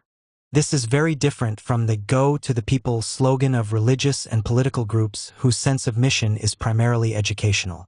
In such cases, the people are valued for themselves, as individuals who must be transformed in order to be saved.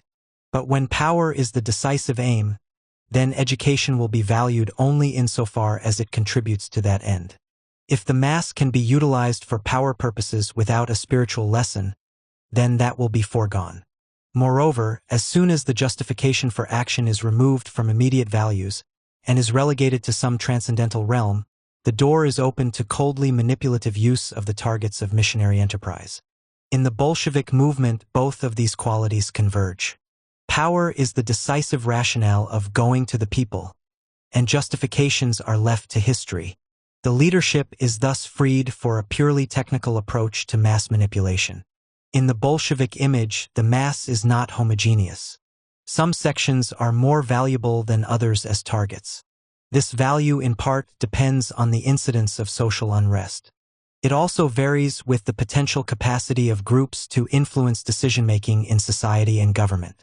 Thus, steel workers, concentrated at centers of industrial power, have a greater political worth than drugstore clerks.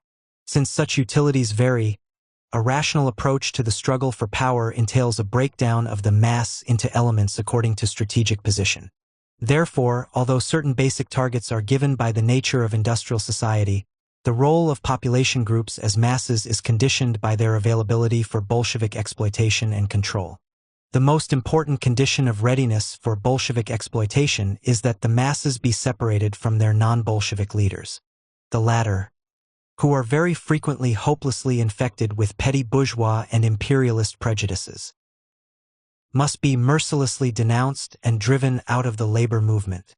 The mass, however, is to be approached with patience and caution, and with an understanding of the peculiarities and the special psychology of each stratum. This recognition of strata within the mass distinguishes the basic Bolshevik conception from the notion that the mass is an amorphous and undifferentiated lump of humanity. The essential characteristic of the mass in Bolshevik terms is its manipulability. Unless a group is susceptible to manipulation, at least after some preparation, it does not qualify for the distinction of being part of the masses. It follows that it is not number which defines a mass, although the larger a group the more likely it is to be susceptible to manipulation. A very small group, say of workers or students, would be a mass group if it were subject to control for power purposes. Class position is a more useful criterion because it is more closely related to manipulability than is mere number. Groups identified by their common interests, labor, farmers, unemployed, etc., are unifiable on non-ideological grounds. Such unification always creates potentiality for covert manipulation.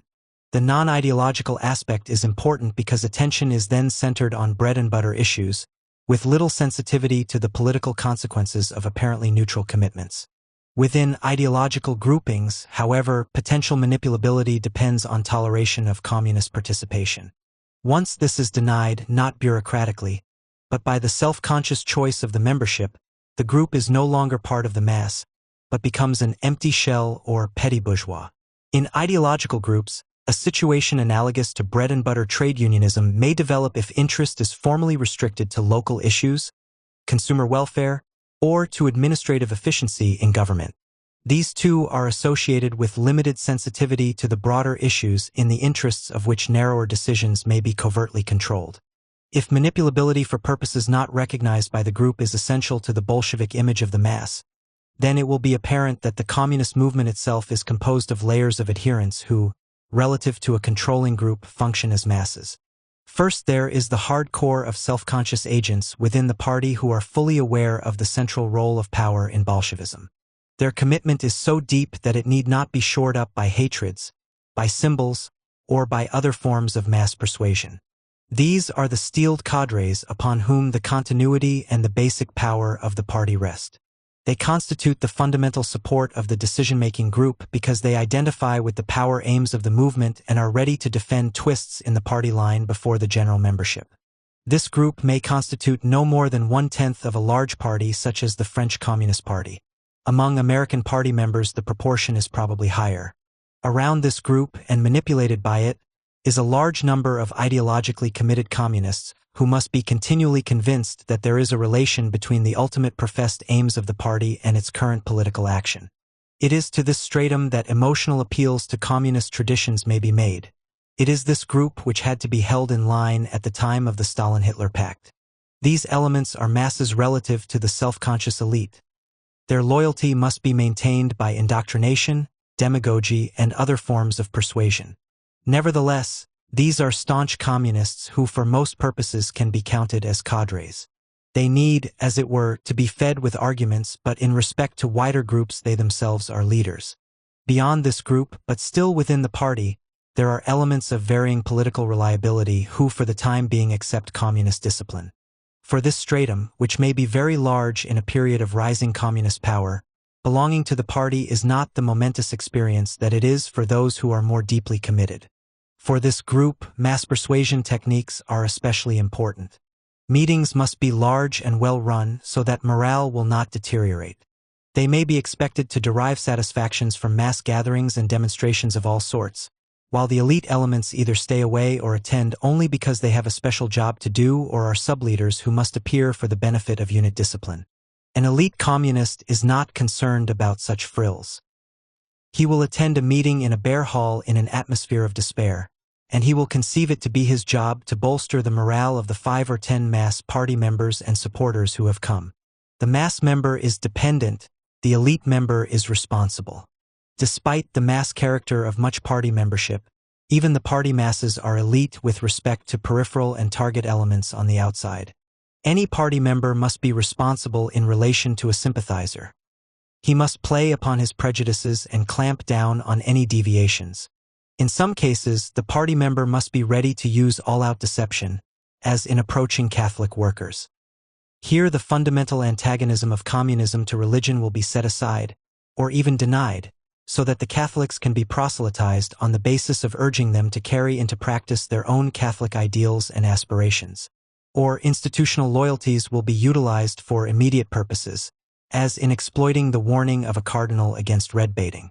Indeed, it is the process of manipulating mass elements which is probably the most important educational technique in the communist movement, for it sharply reinforces the loyalty and the power sensitivity of the rank and file.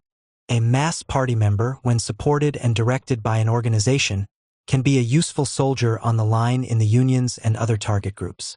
The mere fact that he has an outside commitment to the party will force him to function in elite terms and to participate in the manipulation of workers so that a party-approved shop steward will be elected, and in the manipulation of union meetings so that the party slate will win. This will provide him with a strikingly sharper insight into events than that possessed by his fellow workers and hence will bolster his sense of special mission. Lenin once suggested that the meaning of the term masses changes in accordance with the changes in the character of the struggle. At that time he was arguing for the importance of winning a majority of workers and peasants as a condition for seizing and maintaining power.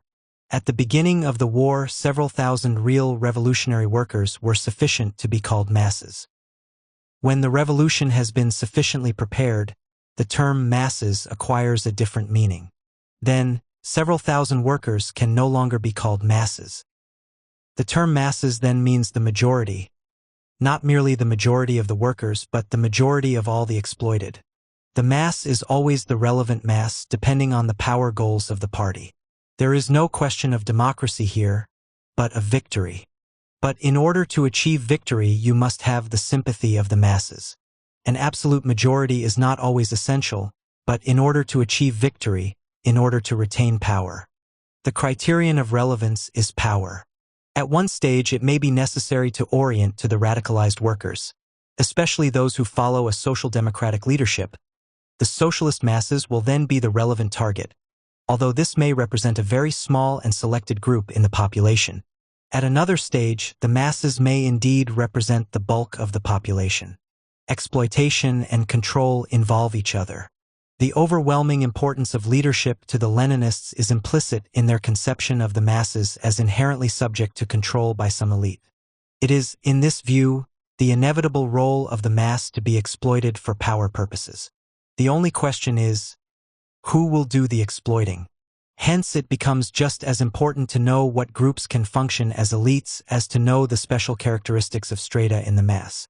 Moreover, if the mass is to be used rather than simply proselytized, it is necessary to create organs of control and to guarantee the unchallenged ascendance of the party. The necessity for this ascendancy is formulated in a doctrine of the chosen vanguard, whose basic assumption is that Bolshevism represents the historic interests of the working class. But it is not enough to have symbolic leadership. The working class must not only give assent, but must do work for the revolution. It must submit itself to the organizational leadership of the Communist Party. The party manages the revolution and hence must be the controlling force among the institutions of popular expression. The party is the organized detachment of the working class. But the party is not the only organization of the working class. The proletariat has in addition a great number of other organizations which are indispensable in its struggle against the capitalist system.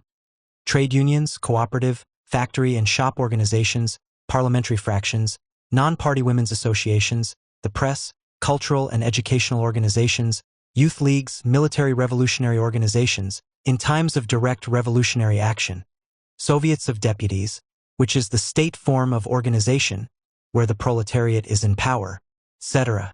Most of these organizations are non-party, and only a certain part of them adheres directly to the party and thus may be regarded an offshoot of it.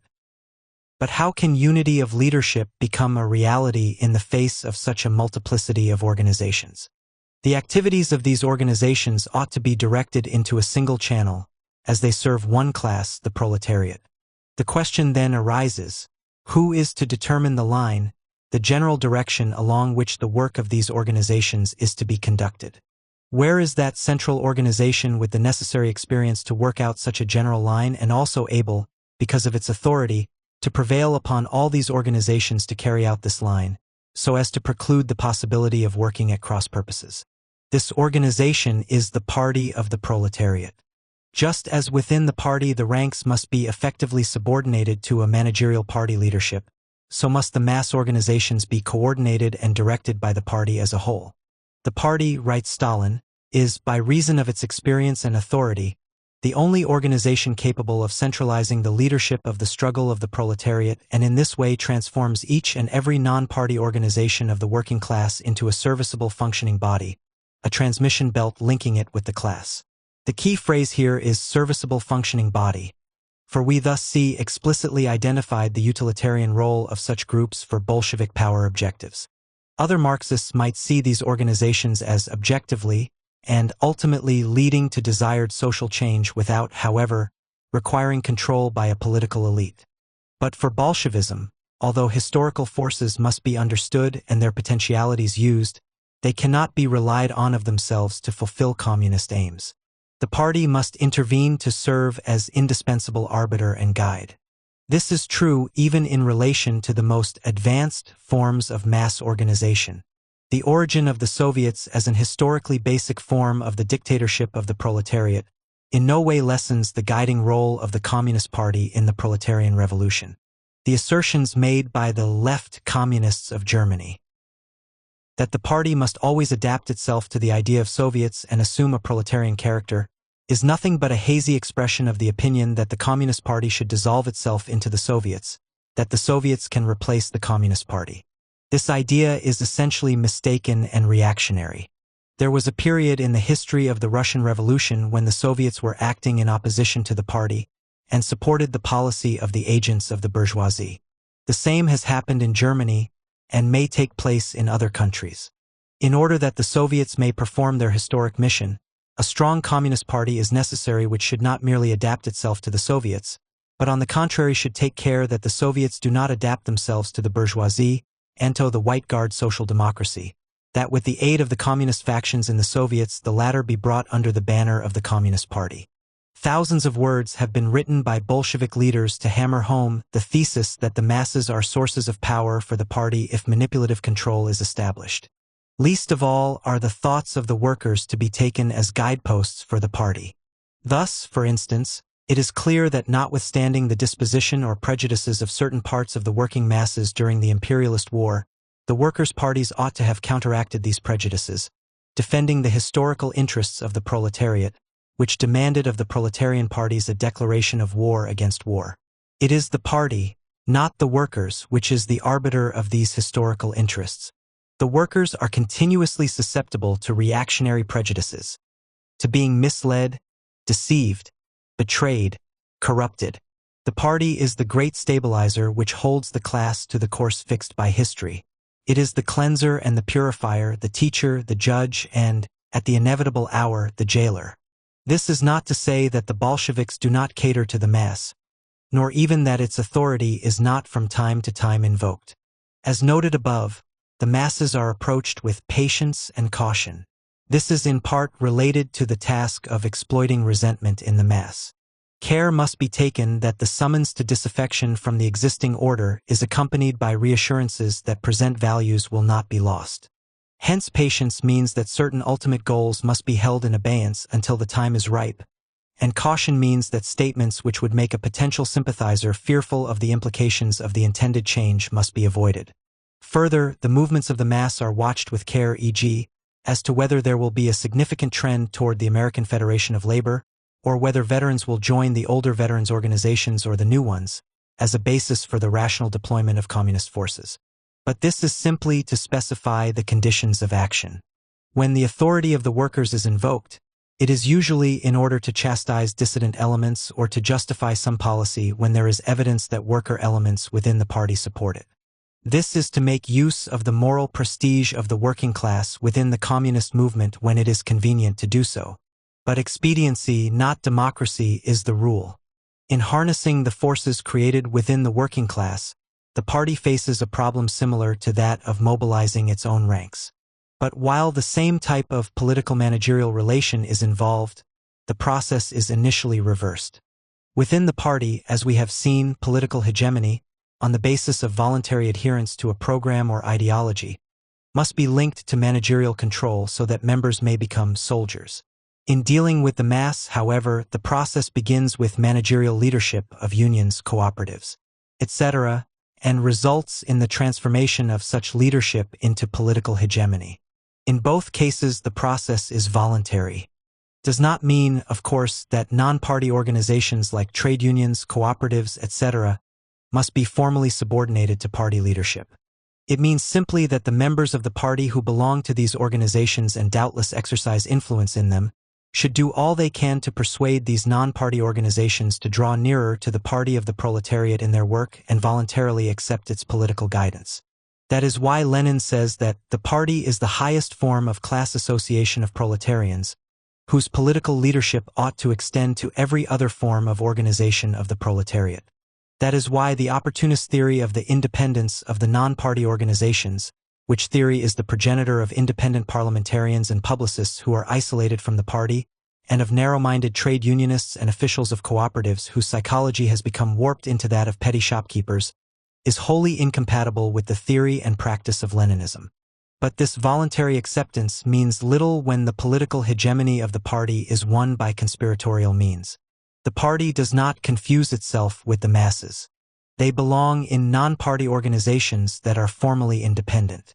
But if the party is to be a general staff guiding and deploying these forces, it must exercise control.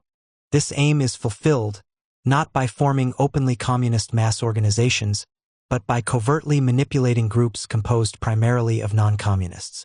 This system of subordinating mass organizations to the Bolshevik vanguard is also useful after the seizure of power. Unions, cooperatives, youth leagues, etc., are all expected to participate in building the communist-managed society. In the process of fulfilling these tasks of the proletarian dictatorship, a radical change takes place in the tasks and functions of the mass organizations, particularly of the labor organizations. Under capitalism, the mass labor organizations, in which the broad masses of the proletariat were originally organized and trained, i.e., the trade industrial unions, serve as the principal weapons in struggle against trustified capital and its state. Under the proletarian dictatorship, they become transformed into the principal levers of the state. They become transformed into a school of communism, by means of which vast masses of the proletariat are drawn into the work of socialist management of production. They are transformed into organizations directly connected with all parts of the state apparatus, influencing all branches of its work, safeguarding the permanent and day-to-day interests of the working class and fighting against bureaucracy in the departments of state. The classic example of this process is the fate of the Soviet trade unions, which have become part of the state administration shorn of independent power. Thus, the inner dynamic of Bolshevism disposed of the issue which divided Lenin and Trotsky in 1920. Lenin had championed the independence of the unions against Trotsky's theory that unions could not defend the workers against their own state. But though Lenin won the majority, it was Trotsky's theory which prevailed under Stalin. Nor is this a purely Russian problem. The experience of trade unions under communist governments established after World War II has been similar. The communists are not insensitive to the inherent potential of unions to function against any state if permitted the freedom to do so. The trade unions and other mass organizations are useful, even indispensable, to communist aims, but the vanguard must gather all the reins into its own hands. Vanguardism in semi-colonial areas. Because the Leninists have, in their own way, continued to use the Marxist doctrine of evolutionary stages of development, and to identify themselves most clearly with the transition to the proletarian dictatorship, it is sometimes believed that the communists will forego the seizure of a monopoly of power in economically less advanced areas of the earth. In fact, however, ripeness has to do only with the strength of the movement. If the party is able to take power, it will do so. This is sometimes concealed behind phraseology which, were it not for the nature of the communist concept of organization and leadership, might indeed imply that power would be shared. But the necessity for the ascendance of the Bolshevik vanguard in colonial and semi-colonial areas has been settled communist policy for many years. Thus, in 1920, one of the theses of the Second Congress of the Comintern read as follows: "The revolution in the colonies is not going to be a communist revolution in its first stages. But if from the outset the leadership is in the hands of a communist vanguard, the revolutionary masses will not be led astray, but may go ahead through the successive periods of development of revolutionary experience. Indeed, it would be extremely erroneous in many of the Oriental countries to try to solve the agrarian problem according to pure communist principles. In its first stages, the revolution in the colonies must be carried on with a program which will include many petty bourgeois reform clauses, such as division of land, etc. But from this it does not follow at all that the leadership of the revolution will have to be surrendered to the bourgeois democrats. On the contrary, the proletarian parties must carry on vigorous and systematic propaganda of the Soviet idea and organize the peasants' and workers' Soviets as soon as possible. These Soviets will work in cooperation with the Soviet republics in the advanced capitalist countries for the ultimate overthrow of the capitalist order throughout the world. Many adaptations of program may be required, and such adaptations are always permissible. The one indispensable requirement is that communists not surrender the stuff of power to some other group simply because the proletarian stage of the revolution has not been reached. Nor was this policy abandoned, as one might conclude from Trotsky's critique of Stalin from the perspective of permanent revolution. A new and more flexible terminology was designed for the same basic strategy.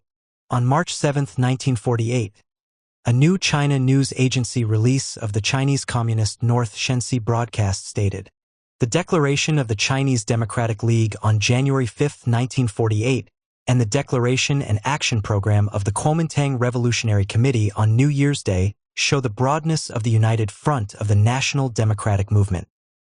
Without the broadest united front, comprising the overwhelming majority of the entire national population, the victory of the Chinese New Democratic Revolution is impossible. But this is not all. This united front must also be under the firm leadership of the Chinese Communist Party. Without the firm leadership of the Chinese Communist Party, no revolutionary united front can be victorious. The meaning of this firm leadership became clear after the victory of the Chinese Communists. Thereafter, a new designation, the dictatorship of the people's democracy, was used to describe a system based on the union of the workers and peasants and led by the working class through the Communist Party. This dictatorship must function in accordance with the international revolutionary forces. This is our formula, our main experience, our main program. The Leninists do not propose to wait for some historic hour of the working class, standing to one side or helping along the bourgeois revolution. History cannot be entrusted to other hands. With respect to the semi-colonial areas, the communists do indeed have maximum and minimum programs, but the essential point is that both are to be instituted under communist domination. Similarly, in the Philippines, failure to distinguish between program and power may lead to confusion regarding the motives of the Filipino communists. But when the communists speak of a bourgeois stage of the revolution, they do not mean to suggest that they have removed the conquest of power from the agenda until that stage has been completed.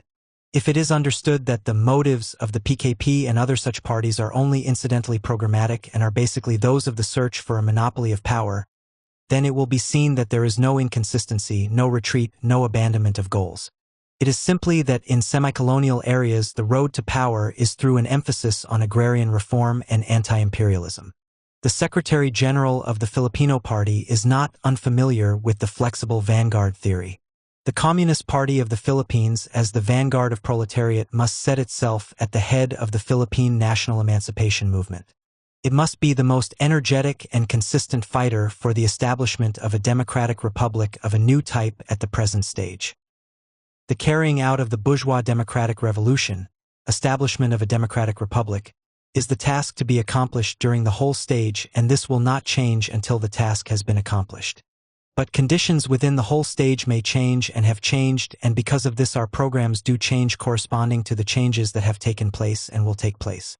Since a bourgeois republic existed in the Philippines at the time this was written, 1946 or 1947, the call for a change in the character of the state, rather than simply a new administration, and the qualification of the phrase democratic republic by of a new type indicates that the proposals are for something rather more drastic than appears at first sight. In fact, political dictatorship by the communist vanguard is envisioned. This dictatorship will have bourgeois components only in the sense that the program to be executed will retain certain sectors of private enterprise. But in both the Chinese and the Filipino programs, this private sector is to be restricted to a minor role, while the major industries, the banks, and the means of transportation would be taken over by the government.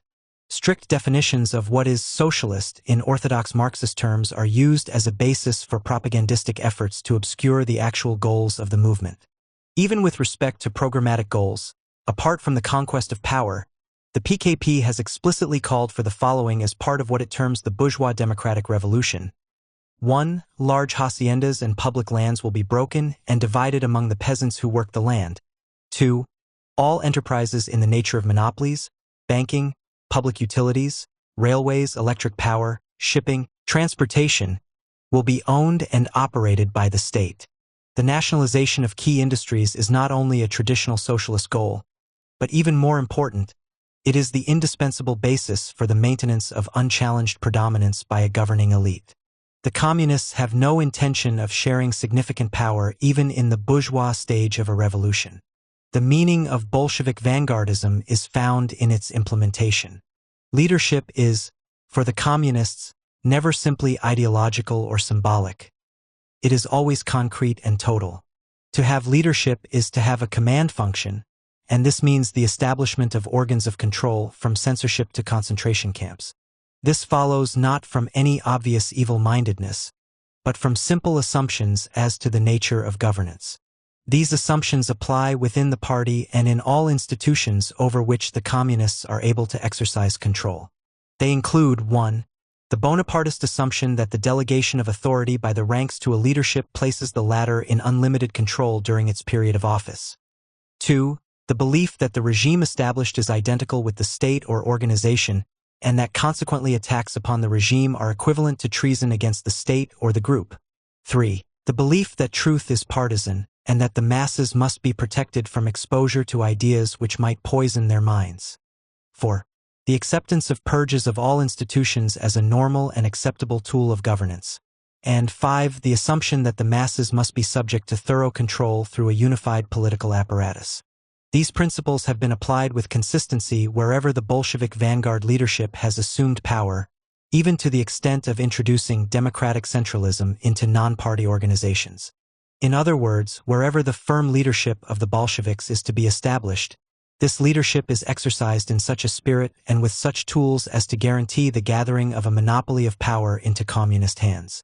It is important to be clear regarding these effective goals of communism in order to avoid confusion as to the use to which its organizational techniques and strategy are put.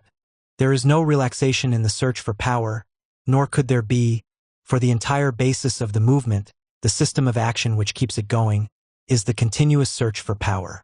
The strategy of mobilization.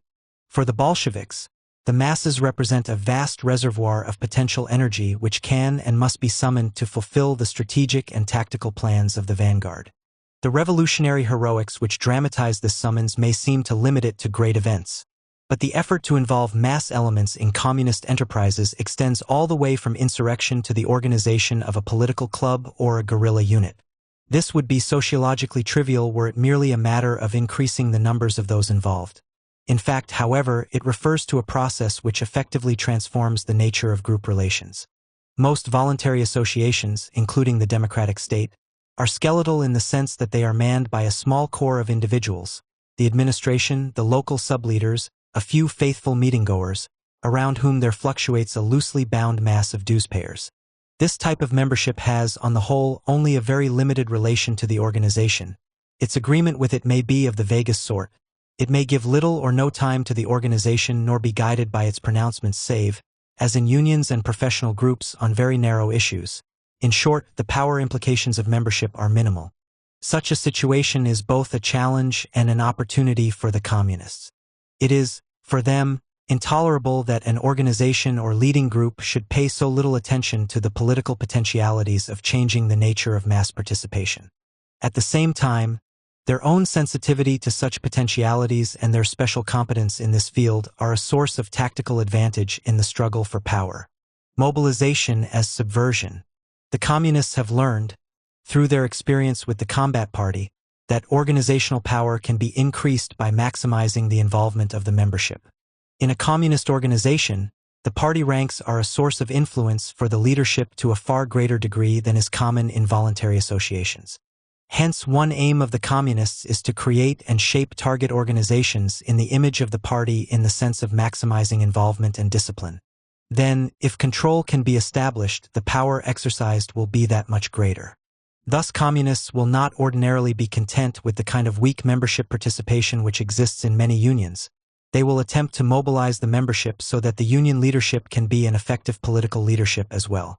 This emphasis on mobilization is what often gives a pseudo-democratic cast to communist-controlled activities, including guerrilla organizations, since a high pitch of mass participation is generated.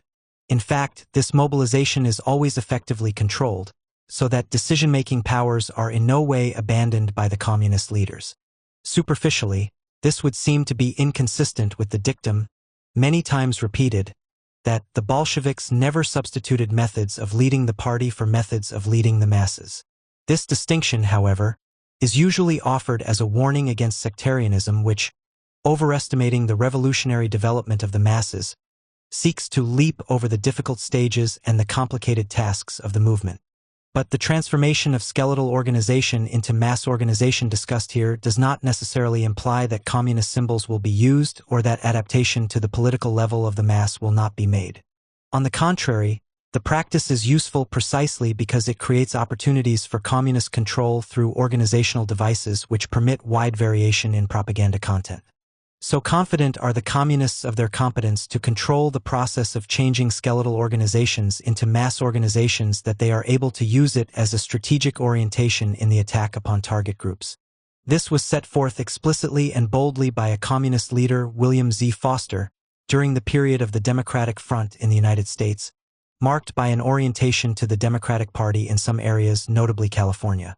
Foster called for changing the two old parties out of which the Democratic Front is largely being born into a new type of political mass organization. In the case of the Democrats, strengthening the Democratic Front forces must include measures which will unloose the firm grip and sabotage of such elements as the conservative AFL officials, the Southern Bourbons, the Tammany reactionaries, the Hague clique, and many similar groups. Characteristically, the Communists were directed to rely on new organizational practices to solve the problems of apathy, demagogy, and sabotage. 1. Political education. Foster called for a great intensification of political discussion reaching down to the lowest levels of the party. Every ward, club, or branch should be made a center of continuous mass education, carried on with all the modern techniques of intense agitation and propaganda. This means an emphasis on frequent and colorful meetings, widespread distribution of literature, discussion groups, party schools. In short, as a result, the nature of membership undergoes a change. The party as an institution comes to have a greater meaning in the life of the individual. He is more fully shaped by it and is more readily mobilized to support its aims and activities. Such a transformation offers an opportunity to the Communists because the initiative becomes theirs and they are prepared to seize control of the machinery through which the new educational work is carried on. 2. Patronage. This is by no means to be abolished, but its mechanism is to be changed. The Democratic Front should take firm responsibility and not leave appointments to the personal control of political overlords. A secret communist caucus would take control of the party committees and would eliminate the power of the old machine politicians. The party structure, manipulated by the Communist caucus, would replace prominent individuals as the focus of attention and loyalty. Patronage would then be truly party patronage, rather than patronage by individuals, and those who controlled the local party apparatus would be able to reap the benefits. Further, party patronage would then become principled, i.e., it would be based on political reliability rather than on immediate expediency. In addition to the normal practical value of dispensing jobs, this type of patronage control contributes to the general politicalization of the organization. 3. Political fixing. The ordinary forms of political graft, obviously corrupt practices such as taking bribes or improperly influencing officials, may well be eliminated, resulting in a general aura of efficiency and honesty. But the important process of doing favors for the voters, which is so useful to a political machine, is by no means to be abandoned. According to Foster, the new type of political mass organization will succeed, not by disregarding the pleas of the masses for effective service, but by being even more responsible to them than the old party machines have been. Every ward club, as well as higher party unit, will have to be literally a grievance committee of the people. Such grievance committees are methods of public witness. They function best when supported by demonstrations, picket lines, and similar techniques.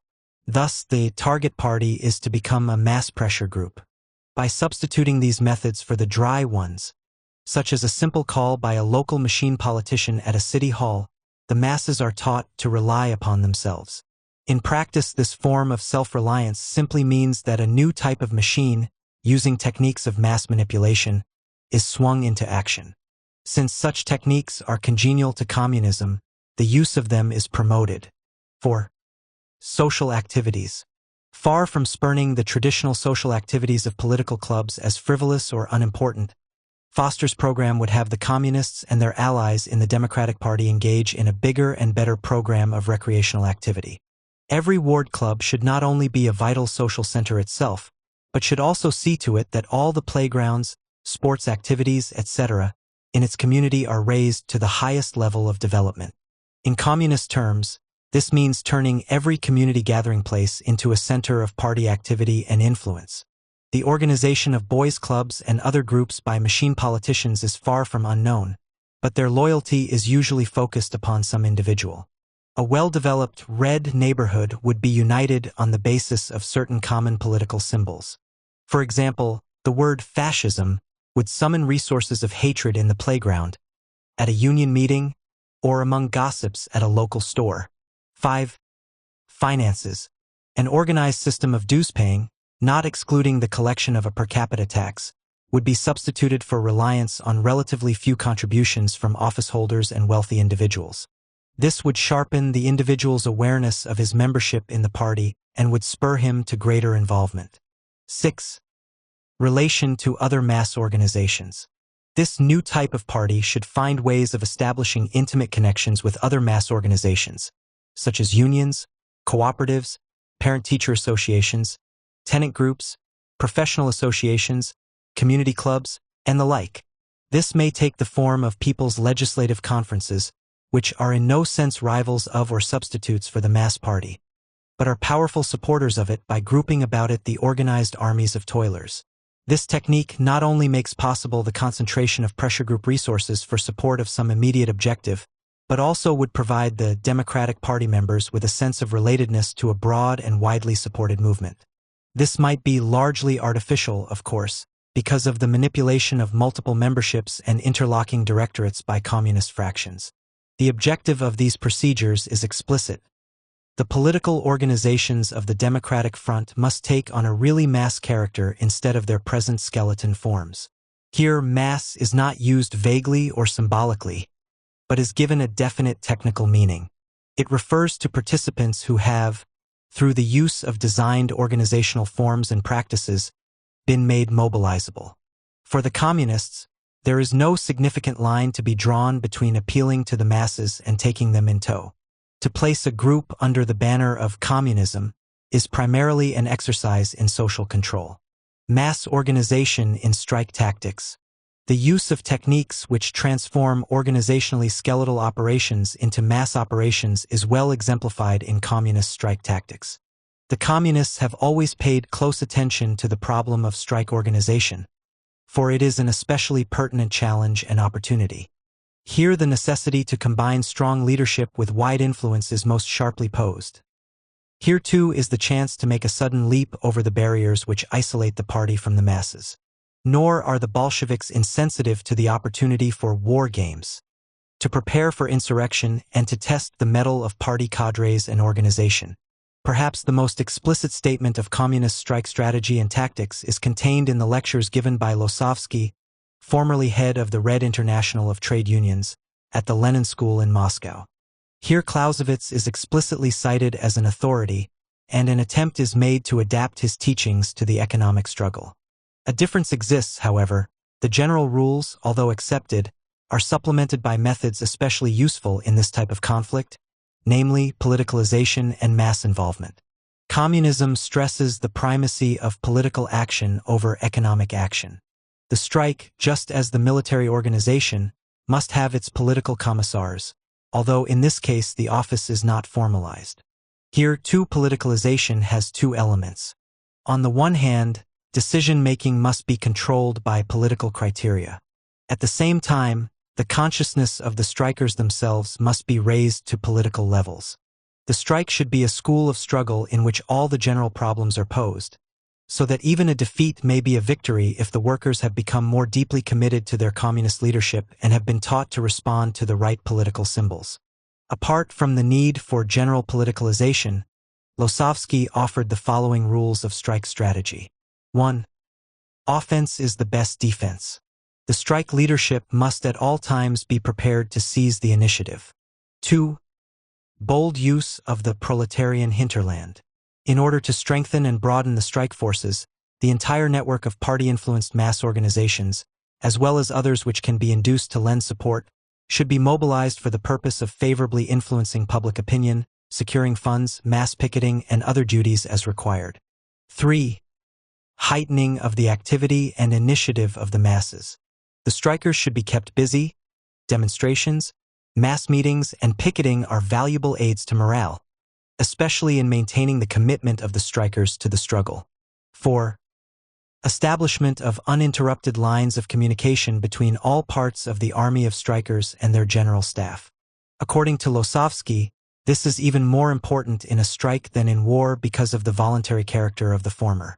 This is consistent with the view set forth above that in the effort to establish managerial controls over voluntary groups, a special emphasis on effective communication is necessary. 5. Opposing forces must be broken up. This involves special concentration upon the use of political weapons against citizen armies, National Guard, which may be mobilized against the strikers. 6. The battle must be carried on with all means. The rule is, All means are good which lead to victory over the bourgeoisie except those which result in the disintegration of your own army. It is plain that these principles are related to a basic communist sensitivity to the importance of mass involvement, so that operations traditionally carried on by skeletal organizations can be transformed into a broad movement capable of stirring deep social forces. The ultimate utility and meaning of the mass strike was set forth by Lenin.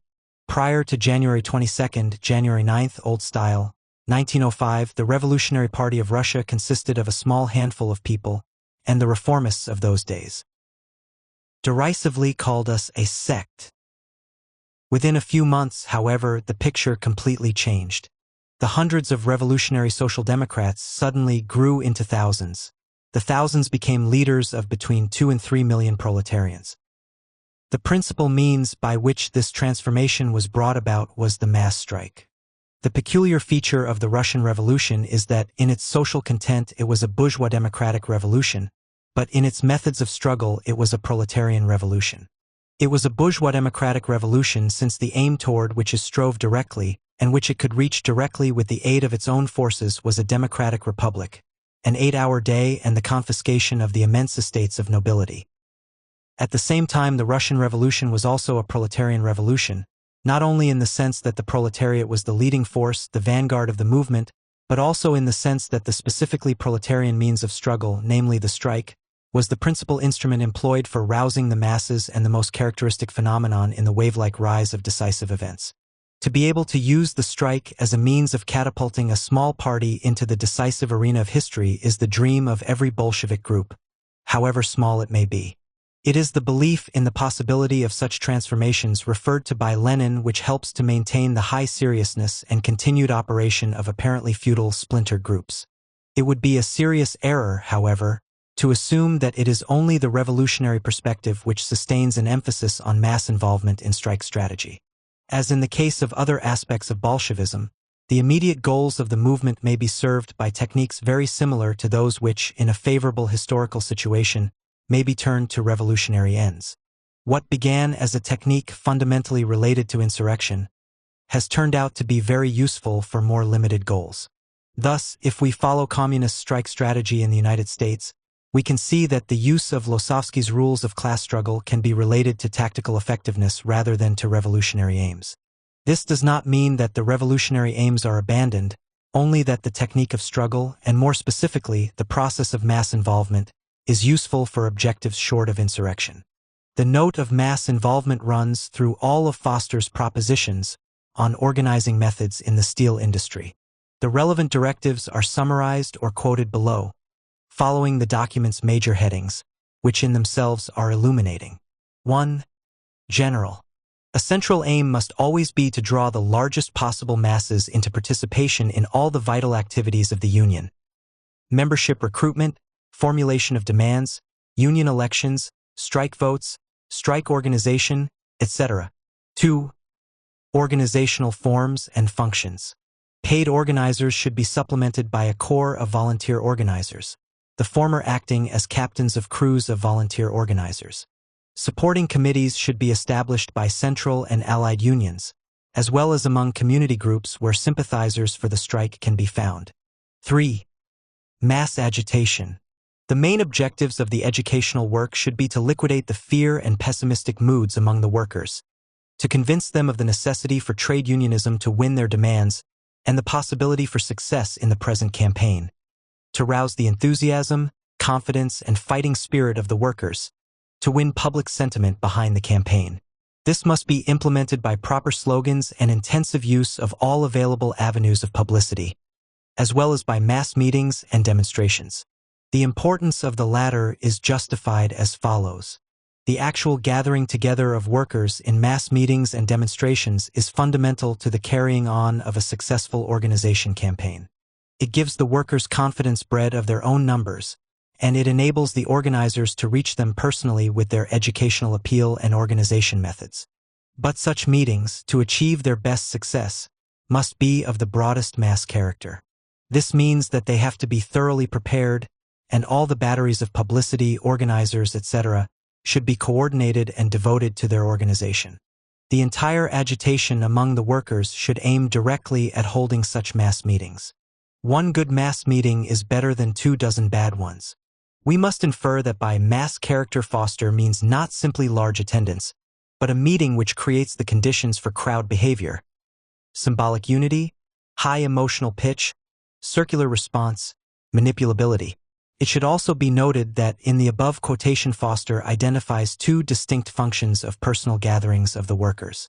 They heighten morale and they enable the organizers to reach personally, i.e., they make the target population more accessible to the propaganda and control devices of the elite.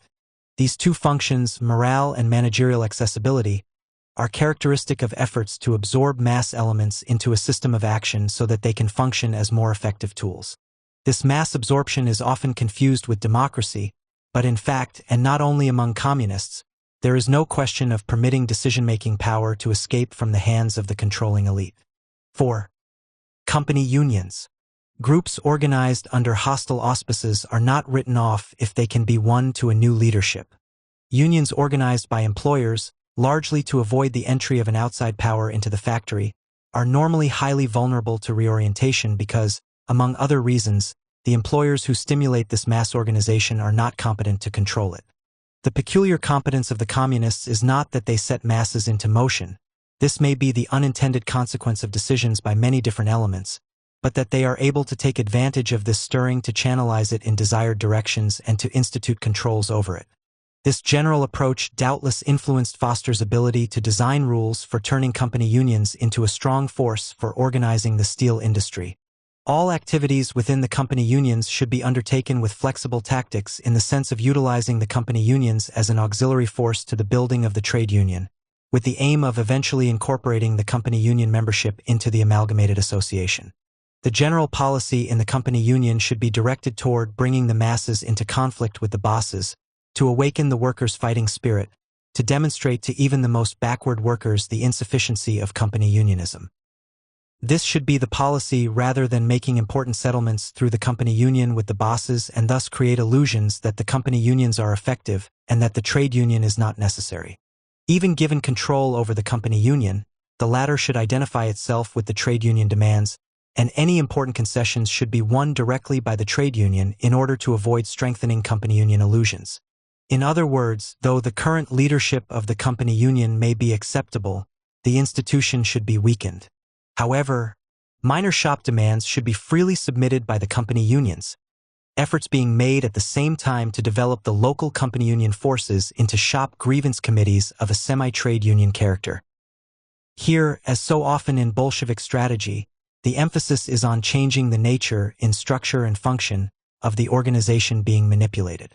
Again, efforts should be constantly made to have the company unions in practice break with their narrow constitutions by holding mass local and district conferences, by issuing independent papers and bulletins, by meeting off company property, etc.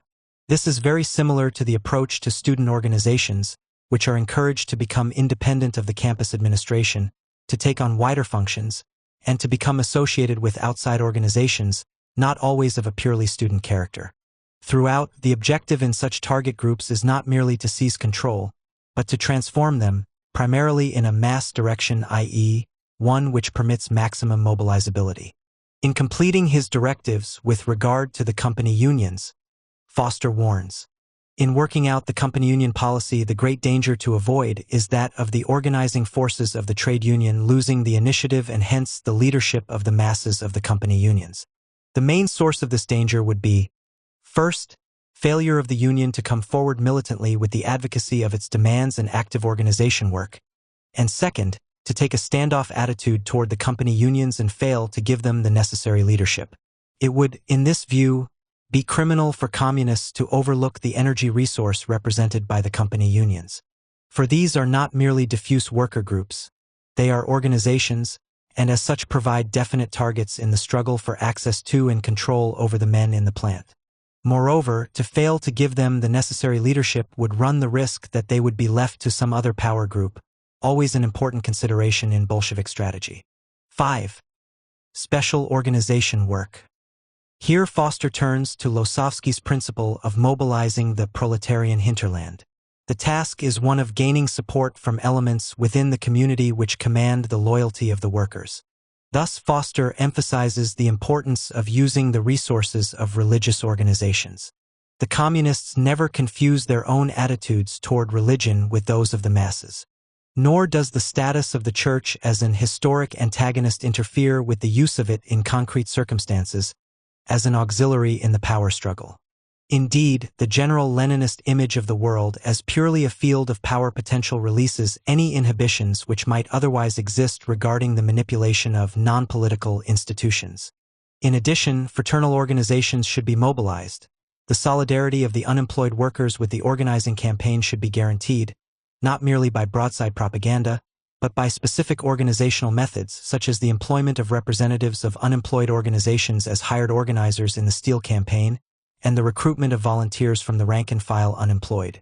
Readers experienced in the labor movement will note correctly that Foster's organizing methods are not uniquely communist and, in fact, are used by non-communist unions. We need not be embarrassed to find that certain portions of the Bolshevik operational code, and in particular this emphasis on mass involvement, are found elsewhere in behavior. This is a familiar problem in the analysis of individual and group character. The integrated commitments which we refer to as character are reflected in predispositions to act in characteristic ways. There are always some who behave in similar ways without sharing the total constellation, but who are not especially predisposed to do so. Thus, when non-communist labor leaders use techniques of mobilization, their actions reflect efforts to solve immediate problems rather than a consistent pattern associated with a basic way of dealing with the world. Similarly, the fact that withdrawal responses are found in ordinary behavior does not lessen the significance of identifying the predisposition to withdrawal as part of a syndrome of psychic disorder. Because for them it does reflect a strategic perspective, we may say that the communists are peculiarly sensitive to the utility of mass involvement, use it in many different contexts, and are probably especially competent in exploiting its potentialities. This principle of mobilization, in the profound sense of institutional transformation, wherein segmental operations are given a mass character, is not explicit in Bolshevik theory. It is, however, easily inferred from even a casual survey of Bolshevism in practice. The great emphasis in communist training on the study of actual combat situations reflects the existence of strategic principles and tactical applications which have been only inadequately verbalized. The free mass base. Sensitive to the power implications of mobilization, the communists seek opportunities to win control over a mass base created by some other leadership. Consider the following statement by Foster. The Roosevelt administration has been unique in following a policy of stimulating the growth of mass organizations. The Roosevelt administration, while definitely favoring such mass movements, cannot be expected to, nor would it be desirable that it should, carry through directly the job of organizing them. That is the task of the masses themselves.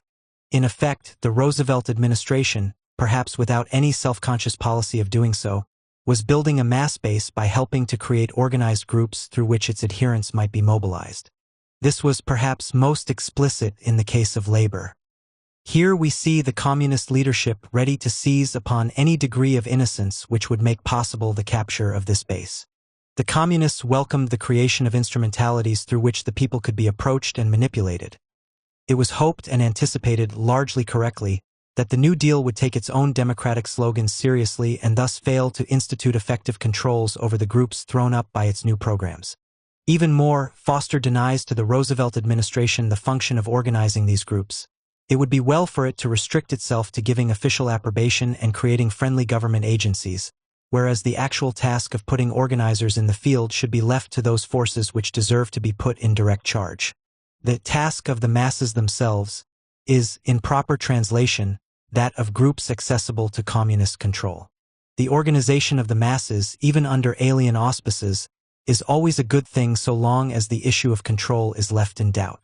Normally, there is no advantage to the communists when conscript armies are created, or when other totalitarian groups mobilize mass support, for in these cases a system of rigid control is instituted. It may then become necessary to undermine rather than to use these organizations. But when the process of mass involvement takes place in a loose and uncontrolled fashion, it affords an opportunity for Bolshevik action. This is not necessarily a matter of formal democracy. It may simply reflect laxness on the part of the mobilizing elite. The only relevant criterion is the availability of the organization for communist infiltration and manipulation. It follows that it would be a mistake to expect the Bolsheviks to use criteria of political acceptability in appraising the potential value of a mass organization for their purposes. On the contrary, such criteria are explicitly rejected.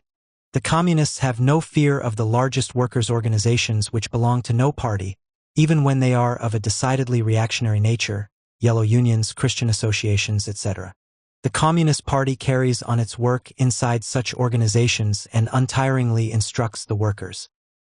The concept of what it means to instruct the workers has varied considerably since Lenin died, and other advantages of organizational control have become more important. But the basic directive remains. Communists are not to be dissuaded from doing their work within mass organizations simply because of a reactionary leadership or program. Better a difficult target than none at all, and it is the organized mass which makes a target. Hence, it is wisdom to support the creation of mass organizations so long as the possibility of communist access remains. In wartime, the communists might look with favor on the creation of the kind of a mass base for the war effort represented by civil defense organizations reaching into every locality, since infiltration of these might pay rich dividends. This tactic may be anticipated regardless of the communist attitude toward the war. These remarks on the free mass base may be summarized as follows. 1. Bolshevism is highly sensitive to the power implications of mass involvement, even when this takes place under the aegis of some other leadership group. 2. A non-communist leadership may create a mass base over which, however, it does not establish effective organizational controls. When this occurs, the communists may attempt to intervene to harvest the fruits of the mobilization. 3. When mobilization is effectively controlled, the communist objective is to isolate or undermine the newly created mass organization. 4. The potential value of a mass organization to the Bolsheviks is largely independent of the ideological program to which the members of the organization subscribe. 5.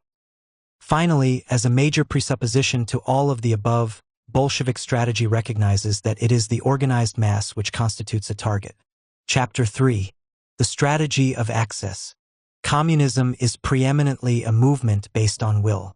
Force is the final arbiter, vigorous intervention is the keynote, and victory goes to those who have the courage and the discipline to see things through to the end. A movement dedicated to moral principles and to a program may be unconcerned about just who gets the chance to put them into practice. But things are very different when it is assumed that the ascendance of a specific leadership is indispensable to the fulfillment of a prophetic vision. This again sheds light on the difference between socialism and communism. In general, the socialists are willing to rely on the independent development of forces which they help to set in motion. They may speak of the utility of a socialist leaven in the trade unions without implying that rigid controls should be instituted or even that leadership must be assumed. They tend to welcome the spread of socialist ideas among other groups without insisting on organizational ties. This emphasis on program rather than on power led the Russian socialists in 1917 to accept the coming of a capitalist era in which they would function as a minority opposition. This is not to deny that socialists have sacrificed program for office or, in general, have functioned as quite ordinary politicians. But even the acceptance of office under capitalism has been a reflection of the belief that the final achievement of socialism might well be left to other hands under more auspicious circumstances. The Bolsheviks have a quite different view. For them, a small group of obscure men becomes hallowed when it accepts the Leninist program. To be a Bolshevik is not simply to say that communism will win, but that we will seize the power, our nerve will not fail, to us will come the victory. Such a view does not permit reliance on the long run, on the dissemination of ideas, or on the building of forces which will of themselves lead to the desired goal. On the contrary, nothing can be relied on save will. To be sure, the workers are counted as a force and the peasantry as reserves. But these are of no account save as the revolutionary leadership devises effective means of mobilizing and wielding them. Lenin wanted power for himself and his party, and this perspective could not brook reliance on the gradual development of historical forces. It is impossible to be content with gains for an idea when what is really important is power for the party. Nor can the development of this power wait upon the occurrence of propitious events. "We must find a way to the masses" is at once a wail and a battle cry, one which reflects the determination of the movement to plunge itself into the struggle for power, almost, as it were, in the teeth of history. Without recognizing the importance of will in Bolshevism, it is difficult to understand the ceaseless effort of the movement to create opportunities for the wielding of power, for access to its sources, for full exploitation of that which is available. This is not merely a matter of alertness, of seizing advantages as they arise, or even of fomenting discontent or otherwise creating conditions under which communist ideology would be more easily disseminated. Rather, the Leninists reach out to restructure their environment by creating new centers of power which may serve to increase the utility of the combat party. The party does not merely link itself to the masses, but in a significant sense creates them. It does so by establishing organs of access and control which transform a diffuse population into a mobilizable source of power. Peripheral organizations. Peripheral organizations play an important role in the strategy of access. They may be thought of as auxiliary weapons used by the combat party: 1. To create a useful, i.e. manipulable, mass out of a diffuse target population, and 2. To penetrate and control further targets, more remote from direct access by the party. Bearing in mind the central importance of access as a strategic aim, it is instructive to review the development of communist tactics in the creation and manipulation of these peripheral organizations. The simplest form of peripheral organization is that which mobilizes party sympathizers. This form belongs to an older period in the communist movement, before the tactical utility of such organizations was fully understood. Its function was to direct the efforts and maintain the loyalties of persons who could not be persuaded to enter the party or who were insufficiently reliable to be acceptable to it. Such persons, if effective lines of communication were established, could be useful in supporting communist fractions in trade unions, in providing numbers for demonstrations and mass meetings, and, in general, in offering an immediate and receptive audience for communist agitational and propaganda efforts. They might also be a source of funds for party causes and for the party itself, a purpose for which feelings of guilt on the part of non-party communists for not taking the final step might be exploited effectively. These early mass organizations, John Reed Clubs, Anti-Imperialist League, Trade Union Educational League, International Labor Defense, Friends of the Soviet Union, were not covertly communist, although some of them later attempted to become so. There was no question of deception, but only of providing vehicles through which elements which were ideologically on the periphery of the party could be made useful. Later it was realized that ideological adherence was not a necessary condition for political exploitation. One of these mass revolutionary organizations, which has attempted to become more useful as a weapon, is the International Workers' Order. This is a mutual benefit society having insurance, social, and educational functions, the membership being largely composed of so-called national sections, i.e., sections drawn from immigrant groups in the United States. It originated in 1930 when left-wing elements split off from the Jewish Socialist Fraternal Order, the Workmen's Circle. Later, Croatian, Serbian, Italian, and other national sections were established. For a time, this simply reflected the existence of a large immigrant population having radical sectors which could be brought within the communist movement. The IWO for a long time made little effort to hide its special identity. Prominent members of the Communist Party were among its leaders. The party press treated it in a brotherly way. It supported communist candidates in elections, served as a communist recruiting agency, helped raise funds, and, in general, gave material and moral support to the activities of the party. It soon became apparent, however, that the accidental nationality, many were United States citizens, of the IWO members could have its own role to play in communist politics.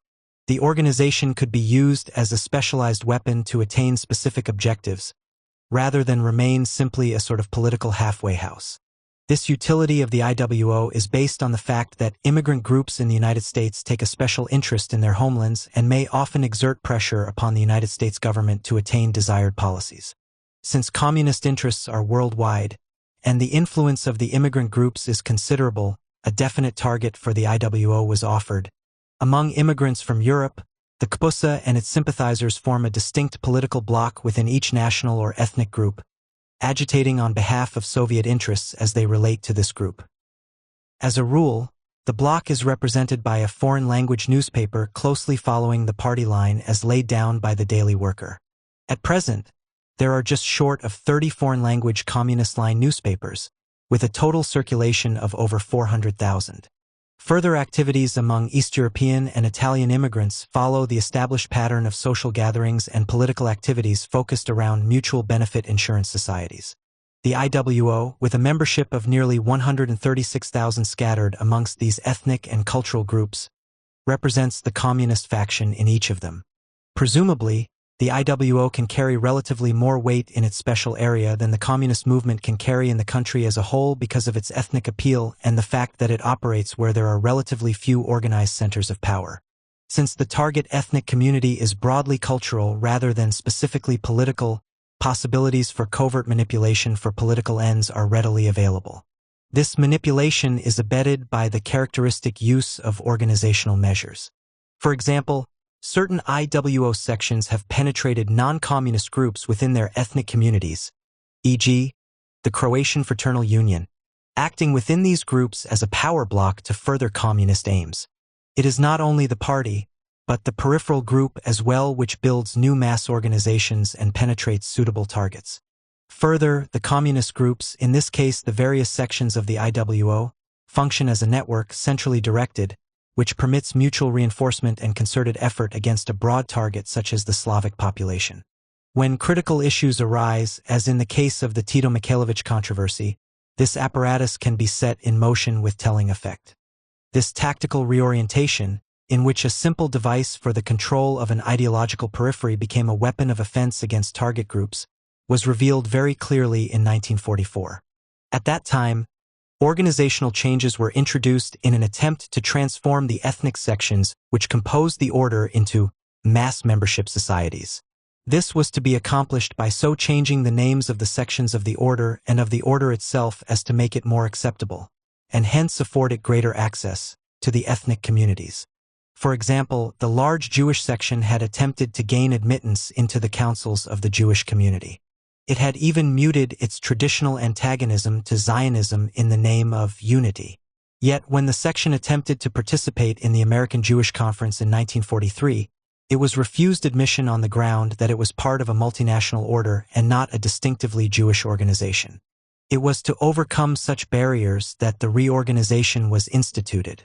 Originally, the executive board voted to drop the word international from the name of the order, but in the face of membership resistance to a change in the familiar name, the board retreated on this point.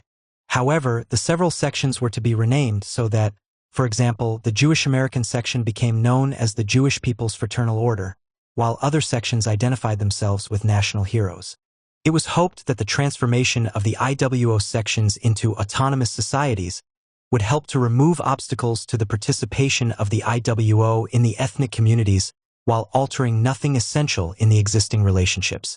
In addition to changing the names of the sections, the rules of admission were liberalized, making insurance optional and thus stressing the social and political meaning of membership. Thus the earlier emphasis, in which the political meaning of the immigrant sympathizers as ethnic groups was considered minimal and of declining importance, underwent a radical change. Assimilation had been expected ultimately to eliminate this fringe around the party. It may be that this reorientation in part reflected an increased ethnic self-consciousness, especially among groups whose homelands have undergone major political and social changes in recent years.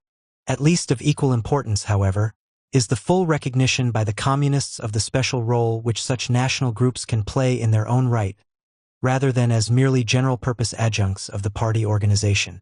Just as the party associated itself openly with such groups as the IWO, there has never been any secret about the general tactic of building organizational links to target populations. Stalin speaks, see above, page 87, of transforming each and every non-party organization of the working class into a serviceable functioning body, a transmission belt linking it with the class. And even more explicitly, another party leader has written, "We must break definitely with the conception that communist work consists solely in direct efforts to build the Communist Party and in recruiting new members. We must learn to set up and work through a whole series of mass organizations and in this way also develop our party work. Our chief error is our failure to understand the role of and to systematically utilize mass organizations, TUUL unemployed councils, ILD, WIR, LSNR, etc., as transmission belts to the broad masses of non-party workers. The Communist Party is necessarily composed of the most conscious and self-sacrificing elements among the workers. These mass organizations, on the contrary, with a correct political line, can be made to reach many thousands of workers not yet prepared for party membership. Through these organizations, led by well-functioning fractions, the party must necessarily find its best training and recruiting ground. They are the medium through which the party, on the one hand, guides and directs the workers in their struggles and, on the other hand, keeps itself informed on the mood of the masses, the correctness of the party slogans, etc. As the use of these organizations was developed, the party became increasingly aware of the great value of secret control by a party fraction, especially for tactical flexibility. So long as this leadership was maintained, it was possible to extend the influence of the party in many directions and, especially, into areas where the ideology of communism was completely unacceptable. Since the face of the party had to be hidden, this might seem to be self-defeating. In fact, however, there was much to be gained from the creation and manipulation of ideologically non-communist groups. 1. The manipulation of groups which did not subscribe to communist ideology became increasingly useful as the communist parties oriented more and more to the defense of Soviet foreign policy. As the emphasis on propagandizing for communism as such declined, and the specific task of promoting immediate objectives useful to Moscow rose in importance, the so-called minimum program of the communists assumed a new character. It was no longer simply a programmatic adaptation consistent with the revolutionary goals of the party but limited by the need to avoid isolation. The problem was no longer to build up the self-consciousness of the workers, to have the masses learn for themselves through struggle, or to build up general disaffection from the capitalist order. These traditional Marxist goals were subordinated to the attempt to function as a pressure group implementing the current policies of the Soviet Union. The defense of the workers' fatherland had, of course, been a cardinal principle of communism since the revolution, but now it became the primary effective goal. It followed that the communists were now free to approach more diverse sectors in society, to make any compromise with avowed principle if this had some immediate utility in mobilizing public opinion for some goal of interest to the Soviet Union. Therefore, any group was useful, however remote its potentialities for revolution, if it could be made to contribute to these immediate ends. A word of caution is in order here, however. Although it is true that the communist parties have become, increasingly, simple agents of the Soviet Union, it does not follow that all Leninist strategy and tactics have been abandoned. The strategy of pursuing presumptive class goals has become, indeed, considerably attenuated. Thus, the idea of independent working-class action in politics, so that class lines will not be blurred, has long been set aside. None of the many political, programmatic consequences of a class view of the world, from revolutionary defeatism in war to opposition to the speed-up in industry, is any longer a reliable basis for predicting communist policy. However, it is necessary to distinguish between 1. Policies reflecting revolutionary socialism, and 2. Strategic and tactical goals determined by what has to be done to maximize the utility of the basic weapon of Bolshevism, the combat party. The nature of the tools available and of the arena makes for a basic continuity of Bolshevik practice. Despite many changes in propaganda line, the Bolsheviks have not abandoned their fundamental reliance on the combat party, and this has a dynamic of its own which pushes on to the continuous conquest of power for its own sake. Moreover, this activity is useful for more than one goal. It can be at least temporarily freed from revolutionary socialist aims and directed to pressure group action in the interests of the Soviet Union. Older Marxist-Leninist policy would have dictated a rejection of support for the bourgeois politician Henry Wallace, but the abandonment of that doctrine by no means implies that the techniques of winning and maintaining power for the party have been rejected. On the contrary, it is precisely because the use of organizational weapons has been perfected that the party can permit itself increased opportunism without fear that the basic loyalties of the movement will be endangered. Moreover, regardless of their relation to revolution, control of the trade unions is still a significant source of power. The change to a pressure group party in no way requires an abandonment of orientation to the unions. It must also be remembered that the nature of the combat party, and the use of such tinderbox devices as political strikes always leaves open the possibility of return to the program of revolution whenever that is expedient. Stalin has made use of the naked power potentialities of the communist parties, but this has not changed their essential nature or their tested techniques. It has only freed them from the necessity of weighing the means they use according to traditional class struggle criteria. 2. Peripheral organizations are useful in mobilizing many persons indifferent to or even opposed to communist ideology for the defense of the public existence of the party. The rallying cry is civil liberty. This is the role of numerous defense committees, which spring up whenever a leading communist faces some form of attack in the courts. Apart from immediate gains which may be won by such activity, its most important function is the establishment of the legitimacy of the party by associating it with a traditional democratic principle. It is not so much that the persons influenced come to agree with the party's program, or even to accept it as a champion of civil rights. These things occur, of course, but the basic gain is the creation of a climate of opinion which accepts the communists as normal contenders for power within the democratic process. In the course of such operations, the party must take care to hide its real antagonism to civil rights. It does not favor freedom for its enemies, or ultimately even for those who presently consider themselves its friends. Conspiracy is inherent in Bolshevism, for the moment it attempts to mobilize support on a non-communist basis, and this is fundamental to its political strategy. It must train its agents in deception. 3.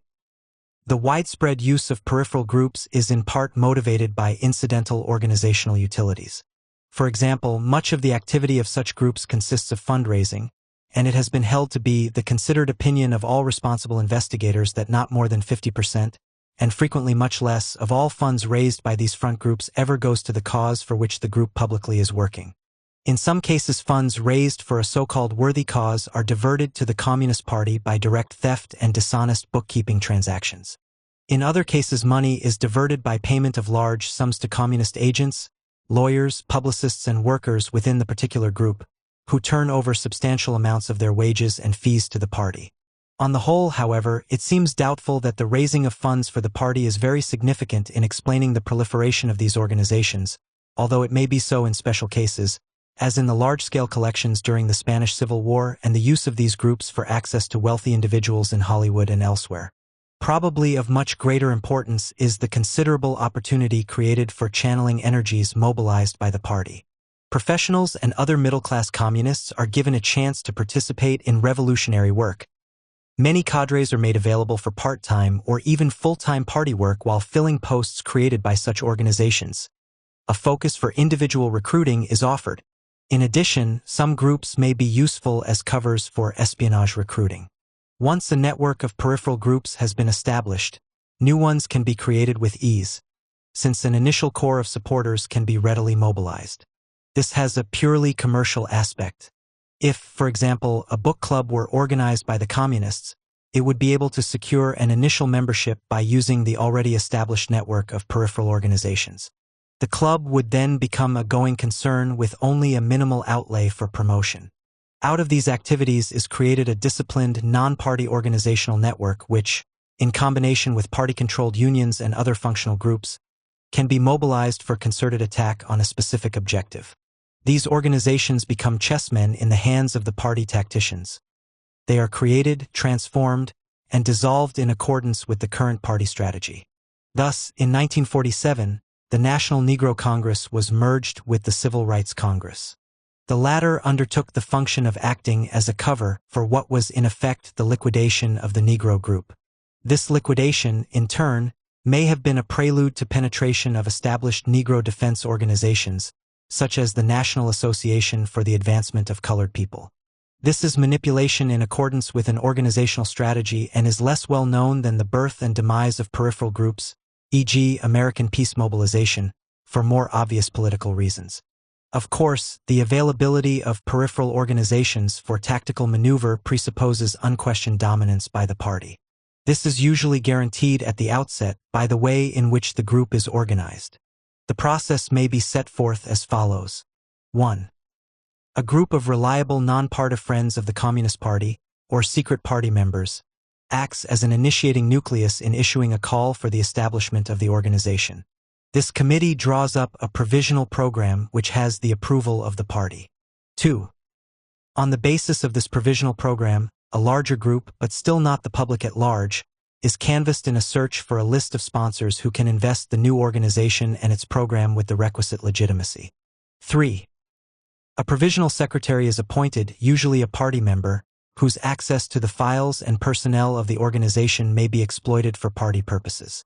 In some cases, the secretary is given unusual powers in conducting the affairs of the organization. 4. An effort is made to have some prominent public figure assume the presidency. If such a person is likely to balk at communist control, it is desirable that he be one who is occupied with other affairs and hence unable to follow the activities of the organization too closely. In any case, such a person can easily be surrounded with a dependable executive board, so that in case of conflict he would have no recourse but to resign. 5. The provisional program and provisional secretary assume the status of accomplished facts and are usually confirmed when the organization meets. In effect, these matters are never opened for serious discussion. It should be noted, however, that save for the element of conspiracy and the special role of the secretary, the establishment of initial control, its maintenance is another matter, according to the pattern just described, is hardly unique to communism. Associations organized on the basis of ideological aims rather than functional interests normally follow a similar pattern. A small nucleus usually initiates the organization, and this group is permitted to lay down its fundamental character. Those who join subsequently, even as members of a leading committee, are expected to operate within the established terms of reference or to withdraw. Such a pattern cannot be so easily followed, however, when the organization reflects more than ideological interest, as in the case of trade unions. The early peripheral organizations created by the communists were known, quite openly, as innocence clubs. This contemptuous label reflects a general communist attitude toward those who are unwittingly manipulated for power purposes. The innocence of these groups, moreover, did not consist in ignorance of communist auspices.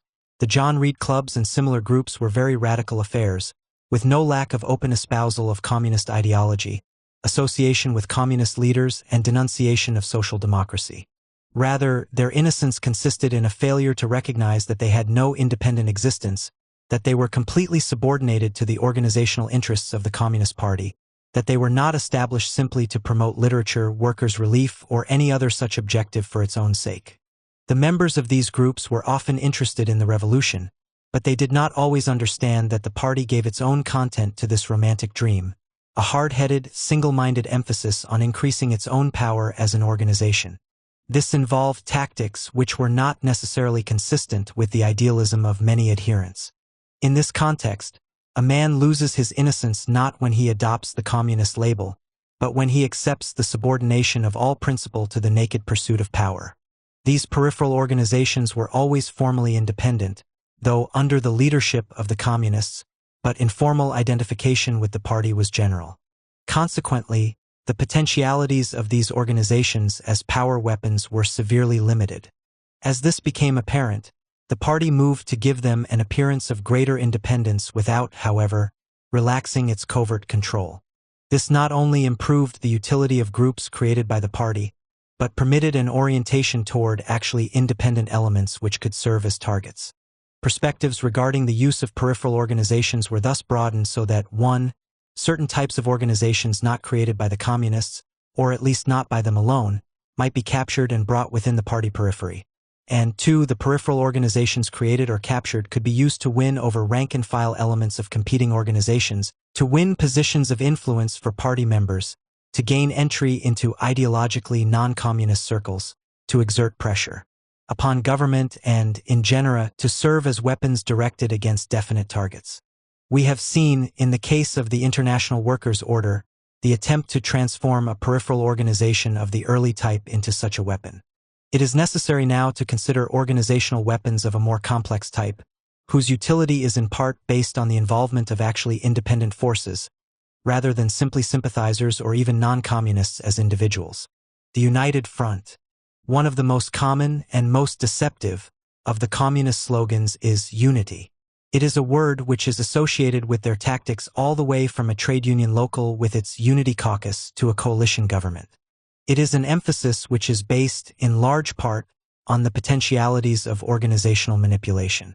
So long as one side is in a position to establish organizational control and makes that its target, it enters with what is often an overwhelming tactical advantage. This advantage underlies the communist eagerness to enter unity ventures of all kinds, in the confidence that they can gain something and lose nothing, whereas other organizations may be unwittingly staking their lives on the outcome of the maneuver. Before considering these organizational implications, it is necessary to review the meaning of the Communist United Front policy.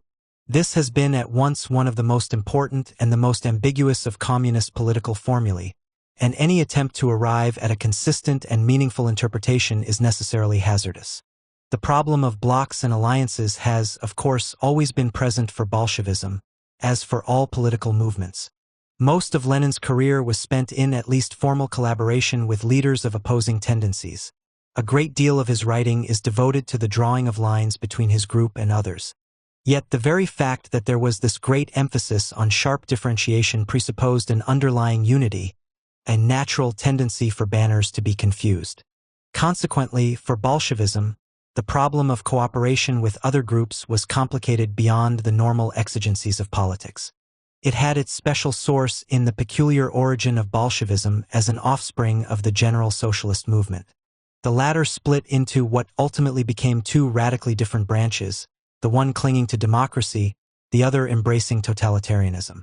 However, while the depth of the cleavage was apparent very early, the contending leaders had always to face the insistence of rank-and-file adherence that internal squabbling be eliminated and a common front against the main enemy established. This is a normal response, for the ranks are always interested in the fulfillment of a program and are ready to work with anyone who professes to share it.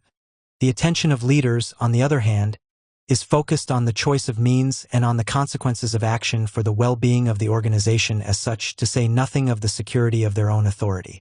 This problem was especially acute for Bolshevism because Lenin was committed to the organizational and political independence of his forces and to a struggle against liberals, Democrats, and evolutionary socialists. He was therefore faced with the need to escape a continuing dilemma. An insistence on independence would alienate rank-and-file support, and the maintenance of unity would be incompatible with his revolutionary objectives.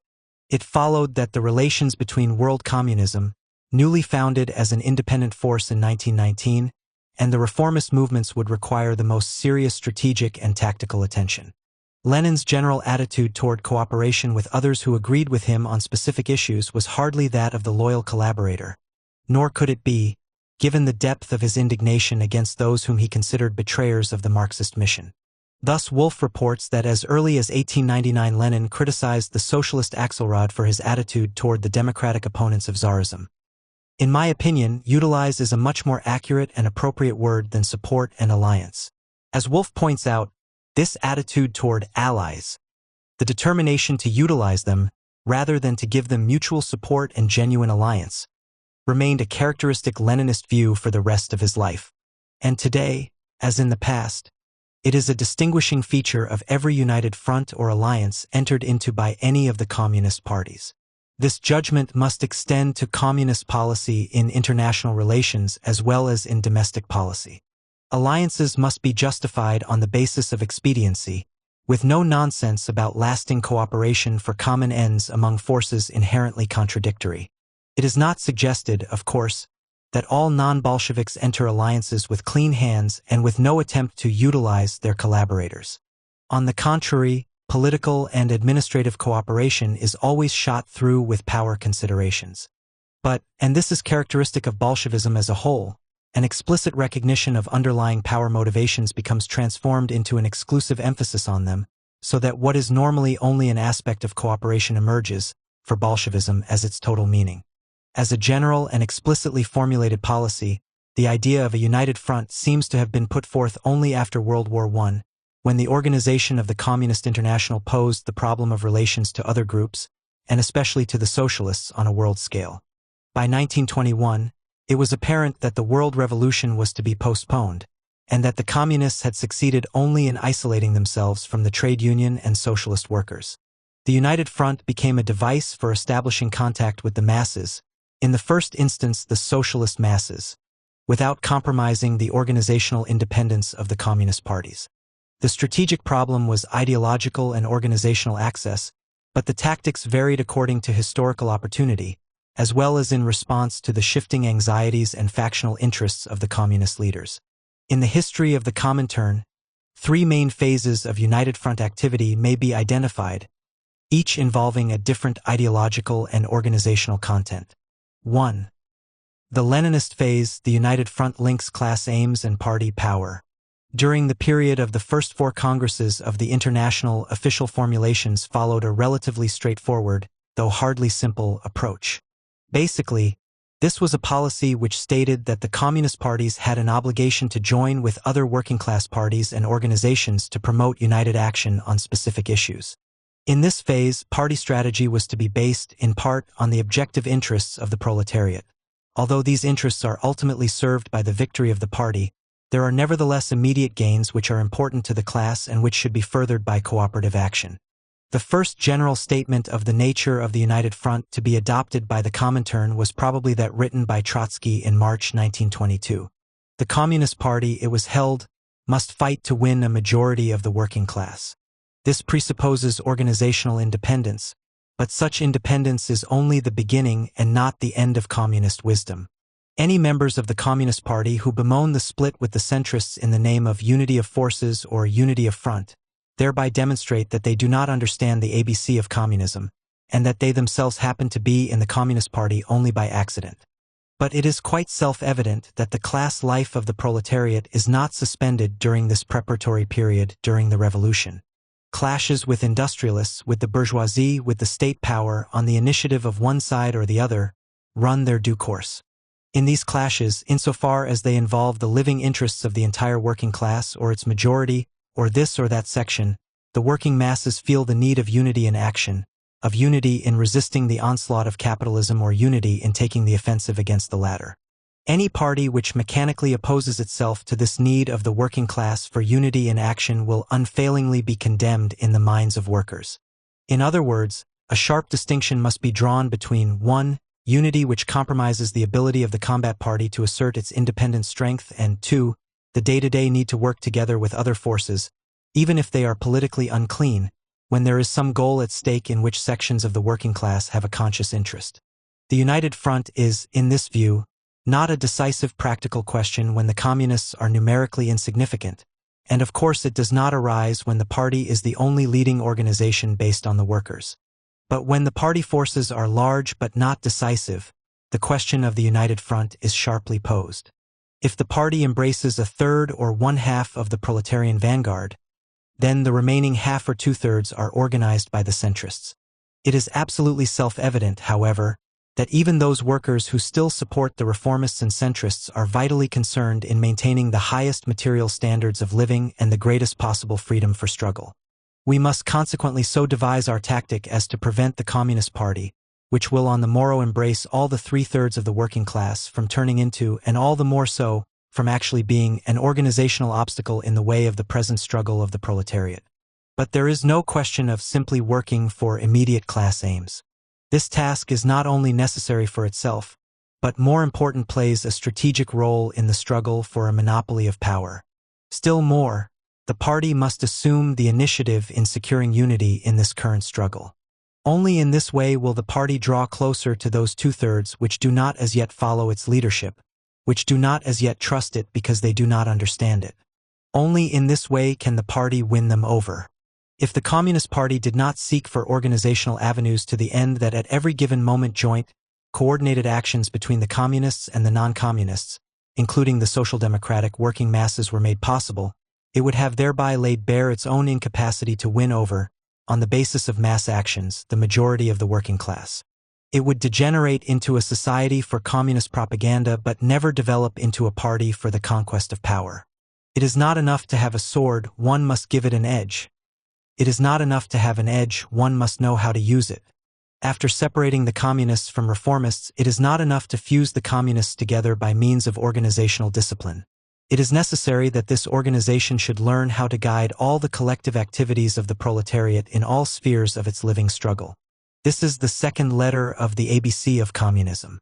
It is clear that there already existed a left-wing tendency which called into question this version of the United Front, especially the idea of united action from above, i.e. with the social democratic leaders. For Trotsky goes on to raise the question, does the United Front extend only to the working masses, or does it also include the opportunist leaders? The very posing of this question is the product of misunderstanding. If we could simply unite the working masses around our own banner or around our practical current slogans, and skip over reformist organizations, whether party or trade union, that would of course be the best thing in the world. But then the very question of the United Front would not exist in its present form. It should not be supposed, however, that there was anything conciliatory about this rightist position. The problem is not one of friendly relations, but of revolutionary tactics, of dragging the reformists from their havens and placing them alongside ourselves before the eyes of the struggling masses. At the same time, the masses will draw from our conduct the following conclusion: that despite the split, we are doing everything in our power to facilitate for the masses' unity in action. And further, it is possible to see in the policy a rapprochement with the reformists only from the standpoint of a journalist who thinks that he removes himself from reformism by ritualistically criticizing it without ever leaving his editorial office, and who is fearful of clashing with the reformists before the eyes of the working masses and giving the latter an opportunity to appraise the communist and the reformist on the equal plane of the mass struggle. In this seeming revolutionary fear of rapprochement there lurks in essence a political passivity which seeks to perpetuate an order of things wherein the communists and reformists each have their own rigidly demarcated spheres of influence, their own audiences at meetings, their own press, and all this together creates an illusion of serious political struggle. We broke with the reformists and the centrists in order to obtain complete freedom in criticizing perfidy, betrayal, indecision, and the halfway spirit in the labor movement. For this reason, any sort of organizational agreement which restricts our freedom of criticism and agitation is absolutely unacceptable to us. We participate in a united front but do not for a single moment become dissolved in it. We function in the united front as an independent detachment. It is precisely in the course of struggle that broad masses must learn from experience that we fight better than the others, that we see more clearly than the others, that we are more audacious and resolute. In this way, we shall bring closer the hour of the United Revolutionary Front under the undisputed communist leadership. Whatever the changes in content, unity for communists has always been a matter of tactics. But as the movement evolved, these tactics were more and more closely adapted to the organizational struggle, less and less related to working-class aims.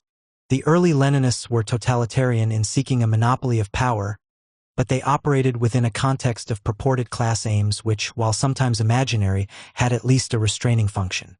Their Stalinist heirs, however, took the road of emancipating the movement from its class commitments so that it could become more readily usable for defending the Soviet power. This change coincided with a shift of attention from an impending revolution in the West, especially in Germany, to the consolidation of the Russian dictatorship. The United Front tactic then became subordinate to the needs of a state and had to be detached from its original relation to a presumptive set of proletarian class aims. The sincere phase of the United Front policy, involving a stratagem but a minimum of deception, was inherently unstable. Given the nature of Bolshevism and its propaganda, this policy was psychologically and organizationally very difficult to maintain. It must be remembered that this idea of a united front was being put forward very shortly after the communists in most countries had split from the socialist parties amid great factional strife. In their daily propaganda, the communists were committed to a ceaseless war against the socialists, whom they considered the mainstays of capitalism. As Bolsheviks, they were schooled to place the power needs of the party above all else. With such a background, the chances of loyal and sustained cooperation at any level were very slight. Only recently created, the communist parties had to re-emphasize most vigorously their break from the social democratic tradition.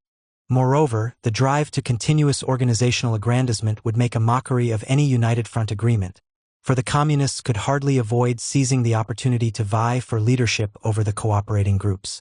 In the course of this struggle, the joint goal might well be subordinated to the immediate interests of the party, and especially to the aim of destroying the hegemony of the social democratic leaders.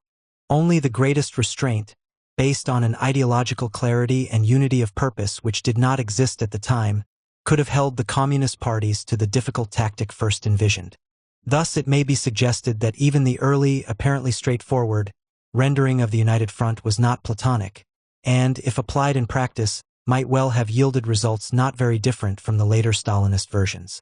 For the inner dynamic of Bolshevism is its continuous struggle for power, and this would not permit participation in a united front action without a struggle for control, without an ideological and organizational offensive against the leaders of the other participating groups. The problem is not one of incorrect Stalinist tactics, but of the nature of Bolshevism itself. 2. The consolidation of Stalinism, the United Front as propagandistic cover for ultra-left isolation. In a context of general confusion, aggravated by the struggle for leadership during Lenin's illness and after his death, marked shifts occurred in policy regarding the United Front and related matters. Though not without ambiguity, the United Front from above was emphasized at the Fourth Congress in 1922, following the main lines of the tactic as just outlined. This rightist policy was soon set aside, however, for by 1924, at the Fifth Congress, a new turn to the left was instituted, the earlier policy being explained away as tactical deception. Although followed by episodic and opportunistic maneuvers which sometimes reflected a more moderate attitude toward labor and socialist leaders, the basic line of United Front from below was established and later reaffirmed at the Sixth Congress in 1928. This ultra-left period continued until the major turn to the right in 1934 to 1935. The leftist phase of United Front policy did not envision any effective coalition with democratic or socialist forces. The latter were presented as social fascists, against whom all means, including violence, were in order. Indeed, during this period, the struggle against the German social democracy included tactical cooperation with the fascists against the social fascists. This occurred not only in the German parliament in the early 30s, but also in certain strikes, such as the Berlin transportation strike in 1932. The Communists had two strategic goals. 1. To neutralize the socialist leadership, and 2. To gain access to the rank and file. As always, the Bolsheviks could not simply write off these organizations as enemies. They had to devise special means of dealing with them which would permit a struggle for control over the mass of adherents. In this period, the tactics chosen were fundamentally propagandistic. The leaders would be isolated by exposing them before the workers, and the ranks would be won by appealing for unity in the struggle against capitalism. This dual objective was sufficiently explicit. The Executive Committee emphasizes that the application of the United Front tactics is the duty of every Communist Party, that this tactic constitutes a powerful means of exposing the opportunism of the reformist leaders and of dissociating the toiling masses from the leaders, and also of uniting the proletarian masses under the banner of the Comintern. Hence, unity meant persuading the workers to leave their present leaders and join the communists. Of course, this was not an easy position to maintain, as Karl Radek, who seems to have opposed the ultra-left policy, pointed out at the Fifth Congress. How are the Social Democrats to be unmasked? We know that the Social Democrats can and will fight, but we propose to them that they should fight with us in order that we may unmask them. Traillant, the French delegate, knew perfectly well that the Social Democrats would never join us in forming a bloc, and we were able to permit ourselves the luxury of offering them this union. They have refused it. Therefore, they now stand unmasked. But we rather spoil the effect of this unmasking when we announce beforehand, our object is not a common struggle, what we are out for is to unmask you. These caustic comments scored the public way in which the Communists stated their aims, a frankness which inevitably decreased the effectiveness of the tactic. Discussions at the Fifth Congress were especially explicit, for there it was necessary to leave no doubt among the participants as to the real meaning of the United Front. In discussing a cognate matter, the slogan of a workers' government, with its implication that several parties would be represented, Zinoviev said, "For pedagogical reasons we did not say to the Social Democratic worker, we are against a coalition with other workers' parties, because their leaders are counter-revolutionary. We rather told him, we are ready to enter a coalition if your Social Democratic leaders accept these elementary conditions, which, as is well known, are not acceptable to these gentlemen." This is the well-worn device of loudly calling for unity on the basis of obviously impossible conditions. It is hoped in this way to place the onus of division upon the opponent, without risking acceptance. As a result, the question of unity is shifted away from those limited objectives on which there is agreement, and becomes purely a propaganda weapon. In an effort to avoid the tactical weakness resulting from open identification of unity with simply joining the communists, the United Front from above was permitted if it was combined with the kind of propaganda which would separate the masses from their existing leaders. Thus, Zinoviev said, United Front from the bottom, nearly always, United Front from the top, fairly frequently and with all the necessary guarantees as to the tactics of mobilization that would facilitate the revolutionizing of the masses. United Front from the top alone, never. Since revolutionizing the masses requires the unmasking of their misleaders, this simply means that after reaching an agreement with socialist leaders, the communists would immediately set to work to agitate against them, and this would soon become their main activity, in order that the opportunity for access to the social democratic workers be not wasted. This was of course another impossible condition, which could only be fulfilled episodically and briefly, on the basis of deception. The problem was to establish the appearance of unity, even to the point of arranging formal agreements, but always as a method of agitation and mobilization of the masses, and not a method of political coalition with the Social Democrats. The basic point is that the communists wished to exploit the sentiment for unity among the masses while avoiding any implementation of it which would blunt their attack upon the labor socialist leadership. We shall see that after 1935, coalitions made with socialists were quickly subverted, but this was done by organizational means and not by agitation for communism. The ultra-left period was characterized by aggressive presentation of communist symbols. The later period avoided these symbols, when working in mass organizations, but depended on the power of communist organization to undermine the socialist leadership. The United Front from below could only result in organizational isolation. In a sense, it was a great failure, for it only succeeded in isolating the communists ideologically as well. It was based on a woefully incorrect appraisal of the historical situation and of the public mind. This is so even if we take into account the Soviet appraisal of the world situation, which minimized the importance of fascism and saw the greatest threat to the USSR in the Western powers. For the failure was not simply that fascism was inadequately fought, but that the ultra-left policy divorced the communists from the masses. At the same time, however, this long period of isolation served to consolidate the power of the Russian Party over the International, to test and train the party cadres, and to intensify reliance on conspiratorial methods. Out of this period of ultra-left phrases, revolutionary adventures, splits, purges, and intensive indoctrination, there emerged the steeled movement we know today. This is not to say that the communist leaders designed it so, but the modern communist movement is a product of its history. It owes elements of strength, as well as of weakness, to the apparently irrational period of social fascism and United Front from below. 3. The maturity of multinational Bolshevism, reinstatement of unity in action as a cover for organizational maneuver. It was stated above that the original concept of the United Front was inherently unstable. On the one hand, it was overly optimistic about the ability of Bolsheviks to accept joint action with the socialists, given the context of antagonism and the need to consolidate the split on a world scale. As we have suggested, it was the function of the ultra-left period to wipe out all vestiges of social democratic tradition and thus to guarantee the fundamental difference between communism and socialism. In Russia, this problem did not arise in a significant way because the Bolshevik bid for control of the masses was compressed into a very short period and ended with a successful coup d'état, following which the socialists were simply removed from the political arena. Bolshevism in Russia established its totalitarian character while it was in power. In other countries, however, the transformation of the totalitarian potential, implicit in Leninist doctrine, into a living reality had to take place while the new communist parties were competing in open political contest. These parties had to turn inward and to take extreme ideological positions in order to define their character so as to be impermeable to corruption from without.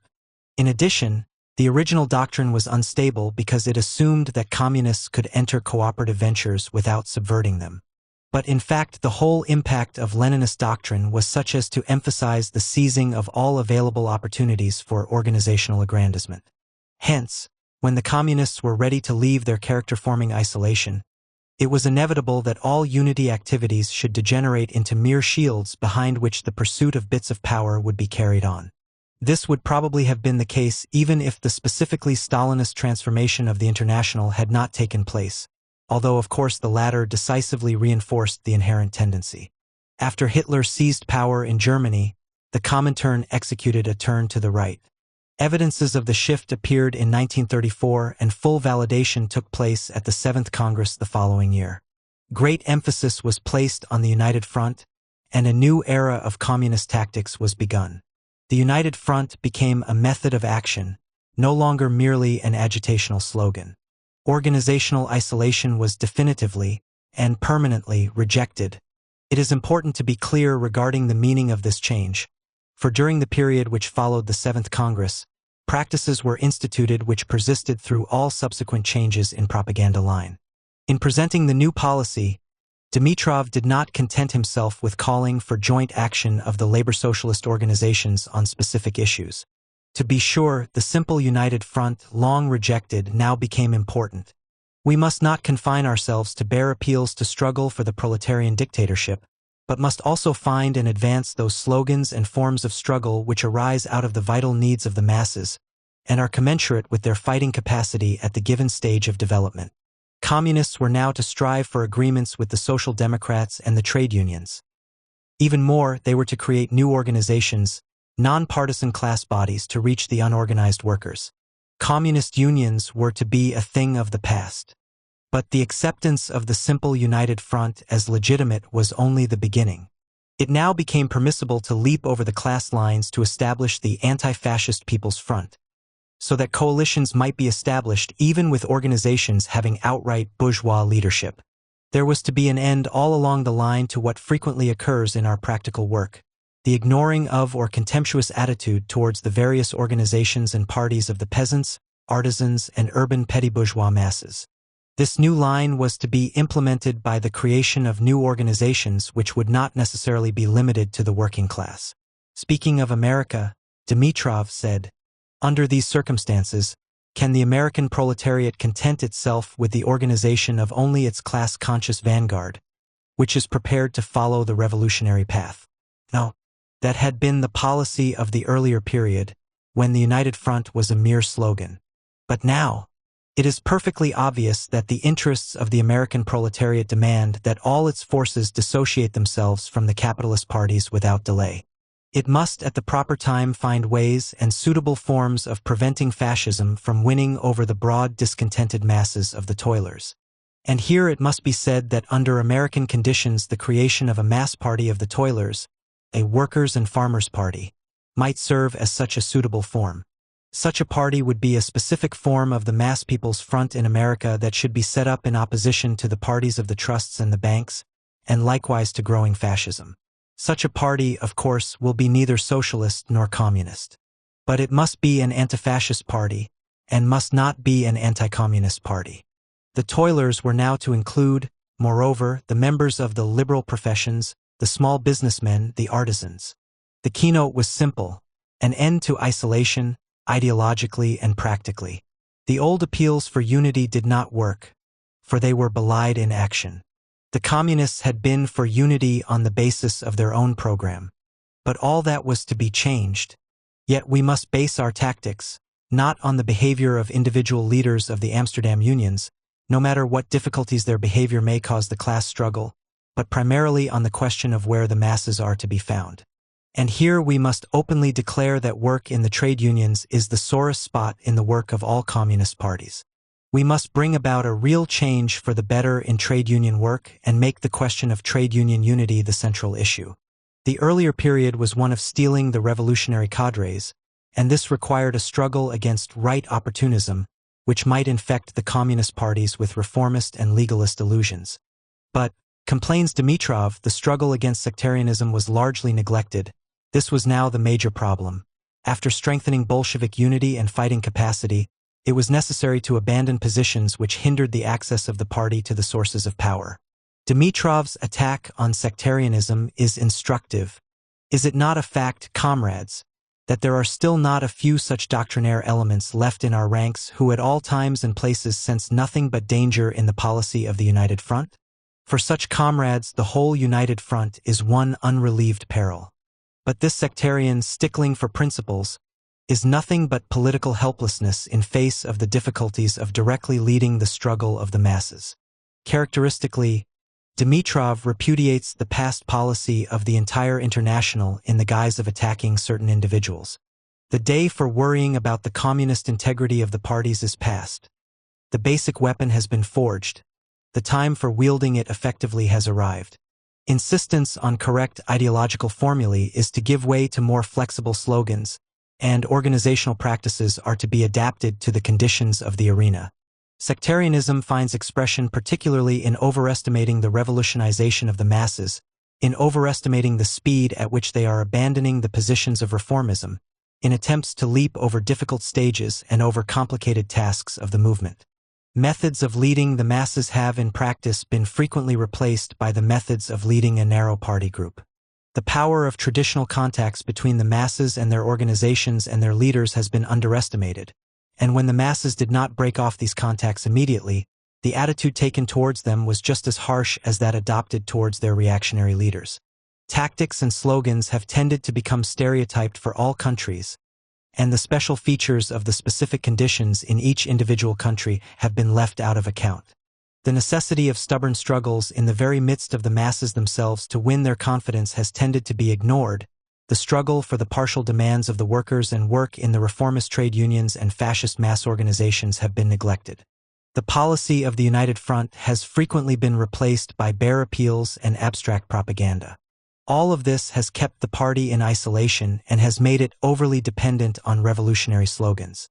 It has also given a one-sided development to Bolshevik training, which has emphasized ideological loyalty but has hindered the correct selection of people, the training and developing of cadres connected with the masses, enjoying the confidence of the masses, cadres whose revolutionary mettle has been tried and tested in class battles, cadres that are capable of combining the practical experience of mass work with the staunchness of principle of a Bolshevik. In sum, the communists had to find a road out of their isolation, and the name of this road was unity. For the spokesman of the International at the 7th Congress, and for the leading communists who attended, there was no question of altering basic perspectives. In attacking sectarianism, Dimitrov was scoring a method of action, not a set of alien goals. To be sure, the Congress laid down a new tactical orientation to fulfill the strategic goal of access. But the entire discussion presumed the continuity of basic communist aims and characteristic methods. Lest there be any mistake, Dimitrov warned, while fighting most resolutely to overcome and exterminate the last remnants of self-satisfied sectarianism, we must increase to a maximum our vigilance in regard to the struggle against right opportunism and against every one of its concrete manifestations, bearing in mind that the danger of right opportunism will increase in proportion as the wide United Front develops more and more. Already there are tendencies to reduce the role of the Communist Party in the ranks of the United Front and to effect a reconciliation with social democratic ideology. Nor must the fact be lost sight of that the tactics of the United Front are a method of convincing the social democratic workers by object lesson of the correctness of the communist policy and the incorrectness of the reformist policy, and that they are not a reconciliation with social democratic ideology and practice. A successful struggle for the establishment of the United Front imperatively demands constant struggle in our ranks against tendencies to depreciate the role of the party, against legalist illusions, against reliance on spontaneity and automatism, both in liquidating fascism and in conducting the United Front against the slightest vacillation at the moment of determined action. The party was not to abandon its program or to develop legalist illusions.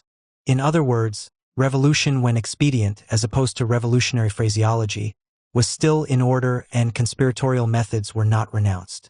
Moreover, the United Front, far from replacing the party, offered a grand opportunity for leadership. The more the United Front of the working class extends, the more will new, complex problems rise before us, and the more will it be necessary for us to work on the political and organizational consolidation of our parties. The United Front of the Proletariat brings to the fore an army of workers which will be able to carry out its mission if this army is headed by a leading force which will point out its aims and paths. This leading force can only be a strong proletarian, revolutionary party.